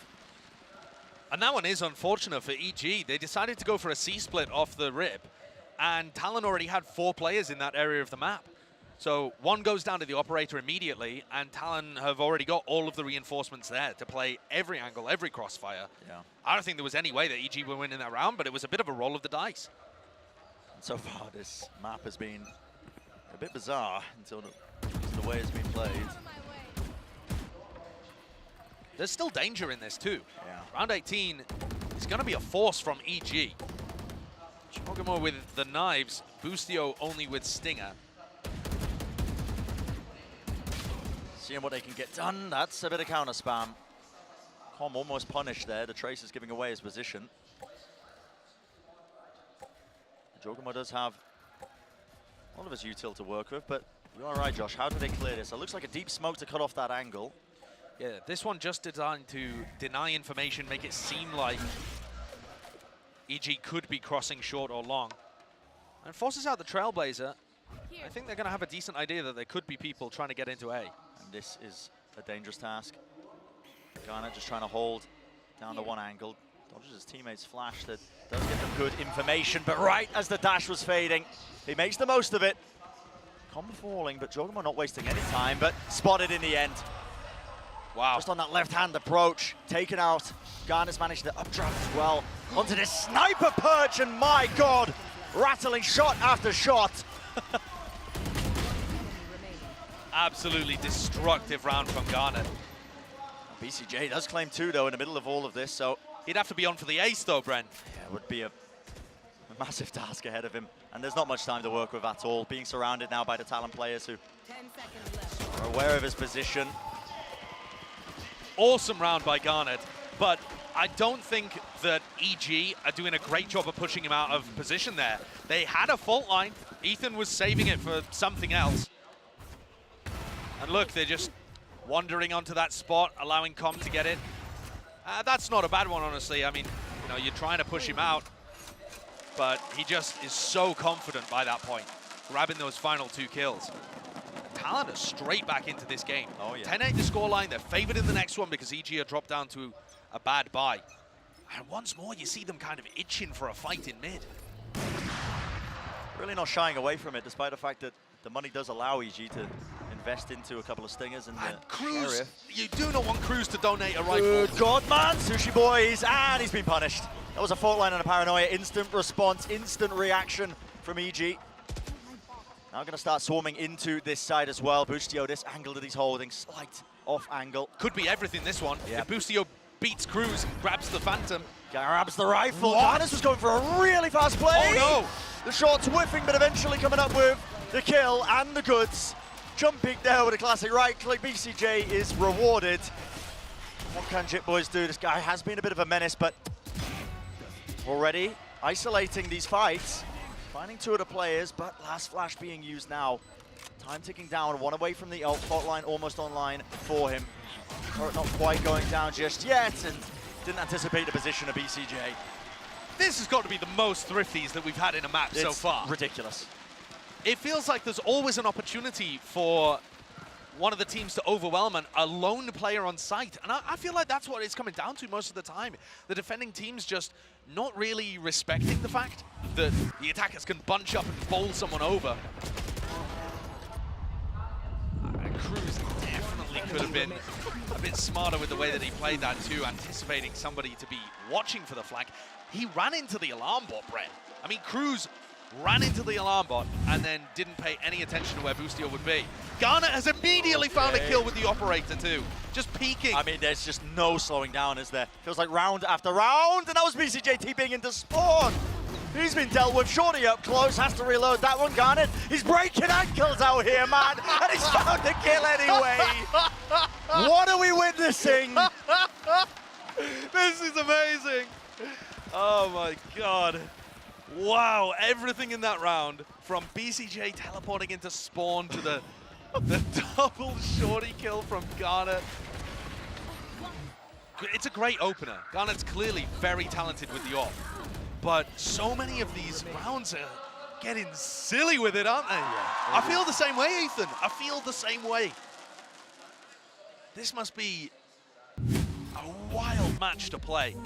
Can you imagine yourself being sat there on the stage playing probably the biggest game of your career, unless you're somebody like Ethan or BCJ that have been in these positions before, the more experienced players. A lot of these guys out on stage right now have never been in a spot like this, playing to get deep into a tournament or going straight home, and it's wild. I think it's manifesting before our eyes, I'm not gonna lie. You're seeing EG taking this time out.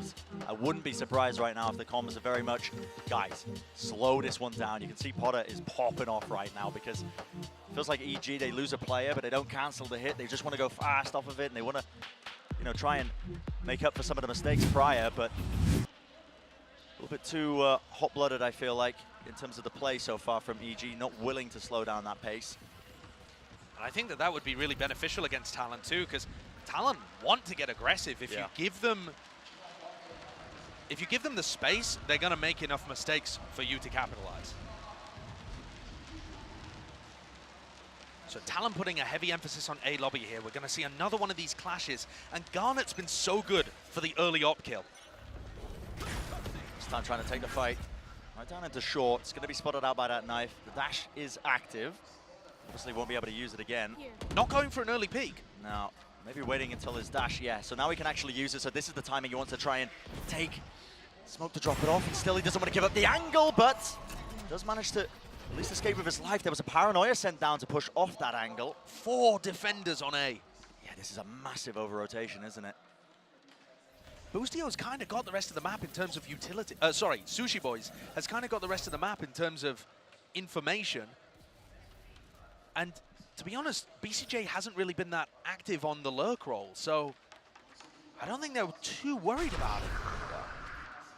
And look at that. TP across great information for Cruz. Yeah, he's going to be seeing, okay, there's no players over on that particular section of the map.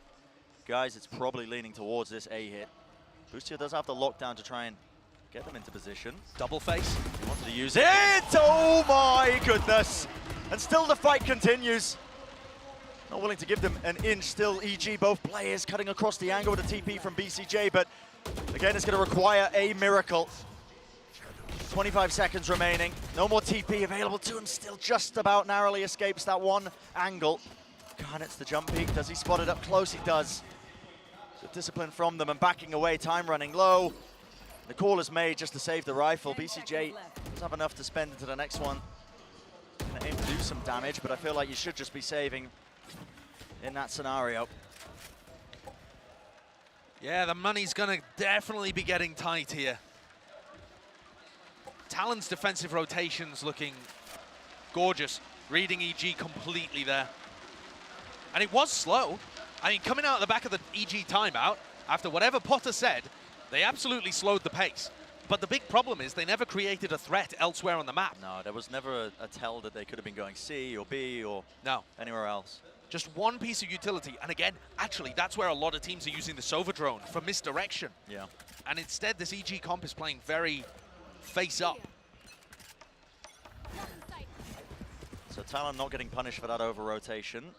It's a bit different, though, so trying to take control subtly through A. That's a stun and a fault line, though. Re-clearance. There really just wasn't too much else off the back of that one, but still, BCJ falling now.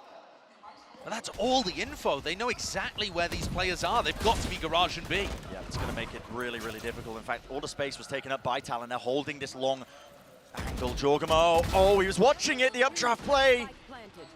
Still the double face, the double swing. Util now being used forwards and needs to be a bit more behind this one, but Cruz just leaving it and just completely unaware that there could be another player. Why not? I suppose they would have been swinging with them in the first place. And again, Ethan just trying to make a risky play, trying to swing into the spawn, but that was a full investment by EG, really. Buying up into that round to just try and get over that hurdle, try and get past that 11th round that they've got, but all it's resulted in now is an even scoreline. And while it might feel like similar tales to the first half with the defending team dominating the score, I actually feel that the way we're getting to this spot is very different. Talon were having big executes to get in on the site, but then failing the post plants. For EG, they're having difficulty even getting onto the plant. They're losing players 2, sometimes 3 before they even get the plant down. In that situation, they don't control C long. It's awkward for EG from the beginning of the round to the end. At least Talon were getting the execute portion correct, even though Evil Genius's retakes were working. So I've got to agree with this second EG timeout. I mean, Potter's popping off again. We're just not seeing enough layers for the EG plan on their attack side, at least to give them enough backup plans in case one section goes wrong. And this was my concern with EG after watching their first series, actually, is that the set plays looked beautiful, but that on-the-fly calling, the mid-rounding, the overall IGLing coming out from Boostio seemed like it needed a bit more time. Like it was still a very new team that hadn't quite figured out the layers that you need to be able to get deep in a tournament. And this is getting close. EG maybe even considering going for some kind of force, but I think the best option here is just to play it safe. Oh, they are going for it. Yeah, they're going for it. I mean, Jorgamo's one away from the knives, so I suppose that's the justification, but my goodness, what a call to make. Because you're on a precipice here. I mean, you're investing almost everything into this round. If you lose this one, it's going to be map point for Talon, and your money is just going to be in the bin. Yep, this is for the map. Such an important round. How does this begin? No utility used for EG towards A lobby. No. So Talon immediately rotate off A. They're getting the read on EG in the first 10 seconds. It's a massive read as well. I mean, Garnis has got that operator as well to just hold that line of sight angle into A. So again, you're seeing a bit of the weaknesses of EG's comp, not being able to re-clear into A. And it does allow Talon to commit their entirety of their team essentially towards B. And this is just looking all over the place. Util being used one after the other. The Cruz again.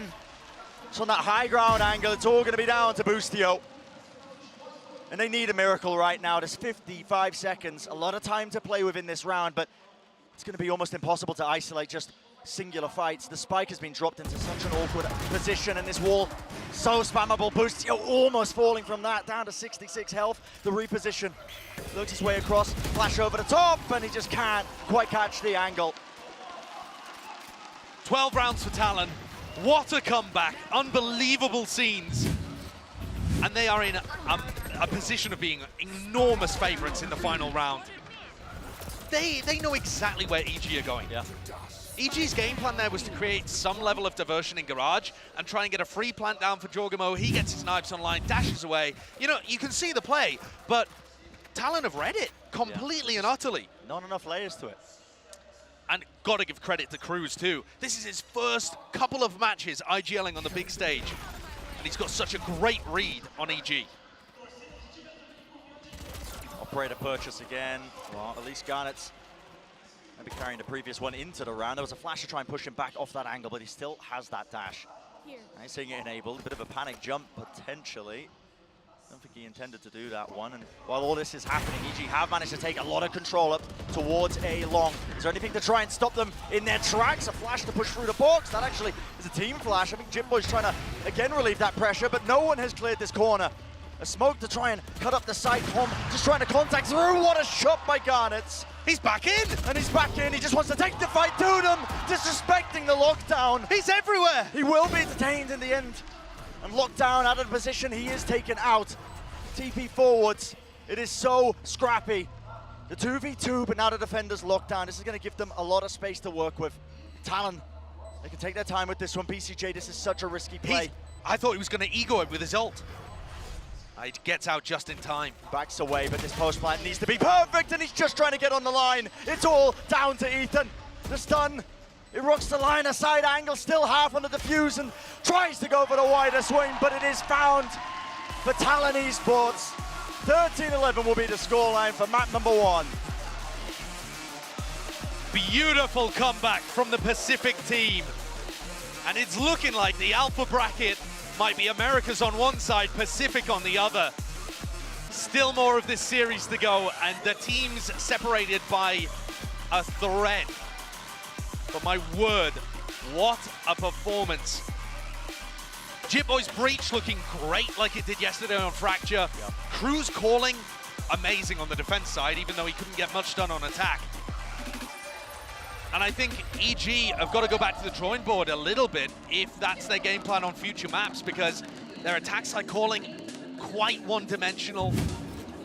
And really, there wasn't anybody able to get off that big play or that huge lurk. If you look at the way that Talon played the defense side, C was very open in a lot of these situations. They were heavy stacking towards B and towards A, and yet no one from... There wasn't any nuance. Yeah, no one from EG decides to figure that out and go and explore. I guess that would be VCJ in those kind of spots, but or maybe even Boostio. Definitely a struggle for EG when we reach that second half, and Talon completing an amazing comeback. The fashion that they did, you just saw them. I mean, these guys were shining from moment to moment. It's unbelievable. I mean, who would have thought that this team, after not being able to play with Padifar because of wrist surgery, after losing their superstar smokes player Scary in the offseason, wow, look at that frustration from Ethan too. Just that as well, though. I mean, heading into this tournament with rookie players on the roster, having to split their practice time because of Padifar as well, not being able to play. I mean, everything was looking against them, but here they are. I mean, listen, Cinderella run. Man, it is that Cinderella run. All they have to do now is actually activate that killer instinct and close things out, because EG is still a dangerous team. Absolutely. Well, that's going to do it for map number 1, but of course, even more of the series yet to come. So don't go anywhere. We'll be right back after this break.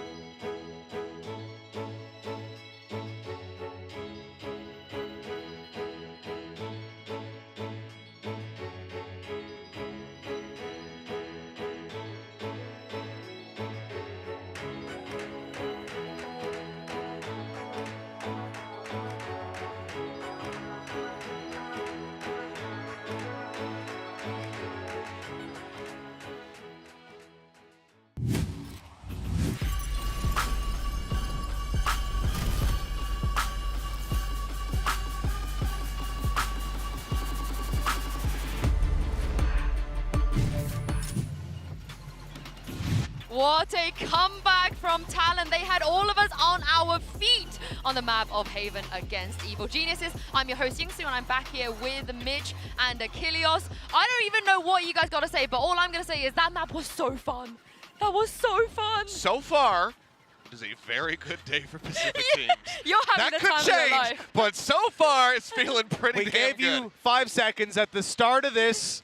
Your 5 seconds here are gone again, okay? All right, that's fair. Cutting you off. All Yeah, right. but I think it's Mitch, only fair. Even you were smiling at Look, the what end can of I that. say? What can I Yeah. say? Talon played an absolutely incredible game. I mean, after that first half, listen, I do not think I've seen a team plant 11 times in a half, win 3 of those rounds, look that abysmal in half one, and then come out of the game thinking that they could go all the way. This was unbelievable second half play from Talon from every aspect, not just individually, but even, and Sideshow touched on it a bunch during the game. The calling from Cruz was unbelievable, and they were dealing it up against some players like Ethan, who was having a very good first half. I mean, he had some incredible plays, no more than what we just saw here, countering the Rolling Thunder with a flash in, slowing them down, converting 3 kills. It was a great early attack by Talon that got squashed. But look, after that first half, they just couldn't make a mistake. Yeah.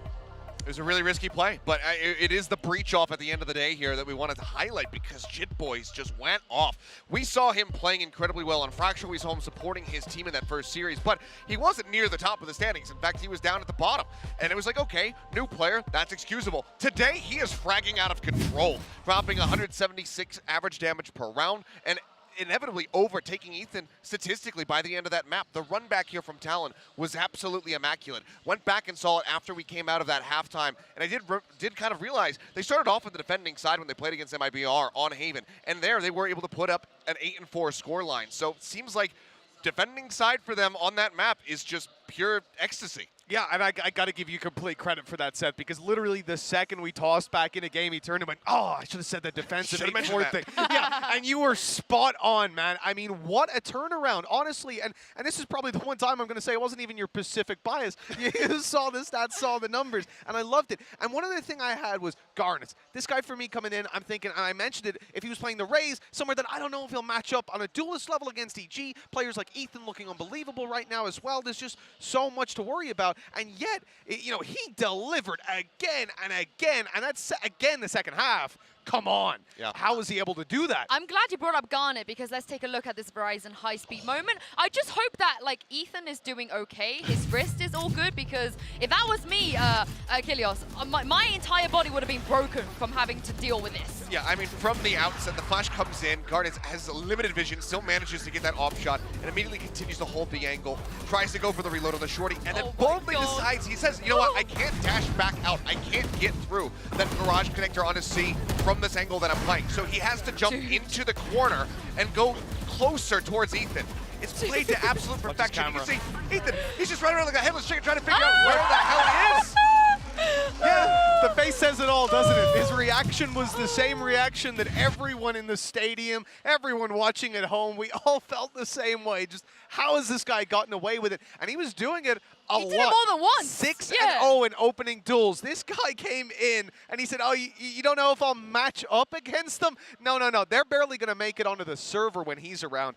Unreal performance from him. The fact that he managed to do that more than once, like the techers on this man. But before we head into the next map, well, let's check in with Ethan again. I feel like after losing that round, I just hope everything is, he's going to be okay. But of course, we're going to be moving on to a split soon. We're going to talk about that in a second. Before EG, do you guys see that as a potential mental boom? A 9-3 lead to lose it like that?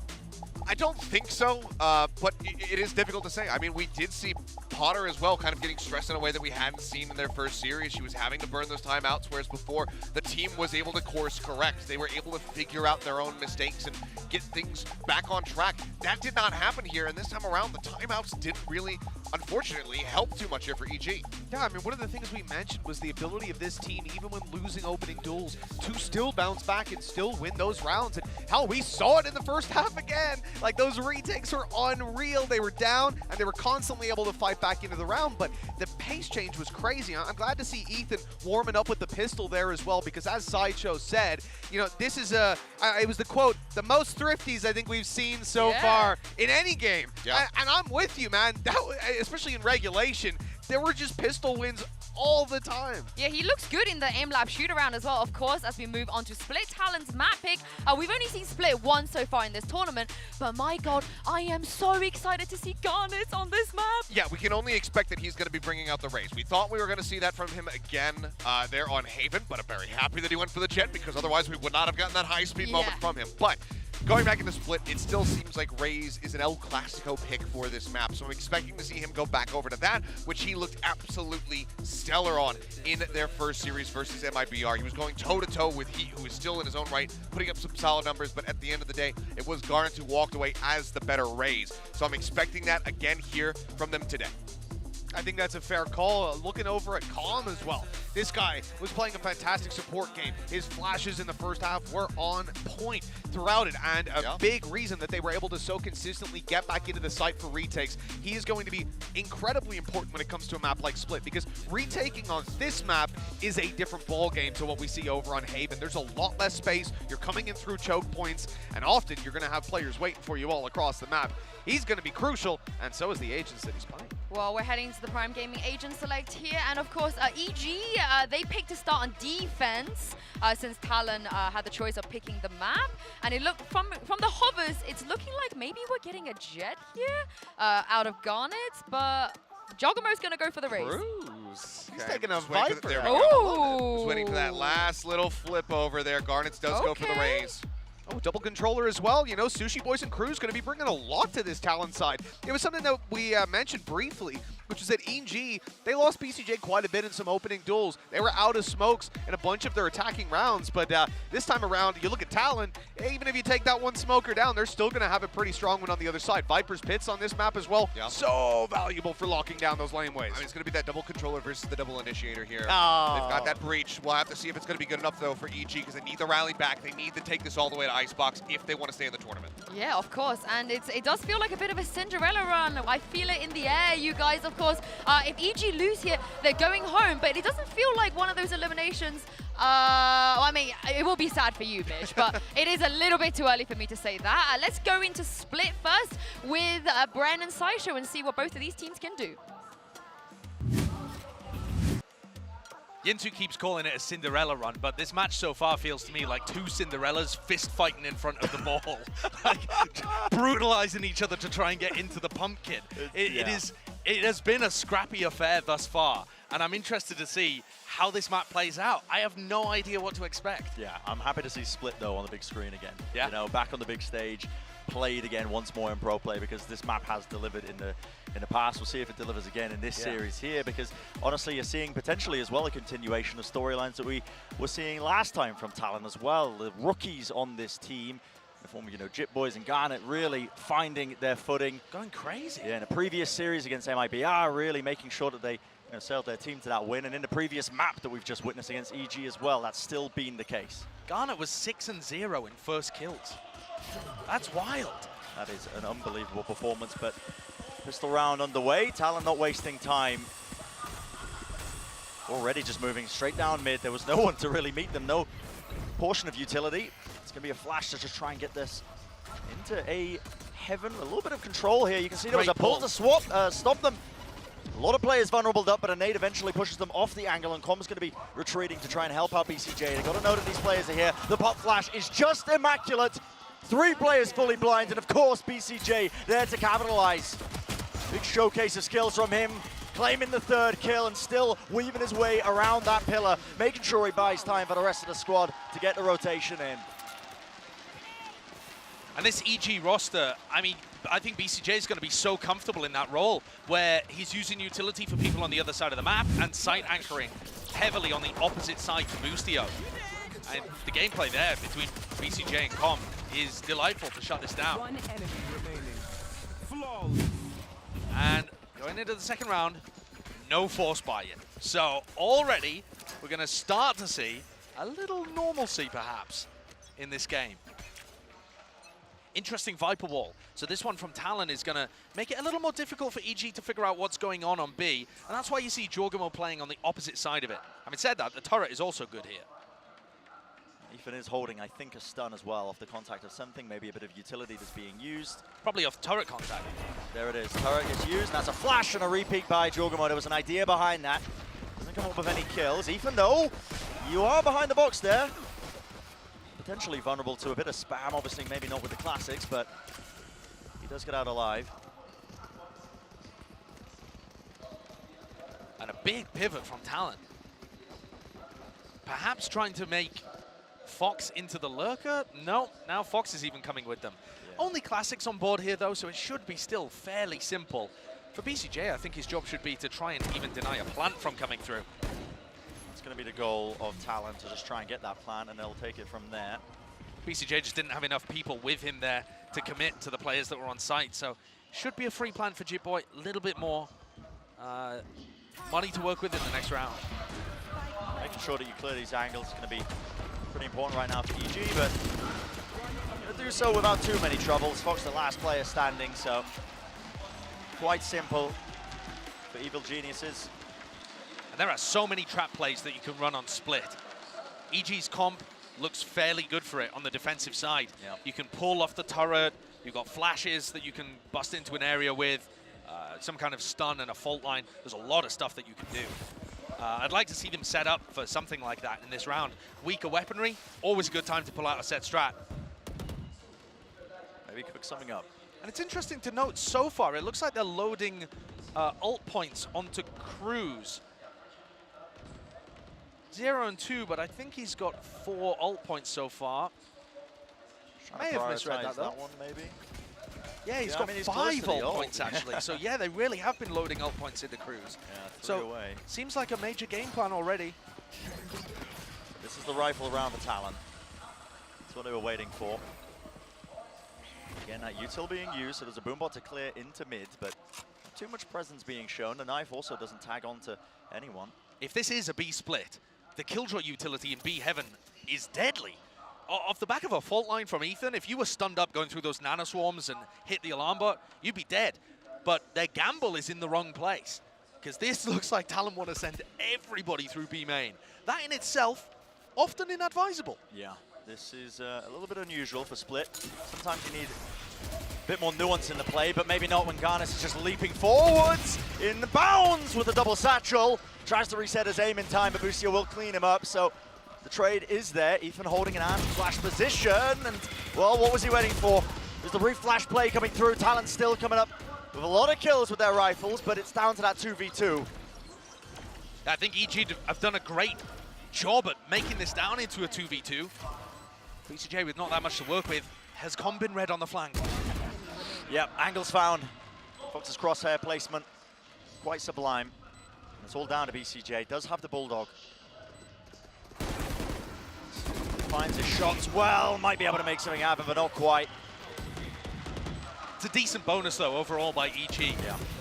Having said that, Talon just managing to make a 5-hit work through B main is surprising. But look how much space Garnet gets for his team. I mean, you can see it when he just double blast packs through and still finds the entry. It's one of the downsides of running the Killjoy on us, compared to the Cypher, I think, is an alternative as well, is that I mean, sometimes you expect the double satchels to break some of the trips as well, but also those trips really do push you away from being able to make those fast plays through the choke points. It is a scruffy buy from EG here. Yeah. They bought up a little too much on their bonus round. BCJ in particular having to buy all of that utility with only a Stinger now. A fight being taken. Jorgamo luckily has a rifle in his hand, so... Yeah, dodgy timing, though. That was really risky, him just walking up the ropes at that point. A little bit all over the place, but it does feel like right now the Talon game plan on attack side maybe to leave Fox in those advanced positions. The rest of the team now grouping up towards the choke point. Busio, a couple of shots being landed there as he's just trying to make sure that they can't quite get in unscathed, but already that double satchel into the back of the side, and Talon have got the side under their control, be able to get that plant. Interesting that they're not giving the plants to Cruz, right? So they're actually getting the Viper roll and the Null Command up at roughly the same time. Cruz is so far away. I assume he has some lineups because there's a Viper orb on the plant, and he's got his snake bites. Playing for that one, Sushi Boys. Well, okay, Aftershock pushed him out of position, still gets a kill though. The fight taking place around the pillar. Garnet's swapping the weaponry, and now there's that time pressure being applied. A nade close, all Garnet has to do is survive, and he's making it so much more difficult for them. They know that the lineups are being played. To reflank, Com pushes him off the angle so he can't fire the second snake bite. A tap onto the fuse, but he's just fired it off into the air. And will there be enough time? No time. Sticking it, Ethan gets on it, and the molly, well, it misses. The molly missed! It goes wide. Ethan just about gets it. 0.12 on the clock. The most important molly miss. That was Com. That was Com's pressure on the flank, pushing him off the angle. Absolutely. Great play by Com, identifying that that was happening. But my word, literally 1 HP. If that molly lands, that's the round. Just comes down to the finest of margins. But that's going to be such useful information. That's going to be great info for when these A post plants happen later. But oh my word, Garnet did such a good job over there. So where did this one end up going? It was just too far. Way too far. Splattered on the pavement. And that was just him panicked, I think, a little bit as well, because of that pressure that Com understood to fight that post plant. Absolutely. The fact that EG understand, they have that info now that the post plants are being played for those A plants. I think that's going to influence how aggressively they play the retake completely. I agree.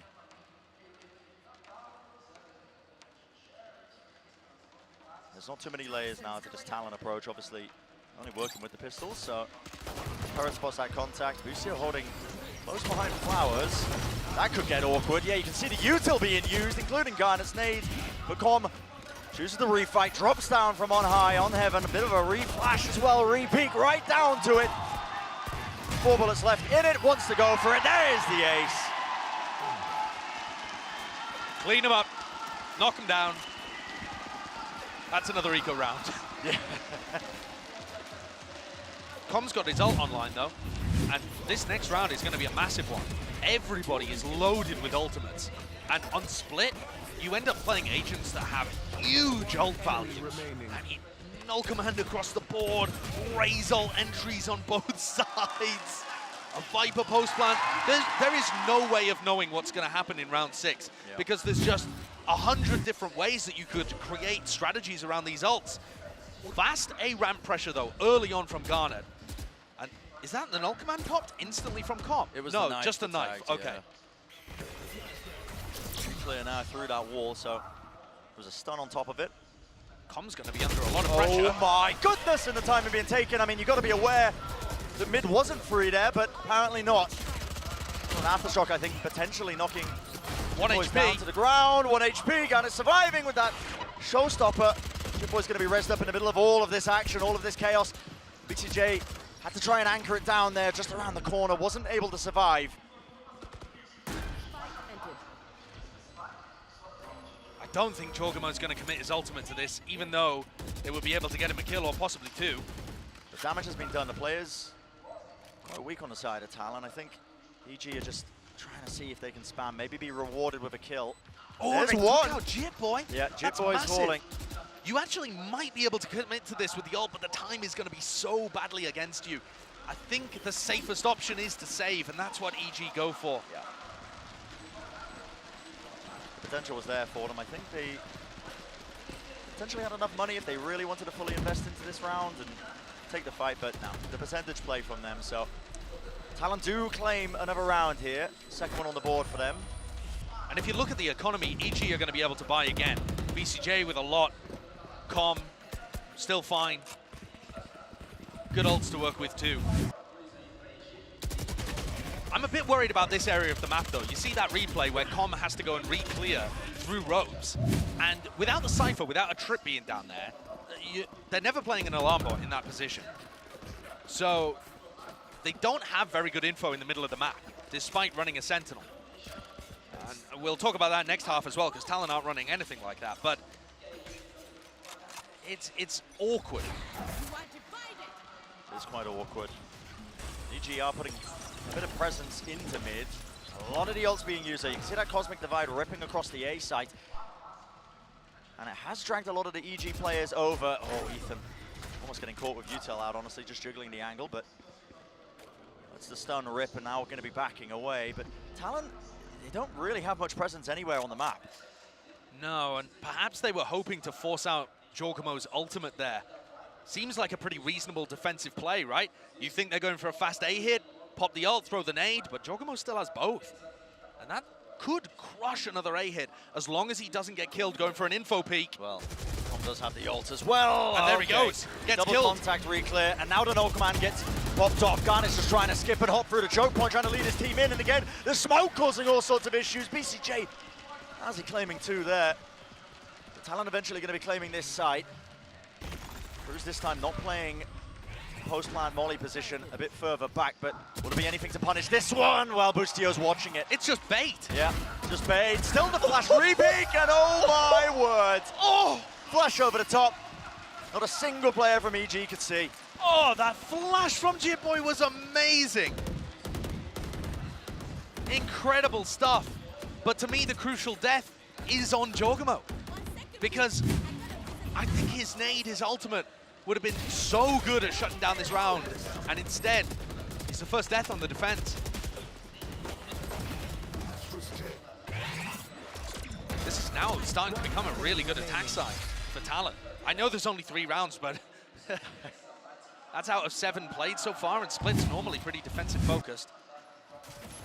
They managed to knock EG down to those weaker guns, in theory, weaker guns. Listen, judge and play on Split, so don't want to speak too soon, but... And I also want to note, Brent, how much emphasis Talon are putting on A ramp control. They're threatening A ramp and A heaven. After the changes, I think that seems like a great way of playing Split. Making sure that they take control of that one. Still holding the space there that they managed to grab early. Bustio was hoping, I think, for a cheeky kill there with a Sheriff. I like how Talon have really slowed down this round, honestly. Not giving too many opportunities for EG to get back into this one with the Stinger bite. And once more, it's going to be another A commitment. Cruz just trying to deny information with the Viper setup, and it's going to work nicely. But the defense is still spread pretty cleanly across the map. Yeah. I feel like Ethan is just guaranteed to get a kill here. Look at this. I mean, it's just a judge up close on Split. I don't think it's going to make a difference, though. Yeah, probably not, but we'll find out anyway. Fragment nade dropped down again to the choke point. Garnet's not being denied that double satchel play. Doesn't know where the player is. Did Garnet not see I don't know. I'm not too sure. Maybe he expected him to be able to retreat back through there. Jorgamo unleashing that showstopper right up into the sky, and time is running so low. 10 seconds. Will they get a plant? Pushed off of it. Aftershock into the corner, nade into the back, and there is time still, but it needs to be right now. Need to get that plant, and it's now too late. It's being denied. Pushed back off of it, EG. A minor investment from them, and yet classified as the thrifty round. I'm amazed that they got that one. I really am. Yeah. I don't think Com should have had a kill playing from that position close up. When Garnet is double blast packing through, surely he sees him. And yet, didn't turn around to deal with it. That's just, yeah, that's good quite usage. insane. I gotta say, good usage of the ultimates though from EG. Very opportunistic, using the Raze ult, using the Breach ult there to capitalize on an opportunity. Great stuff. And this is the first time really that we see Talon putting a heavy emphasis towards B since, I don't know, round 2, round 3? Yeah, from early on essentially. Once again, same game plan.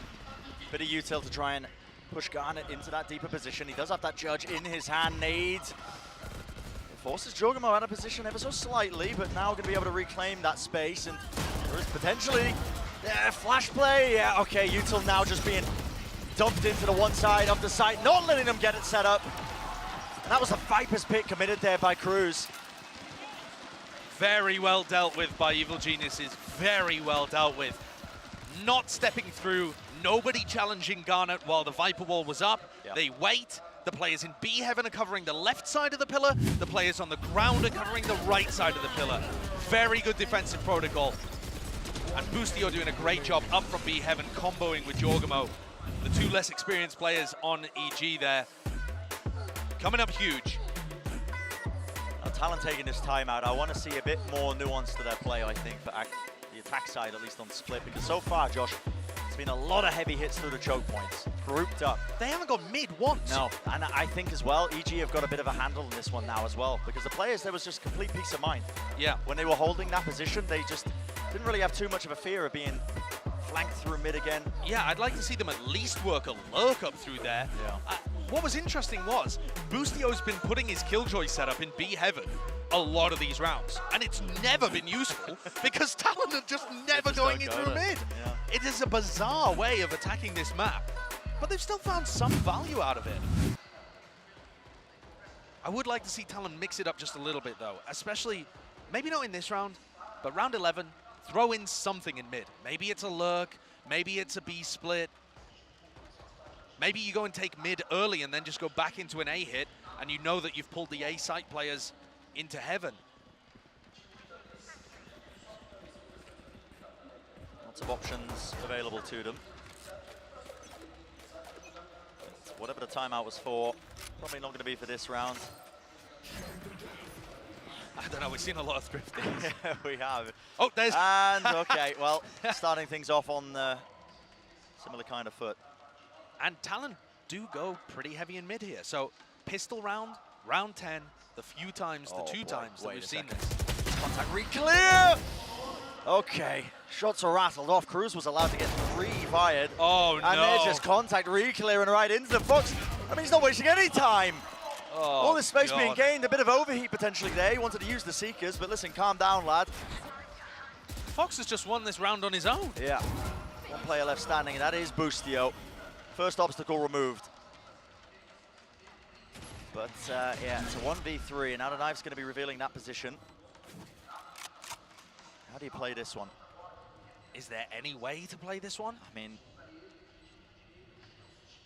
doesn't seem likely, does it? Not really enough time to make usage of that lockdown, and now with that spike ticking down steadily. I mean, Boostio still just loitering around this area, but at this point, it feels like you can only save the only percentage play.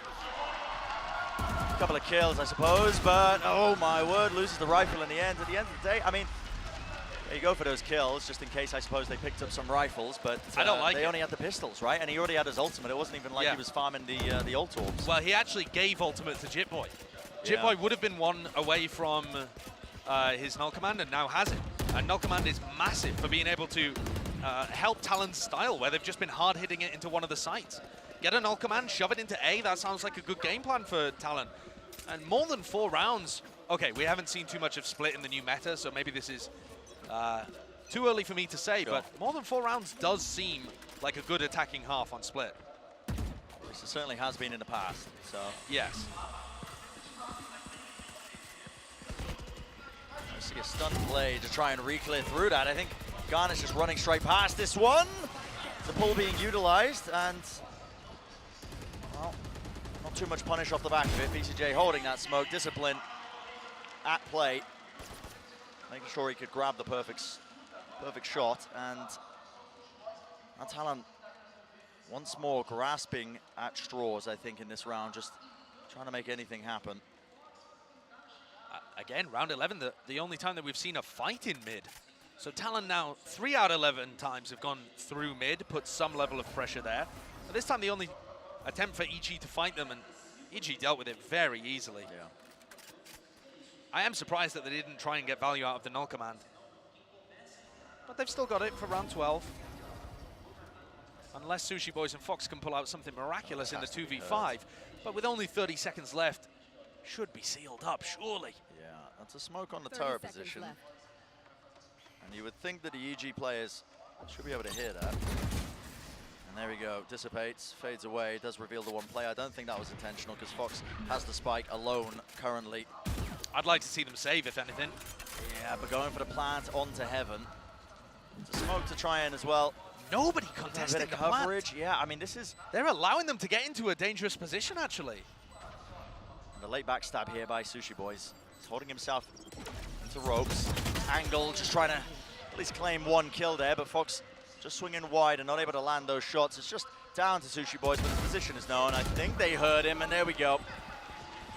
VCJ exiting just out of that astral form in time to be able to trade it. And so EG starting to command a pretty decent lead if they can convert this last round.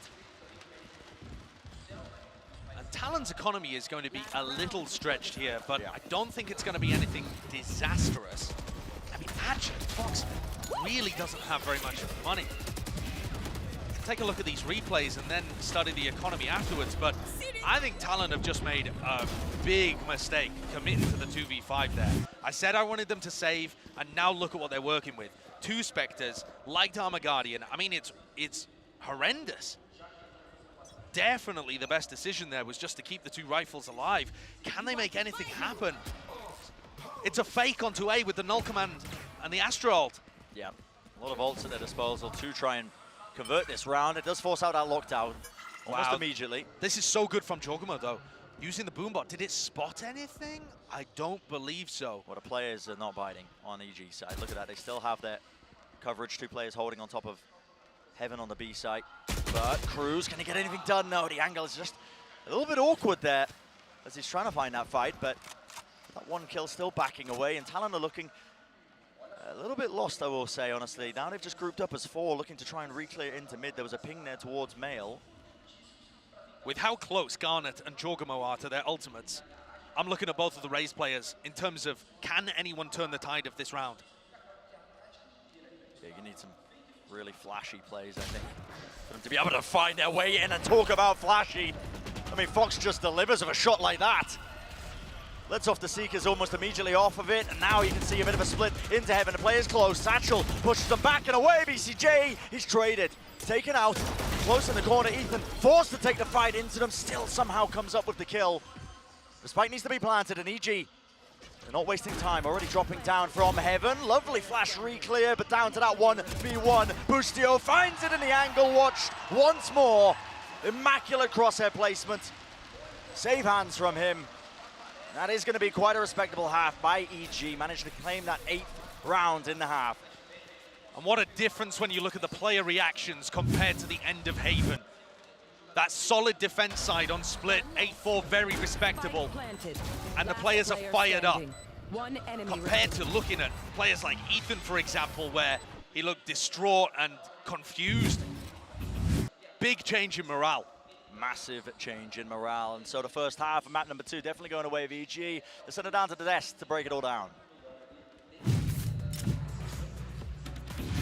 Thank you very much, guys. We saw a lot of cool ideas there from both sides, Mitch. Some of them worked out, but some of them just didn't quite land. Yeah, no, I think it's fair to say there was some disruption coming through on the other side. Yeah, EG again showing us that they're good at fighting their way back into control that they've conceded. But I have to say, all in all, it's a deceptively good half. Like, the fact is, yeah, it's hard to tell. Like, we saw Loud play, and they got 8 rounds on the attack side. They won the pistol, though, so it's kind of difficult to then gauge where we're at right now. I will say, having lost the pistol, still coming out with 4, I'm willing to say the attack side, I still expect to be a little slower. That was a really nice play. We're just seeing here from Sushi Boys, though, actually tanking the utility and then coming out when the aftershock's gone. Yeah, really good little surprise play. And, you know, a lot of surprises attempted here for the side of Talon. You had this really deep setup from Cruz, trying to get this post plant across. You can see it's delaying Ethan. He gets in onto the spike, has to wait as the poison orb comes up. But then, unfortunately, Cruz, he just ends up getting pincered at the very end. It was really great pressure being applied by Calm, making sure that he could not get that next lineup to come back across. And then Ethan narrowly manages to get that defuse with, what, 0.112, you know, 1 to 2 seconds remaining. Exactly. Something like that. So it was really well done. But the thing that I'm looking forward to now here for the side of Talon, if in fact these 4 rounds are enough on the defending side, is going to be this double controller setup that they have for themselves. We saw Loud playing this just yesterday. Now they have for themselves, they look incredible on the defending side of Haven. Can they replicate that here on Split? Well, Talon, they managed to come back from a 9-3. EG, they have to hold on here. Sideshow or Brent, or they're going home. The pressure is certainly on for EG, isn't it, to try and convert this map, and they've got themselves up to quite the tremendous lead at that 8-4 half. I'll say quite a good job, honestly, as well, with the mental rebound after losing that previous map in a fashion that they did, letting that comeback happen in the first place when the map was largely in their hands. Completely agree. I think for EG's composition, they're going to find it difficult to threaten a ramp unless they take it early in the round. They don't have a Cypher. They can do stuff like pullback smokes, but no Cypher, no Viper over here.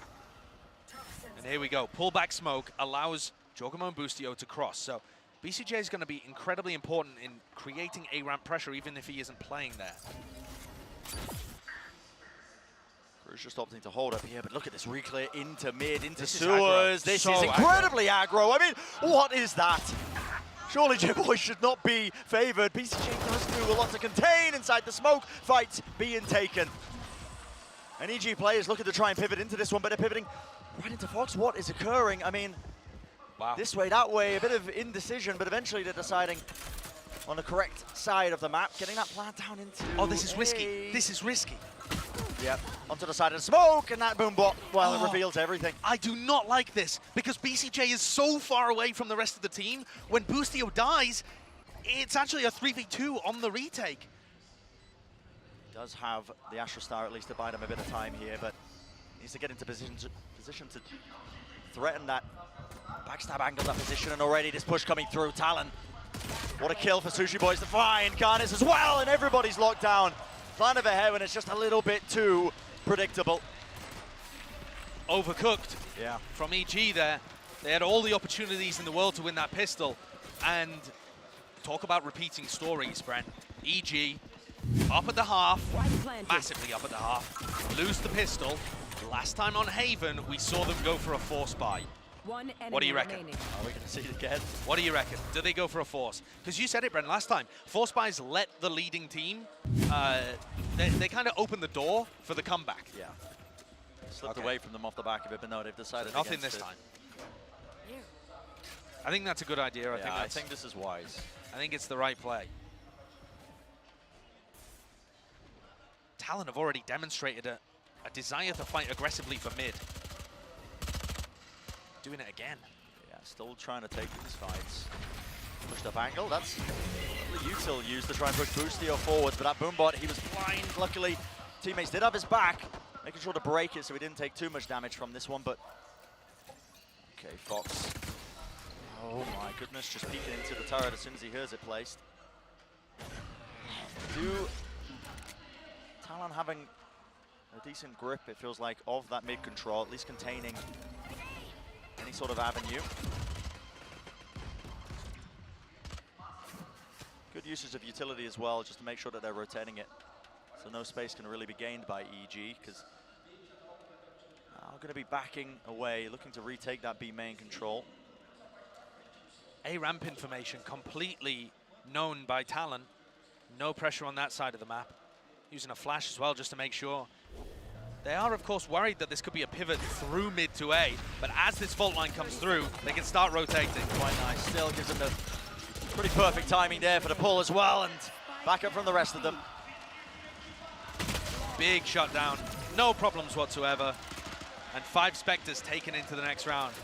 Prime game in Flawless. Yeah, quite a large round for Sushi Boys as well, managing to get one away from his ult now, off the back of all those eco kills. And the ult is pretty good for the retake. Yeah. I think that's mostly where you're going to see it used. Especially on B. I'm curious if we're going to see anything cooked up from Talon on their bonus round, though, because... Double blast pack from Heaven? Is that what I'm looking at here? Yeah, it looks like they're setting up for it, right? Flash as well. Yeah, they are cooking something. And guess what? EG have players within the vicinity. Here we go. Flash back laid down, flash as well. Double flash play all the way into them, and Com, he was ready for it. He was playing anti-flash, tucked into the corner, and he managed to strike back. I respect it. Even though it didn't work, I respect it. I love seeing a little set play like that cooked up. Good awareness from EG that Talon could be getting very aggressive in that area.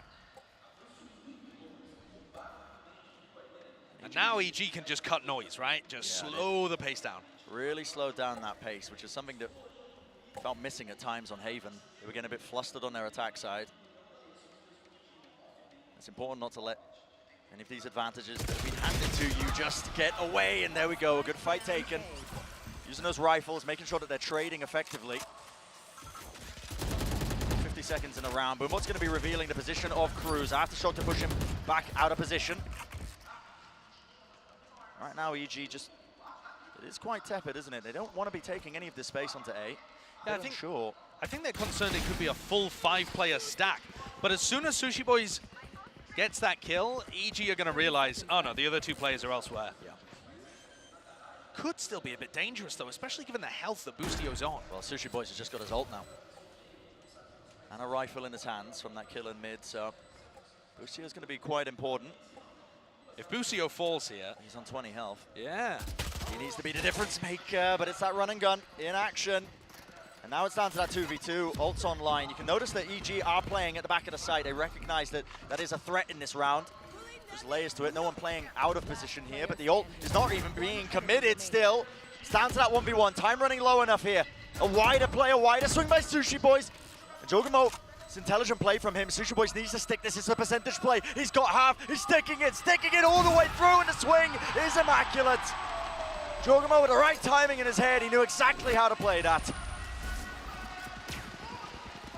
Great stuff from Jogamo there. Perfect internal timing, but also had a bit of a pop-off because he won the round and lost his rifle as a result of it. So I don't think it's actually going to make too much difference, except that he's on light armor coming into the next round. Yeah, I don't know if he'd even be able to save that anyway. I think he could have done. Yeah, I mean, he paused for a long time there. I don't know. Maybe nitpicking a little bit. He did well. He did well in that round, Jogamo. Still, it's a good point, I think. It was quite a scrappy round against the bonus of Talon. So, money-wise, half armor for EG.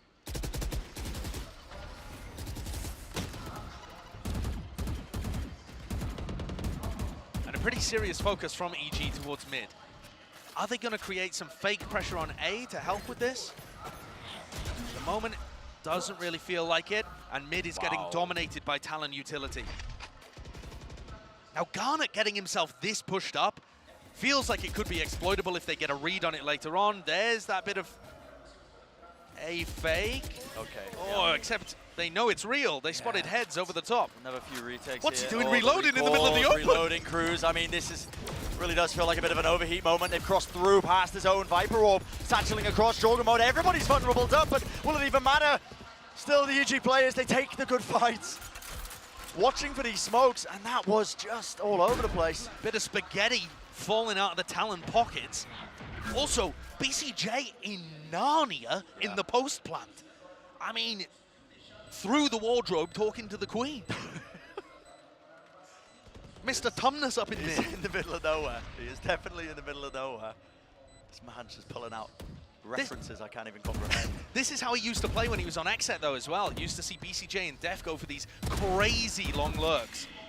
EG players though just need to play their lives, play it for time if they can. And but it's not planted. It's not planted for BCJ. And it's not planned for it. Oh, and the pull. Oh, it's at the top.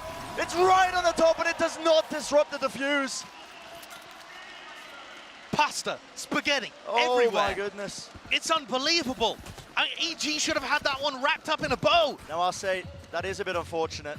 The Asher Stars can get sucked up onto the high ground positions when you try and place them like that, but even still, Josh, I don't think it takes away from what you were saying earlier with the post plan. But if he's playing that kind of area in mid to go for the reflank, he has to be playing Heaven post plan. The lurk is going to come in Heaven. Yeah. If you don't plant for Heaven, it doesn't make sense to have him in that kind of position. And also, it's not even the focus on BCJ necessarily. The players in the post plant are dropping the ball there. The Talon guys are playing so much more clutch. And the answer from EG immediately into this one with the pistols. They just want to go fast, right through the choke point. Taking some even fights. Can they claim any of these weapons? Yeah, they got a rifle online and the judge, but how do they convert it past this point? Through into Heaven. Fox is given a precise angle, and Chip Boys does watch for it. Big play by Fox. And Talon really do feel like they've got that clutch factor right now. Yeah. As much as I'm not too happy with the way that EG played the post plan, you can't deny that Talon, their players are fearless, are swinging in, and they just believe they can win every round. It's very, very impressive. Oh, Sushi Boys has been watching the Nuvera VODs. We're seeing the Open Astra. No, you can't be bringing that up. I mean, Nuvera was incredible with it. He was, yeah. I don't mean any disrespect on Nuvera. Meta-defining and ranked, I hear. Yeah, no, really great. No, but we see the EG timeout now, so. I think they're at risk of letting this map slip away from them. Again, you can't let it happen, can you? 2 in a row. To go out in this fashion would be brutal. And expected of a team that doesn't have too much experience. 3 players new to the big stage. But I think when you look at the other side, and there are almost an equal amount of rookie players, that doesn't become as valid of an excuse. No, I can't help but be impressed with how Talon are playing as well. Listen, with the criticisms we've had towards EG, I don't want to take anything away from Talon, the way they've been playing and the confidence that they've had as well. It's just so fearless. I just keep thinking back to that word. And Garnet's been very impressive. He struggled to get value out of the entry position on their attack side. He was going in, and he was still fearless. He was creating space. But he wasn't quite finding the kills, whereas now on the defense side, especially on the retakes, he seems to be having much more success. And Talon are benefiting massively from that space that he's making. Garnet really is a rookie player, by the way, and somebody that they weren't even intending to play with at this event. That's the most amazing aspect about it, isn't it? If Parifan hadn't had to have his wrist surgery, I don't know whether we'd be even seeing Garnet. And what a loss that would have been. This guy has been beastly. And our focus here on this round, and it's an important one for EG. Money invested into this one. They have the rifles, they've got the ultimates. It should be their round to take. They just need to formulate a plan around it. They've struggled for mid control in all of these rounds. And look, 4 players from Talon grouped around mid. And nobody from EG pressuring the extremities when this happens, right? There's no reaction from EG. Oh, they're fighting mid. Let me go and take a ramp. Well, Boostio can't really without BCJ's smokes. And BCJ's not taking space in B main when they fight mid. So it's all one-dimensional on the attack for EG. Managed to cross all the way up into heaven, and they're just taking straight-up fights. Cruz moves forward, showstopper denied, and the fight's been taken. Positioning just swapped and switched around. How can they know where Cruz is? Oh my they don't. goodness. Boostio caught completely unaware. Yeah, just literally trying to, again, take up that space, soak up that avenue to be able to play from. BCJ again is miles away from the play. Absolutely Com miles is away. so alone. Showstopper play, spotted him at his ankles as he tried to just play around and weave around that smoke, but maybe BCJ could be the difference maker. An angle, a swap, and a weapon, a stun and a pull though has completely bogged him down, and the nade will finish the job. EG, that was all things considered a must-win round for them. They invested everything in terms of their money. A lot of ultimates used on top of it. Only that lockdown and rolling thunder to use. Still 2 big tools, but they're going to be kicking themselves. I'm so impressed with how Cruz and Sushi Boys played that round. Cruz obviously with the first 2 big kills, but look at how quickly Sushi Boys on the fly here decides to place down a suck. Just great utility to neutralize the threat from BCJ. Sushi Boys doesn't play smokes, and at the moment he's getting more value from the BCJ and they're equivalent in the scoreboard, but I really feel like Sushi Boys is right there. There's a ton of value. Viper's pit in mid. That's an instantaneous punish. EG, what a way to try and to make a commanding presence into mid, but okay. Wading into the line of sight angle. Chippo's obviously favored when he's got those rifles, but hey, it is split at the end of the day. These are short gun range fights that we're taking, and when the stingers are in play, anything could happen. The rookie players are going huge for talent, but look at this. Veteran Fox decides to reactively push A main off the mid play. And he's containing. Oh, Boostio. No way. He doesn't watch it, and that's that discipline. Awesome stuff. So back to calm, back. man. So calm and collected. Back-to-back rounds where Talon have star players step up, and they've just crushed the EG economy. Oh no, EG are still going to be able to buy this round, actually. I'm amazed. I thought that they'd forced the previous one. No, it's just a half buy. With just the a half buy, yeah. Okay, so EG still have a chance at drawing this one level. Yeah, getting a bit more loose a bit on the stage. But Talon have steadily taken this lead now, and you're seeing echoes of what happened on the previous map. Get into that second half, Talon. They performed that comeback. Now, looking like they might just do it again. I feel like I've said this a lot recently, but it is a must-win round now for EG. Committing that lockdown does give them a couple of pockets to play in if you are Talon, but Cruz realizes there's not really too much space. Wow, that's a lot of util. That's a lot of damage. Yeah, just trying to get out of there. Deals a lot of damage to him, but how does VCT get caught here? In B main of all places. He's just way out of the way. EG going to be able to get this plant down. Another fight being taken. And okay, Rolling Thunder to push them back. Ethan just using that ultimate, offloading it, trying to reclaim that space towards main. A little bit all over the place, isn't it? Double satchel play and a flash to accompany. That is just amazing.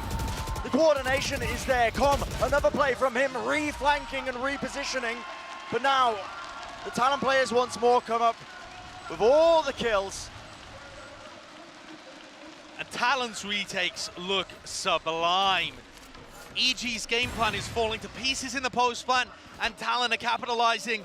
They can smell blood in the water. Only 2 rounds away from continuing to play against DRX and making this little portion of the bracket Pacific dominated. Massive turn of events. Oh, Garnet is so fearless in terms of how he takes these fights.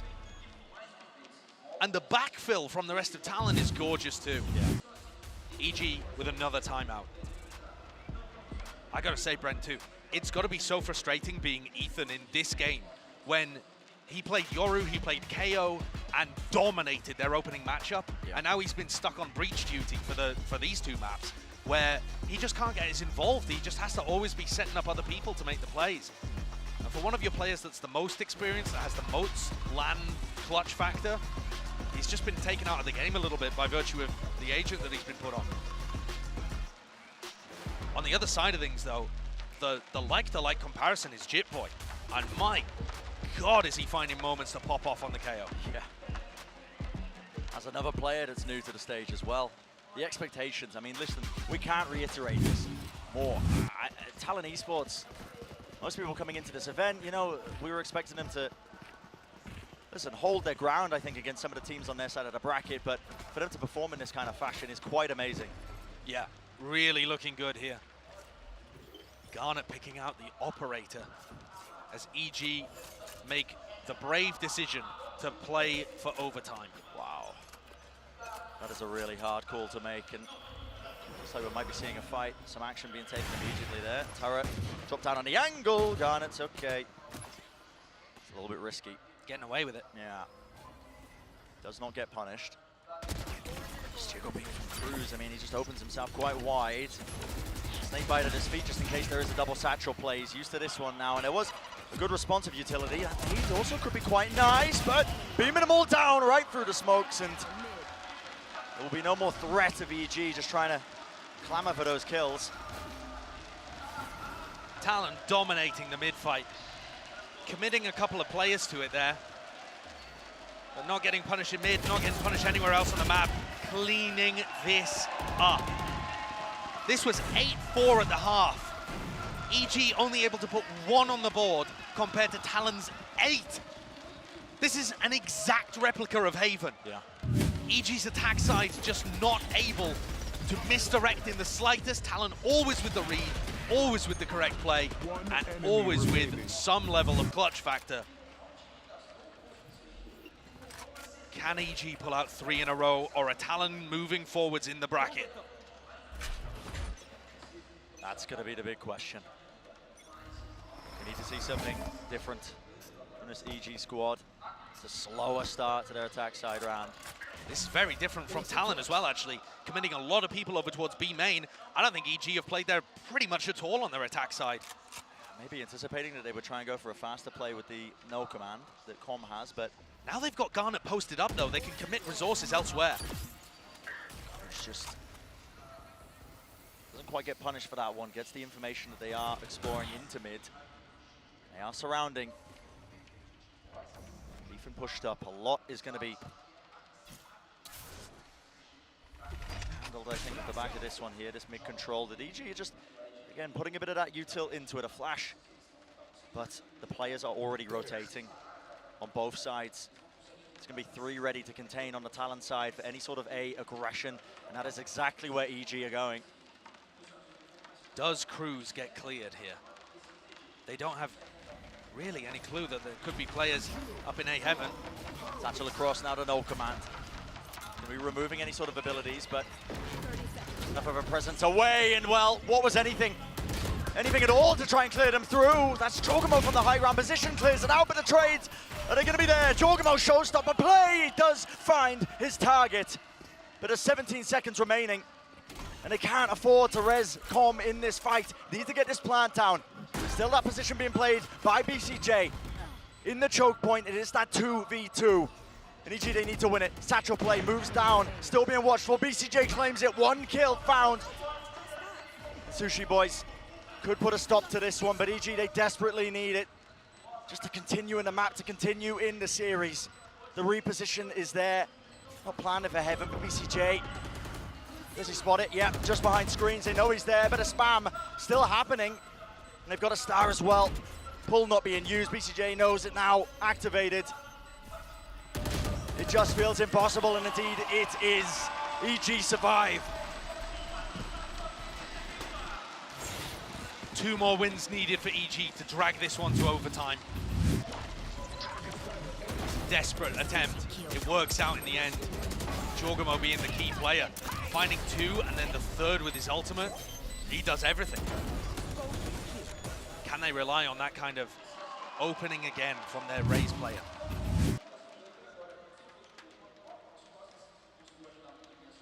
Sushi Boys now with the operator.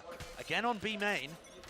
So it seems like they don't want to commit too many bodies to B. It's not somewhere that EG have really been playing, so they think it's fine. Okay, 1 player, just with the op. That's all we need to do. I think that's fair as well. The way this has been played by EG, BCJ's just been trying to lurk through into B. If you hold that with an operator angle, it's not going to be util to push you off the angle. No. So I think this is quite smart by Talon. Every time EG have fought for mid, they have failed. Will it be any different this time around? Knives exchanged on either side in mid, pushing them back. And the pressure, goodness me, must be mounting right now for EG, because you're just focusing on that next round, just trying to basically claw your way to that OT, but Ethan has flash. It's not too much to really work with here. There's a Cosmic Divide being used. Gun is playing up close here. I mean, that's just so unexpected, and he satchels and evacuates. He's well out of there. Well out of there. It's amazing, and they didn't hear the nade being dropped either, so look at the damage it did to common BCJ. Fully softened up. Meanwhile, Foxy's got himself into a good position over at A ramp. Oh boy. Reading that something could be happening. Noise bait as if it's going A, but actually the spike's still going B. So just trying to draw those rotations. That's the name of the game right now for EG. Flash over the top though, and Sushi Boy still watching from Heaven. Flick of the wrist, and he finds 1 more target, and still there's just no time. EG denied it, another comeback completed. Talon will move forwards.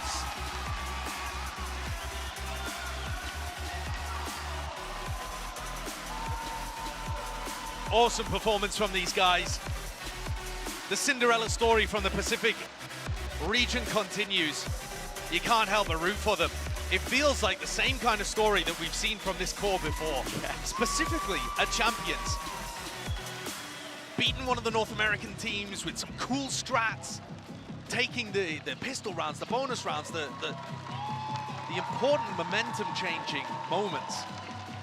And it was a good run from Evil Geniuses. I think they were another team that got underrated in this bracket, and they did a great job making it through Heretics, giving themselves chances to win here, but the experience just wasn't there. Yeah, I think it was that experience missing, just the reps being able to play. You got to think as well, Talon, they've got that core roster that is intact that they've been playing with for quite some time, these guys, but on the other side of things, EG, they are a fresh roster in terms of how they've been put together.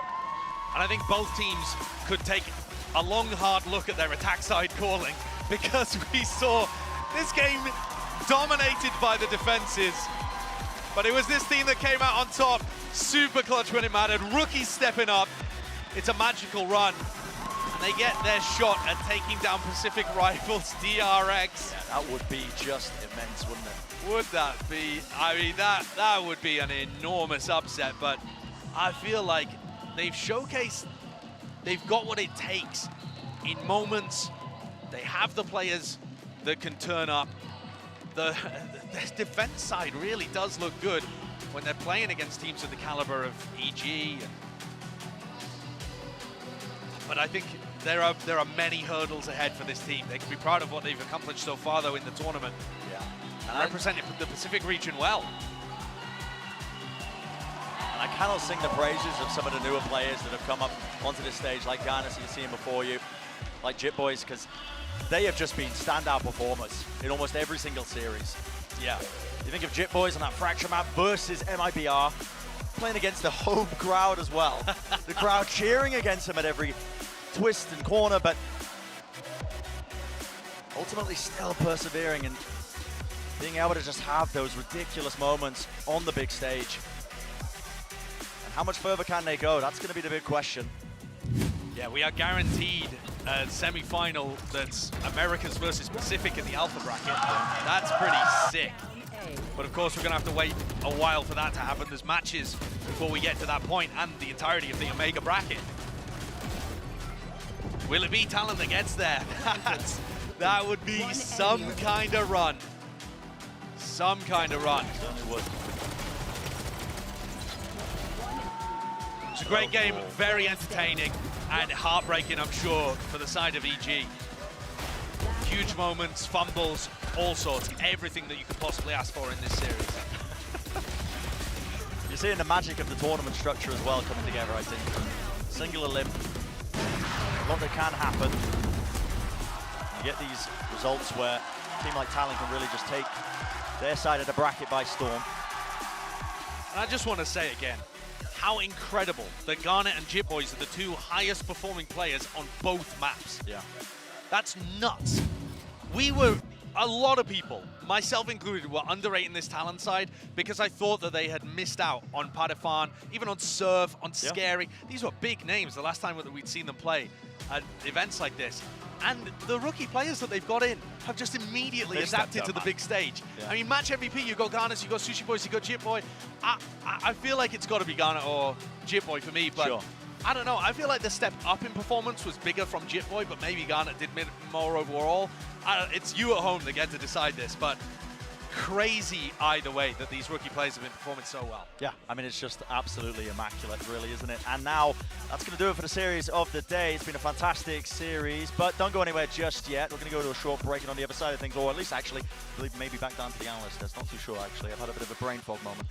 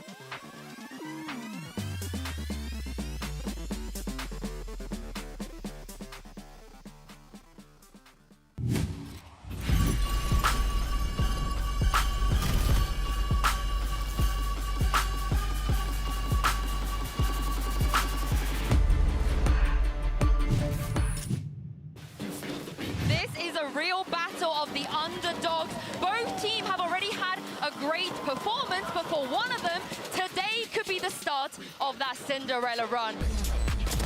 Contact play as well, the paranoia clears that one corner, close for them, and Busio covers again. Cruz returns to fire, but he is the sole player left alive now for Talon. And Jogamo, good God, man, that is crispy. No slowing down, is there? Feels like round after round, and that was VCT TPing into spawn.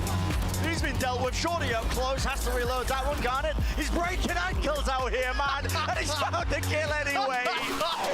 What are we witnessing? And this is just looking all over the place. Util being used, one after the other. For Talon Esports, 13-11 will be the scoreline for map number 1. Beautiful comeback from the Pacific team. That could get awkward. Yeah, you can see the util being used, including Garnet's nade. The corner chooses the refight, drops down from on high, on heaven. A bit of a reflash as well, repeat right down to it.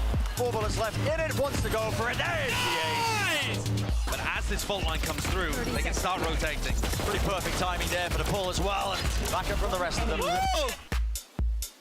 Gee, what a way to try and make a commanding presence into mid, but okay, no way. He doesn't watch it, and that's that discipline.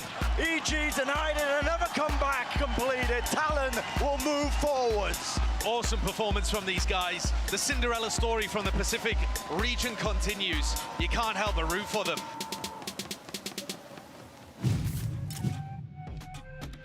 And that was the Prime Gaming post-match highlights, and probably my favorite ever Prime Gaming post-match highlights, because Achilles, I could watch that game over and over again. That is one for the history books, I think. I mean, it's already just an incredible series, the way that everything played out. And then when you think about the two teams that were doing battle here, the expectations or lack thereof that were set on Talon ahead of this event, for them to be able to be going this far into the tournament, it's absolutely incredible. The Cinderella story continues. Yeah, and the fact that they managed to start out both maps. I mean, let's not forget, one of the first rounds that we got to see out of these guys, we had Cruz come in on the Omen, miss a smoke, there was a gap, and they got absolutely annihilated. It looked messy, it looked terrible, and the entire first half carried on the same way. Talon, after 30 minutes being on that stage, I was content that they'd be at the airport tonight. But the reality is, they bounced back from 9-3 down, from 8-4 down. The mental strength this team has must just be off the charts. It's absolutely incredible. And not only that, but also in rounds where they just happen to lose somebody early.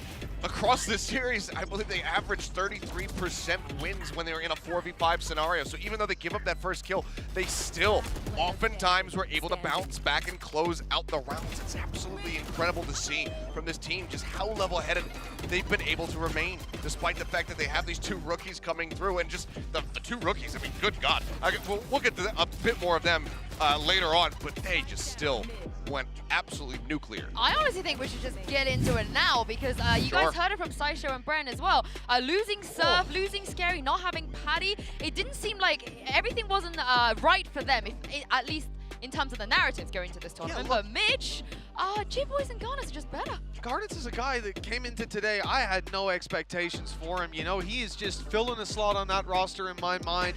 Coming onto an international stage, he has a bit of experience with the likes of X10, so it's not like it's his first time playing at any sort of high level, but the reality is being down on that stage is not easy. And I expected him to struggle up against a team that of EG who have looked good so far this tournament. Not only did he manage to come back from those incredible, you know, downsides, the first halves that they had, not only did he go 6-0 in opening duels in the first map and really set the tone, but he managed to just keep that performance going all the way throughout. Even in that last map, he had some incredible plays. It's so much fun to watch them play. It's just a complete inversion of what we saw from them versus MIBR, where it was the three veterans on the team who, at the end of the day, yes, they get the 2-0 win, but it was those three who were stacked up and looking stronger with the rookies at the bottom. This time, it's the two rookies holding their heads high above. Well, now this boy here, I had a lot to say about him when we started out today. I was expecting to see the Odin. Obviously, the map pool didn't quite allow that, but that didn't mean that we didn't see some good performances. He walked out with a ton of assists walking out of that game. His flashes were on point. We saw some incredible plays, but at the end of the day, it was not enough to push EG across the line. You know, we saw strong performers. Ethan, definitely up there, but at the end of the day, we're going to have to wait a while before we see them again. I do think EG are a team that will benefit massively, though, from the prep time they're going to get before we kick off the main season. This is the thing, though. It wasn't just about... EG didn't play badly. They came out into the tournament. People kind of dismissed them before they even saw them play. But I think Achilles, they've definitely answered a lot of the questions. I don't think there's going to be nearly as many doubters going into the Americas split. And that's what I wanted to kind of touch on here, is I hope that that is not the case. Because at the end of the day, you could be upset that EG got eliminated, but you shouldn't be making any overarching conclusions based on anything, realistically, from this event. It's a single elimination event. There's 32 teams. There's so many people to try to prep for, to you know, be concerned about this team for the future. There's so much time to still get ready for that league. Don't go jumping to conclusions and being like, oh, well, we should have had this player. It should have been this. No. Calm the hell down. There's plenty of time. You can see that the pieces are there. Just give them more time to put it together. I'm completely with you. I'm still on the EG train. I am still on the EG train. Now, before the break, we asked you guys to vote for player of the match. The results are in. Honestly, this one was a close one for me. I didn't even know who to vote for, but Garnet takes it. Honestly, I again, my wrists, my ankles, everyone, my body, Mitch, just hurts from watching this guy. Yeah, no, especially that play he made inside a garage with the jet dash right past Ethan. I mean, he got him frustrated, and even seeing at the end of that map, Ethan throwing his headset off, there was a lot of frustration built up on that EG side, and you cannot imagine a worse reality than being 9-3, 8-4 up. You feel like the series is in your hand, and in the end of the day, they're not going to be facing DRX over on EG. They're going to be facing a short enough flight home at least. I do got to give another shout out though to Sushi Boys, because this was the 5th time that he's ever played controller. He's only played Viper twice prior to this, Astra twice prior to this. He brings it out again. And while, yeah, there was a couple little hesitations there, here and there, it was still a really strong performance from him. Always a shout out for the boys. And speaking of one of the boys, Jib Boys, he is standing by with Tom Biz right now for the Verizon post-match interview. Thank you very much, Sue. Of course, I am joined here by Jitboy and Kriti, who's going to be doing the translation for us. Of course, first of all, congratulations on the victory. Very well done in the game. ก็อย่างก่อนแรกเลยนะครับขอแสดงความยินดีด้วยนะครับที่ชนะในแมตช์นี้ได้เนี่ยว่ากู๊ดเกมมากครับ Thank you. Well, first of all, you're one of the youngest players we have at this tournament. 2 wins under your belt now. I just want to know, how are you enjoying Brazil? ก็ในฐานะที่เป็นผู้เล่นที่อายุน้อยที่สุดเนี่ยรู้สึกยังไงบ้างกับการใช้กับในบราซิลครับก็ยุ่งยากนิดนึงครับเพราะต้องปรับตัวใหม่ด้วยเพราะเวลาจากไทยกับบราซิลมันก็ต่างกันมากพอสมควร So when we first arrived here, it's quite difficult for us because it's like our time zone is completely different. It's, in Brazil, it's like around 10 hours earlier than our zone. Yeah. So, but after that, everything is getting better. So one of the first questions I had for you directly is the fact that coming into this team, you've shifted your agent pool quite a bit, almost sort of moved over to that breach. I want to know, was that your decision or did the team sort of move you in that direction? Because you've looked great on it.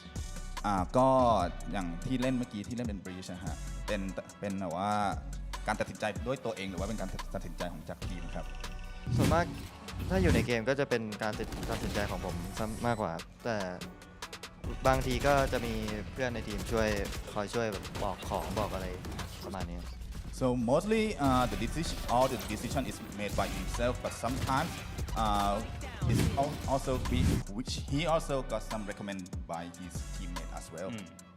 So also you've joined the sort of big Thai team that's coming through in the VCT. You're representing your country. I want to know what it's like the support from home and sort of how you're feeling playing with that Thai org.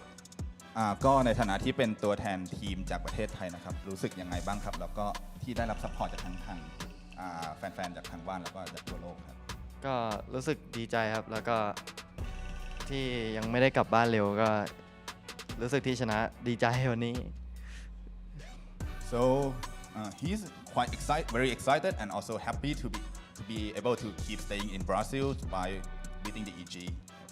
Well, of course, congratulations once again. It's been another upset, or so-called upset, coming through for the guys at Talon. Back over to you, Sue. How'd you find that one?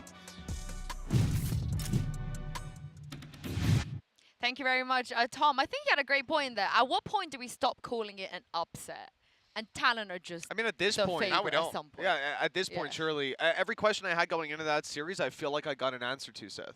I will say, I think that them going up against DRX, that would still be an upset. If they're able to take them Oh, down. Agreed. Yeah, Agreed. yeah, yeah, DRX being the kings of Asia this whole time, if they get to be, if they manage to take them down, that is absolutely an upset. We can expect that in the past, these guys have definitely scrimmed against each other, but not in the recent weeks, because as soon as the bracket would have come out, they would have seen that they're on the same side. They would have completely avoided each other. I know that for a fact. So they haven't gotten to scrim against each other for a while, but they have in the past, so there still should be some familiarity there for both of these teams. But I do think at the end of the day, like if you're coming into an NA or an EMEA team, the day is now gone to say that automatically Talon are upsetting if they're winning. Before this tournament, I would say against those regions, it would be a massive feat for them. But at this stage, they have got to be at least the best looking Pi team that we've seen. And let's see how this tournament goes. They might be the most successful one in FPS history. Well, speaking of those regions, we had to say send 2 NA teams home. They now know how I feel, you guys. But we do have a HyperX reflex moment of the day from one of the Cloud9 players earlier. In case you forgot about that game, Leaf here, he had a great tournament. I don't think he should be upset about any of his performances. Certainly not. I mean, obviously, you could draw some conclusions there when it comes down to that icebox, just given how one-sided it was. But Leaf, he was just consistently messing me up. I was watching this match in the green room, and every single time he was alive, Seven was alive, I was concerned. Yeah. He had a wonderful performance, and I think for him to be able to come out and do as well as he did and you know, really top the charts time and time again when he's on a team with Ye, is just amazing to see, because the glow up from him, from Zeppa, from the rest of that Cloud9 core has just been looking fantastic, and I'm really looking forward to seeing them take on the rest of the team in the Americas region. You know, one thing that I saw that I really enjoyed was a tweet from Tanny where he said the chamber nerfs have hit some players a little bit too hard. And, well, when it comes to Ye, I think it's fair to say, you know, that the performance certainly not what it used to be in capturing that magic, but that's where he's found himself a fantastic team, because we know that you can't just be like the top of the scoreboard consistently for years and years and years to come. That's not how this game is going to work. As the meta evolves, you need more depth, and, well, we can see Ye step more into those roles. Again, a team that has a lot of work to do before going back regionally, but still a promising squad for the future. Well, we're going to be seeing a lot of depth, I feel like, from the teams that are still in the tournament. The bracket is looking different day by day. That circle is shrinking. You've got the Pacifics on one side and Americas on the other as well, which means NRG versus Loud, DRX versus Talon, they're going to have to knock each other out. And you know what? These shades of blue and orange are complementary colors, so it makes sense that we would have them just be nicely dispersed across this. But it is unfortunate that we will have to see an APAC team knock out an APAC team, an America's team knock out an America's team. But it does mean that we have gotten down to the 4 best teams in the alpha bracket, and that these last 2 series are going to be absolutely insane to watch. Yeah, and I think realistically, no matter what that final ends up being, it is going to be an incredible battle. Maybe one more Pacific does end up making it out of this. I think, you know, between those 2 teams, I would love to see the BO5 almost break it down. Sure. We might be able to see that. But for now, we're gonna close the show out. Thank you very much for joining me, Seth and Mitch. We're gonna be back for more Valorant tomorrow, starting with NRG versus Loud. We'll see you then. It's a battle of incredible consistency versus dynamic, fresh ideas. DRX squaring off against Cloud9. An epic confrontation. The crowd is hot. This is insane. The atmosphere in this room is utterly electric, and we are about to witness a war between 2 outstanding teams. And there's the trade. So now we look at what's remaining. The 3 players make it just to Buzz and RB, getting demolished by Zeppa. Let's go, Incredible work from Zelsis. Oh, and Zeppa as well. It's a blender. And DRX is just left strewn across the floor. The Cloud9 wall will not be moved. It's just... much better crossfires being held, but there's still life in them yet. RB's options starting to dwindle now with the second start to pass, and there it is. Cloud9 looking a cut above the rest. Again, uncharacteristic from the side of DRX, looking flustered. Vamos, DRX! He's invested, Paranoia sent out already. Buzz and Stax both finding kill. Stax gonna double down. Much better from DRX now. Yeah, he's reading this perfectly. He knows they're tucked in. What? Oh, Buzz! Unbelievable. I'm glad we got to see this from DRX. It would have been a terrible shame to see them whimpering out after map 1. But now we look again on what's on the horizon, and it will be Icebox. Plants come through here as well. They're trying to get into it. Not going to happen. Yeah, Plants in. This is lovely from DRX. Clean work. RB. No stress. Beautiful. Oh, and it is Stacks! Incredible work! And DRX are immovable at this point. The Cloud9 Colossus has crumbled as DRX demolish them. Cloud9 are going home. This is a real battle of the underdogs. Both teams have already had a great performance, but for one of them, today could be the start of that Cinderella run. Contact play as well, the paranoia clears that one corner, close for them, and Busio covers again. Cruz returns to fire, but he is the sole player left alive now for Talon. And Jorgamo, good God, man, that is crispy. No slowing down, is there? It was like round after round, and that was BCJ TPing into spawn. He's been dealt with, Shorty up close, has to reload that one, Garnet. He's breaking ankles out here, man, and he's found the kill anyway. What are we witnessing? This is just looking all over the place. Util being used one after the other. For Talon Esports, 13-11 will be the scoreline for map number 1. Beautiful comeback from the Pacific team. That could get awkward. Yeah, you can see the util being used, including Garnet's nade. Using the refight, drops down from on high, on heaven. Bit of a reflash as well, repeat right down to it. 4 bullets left in it, wants to go for it. There it is.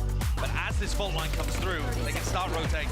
Pretty perfect timing there for the pull as well, and back up from the rest of them. Woo!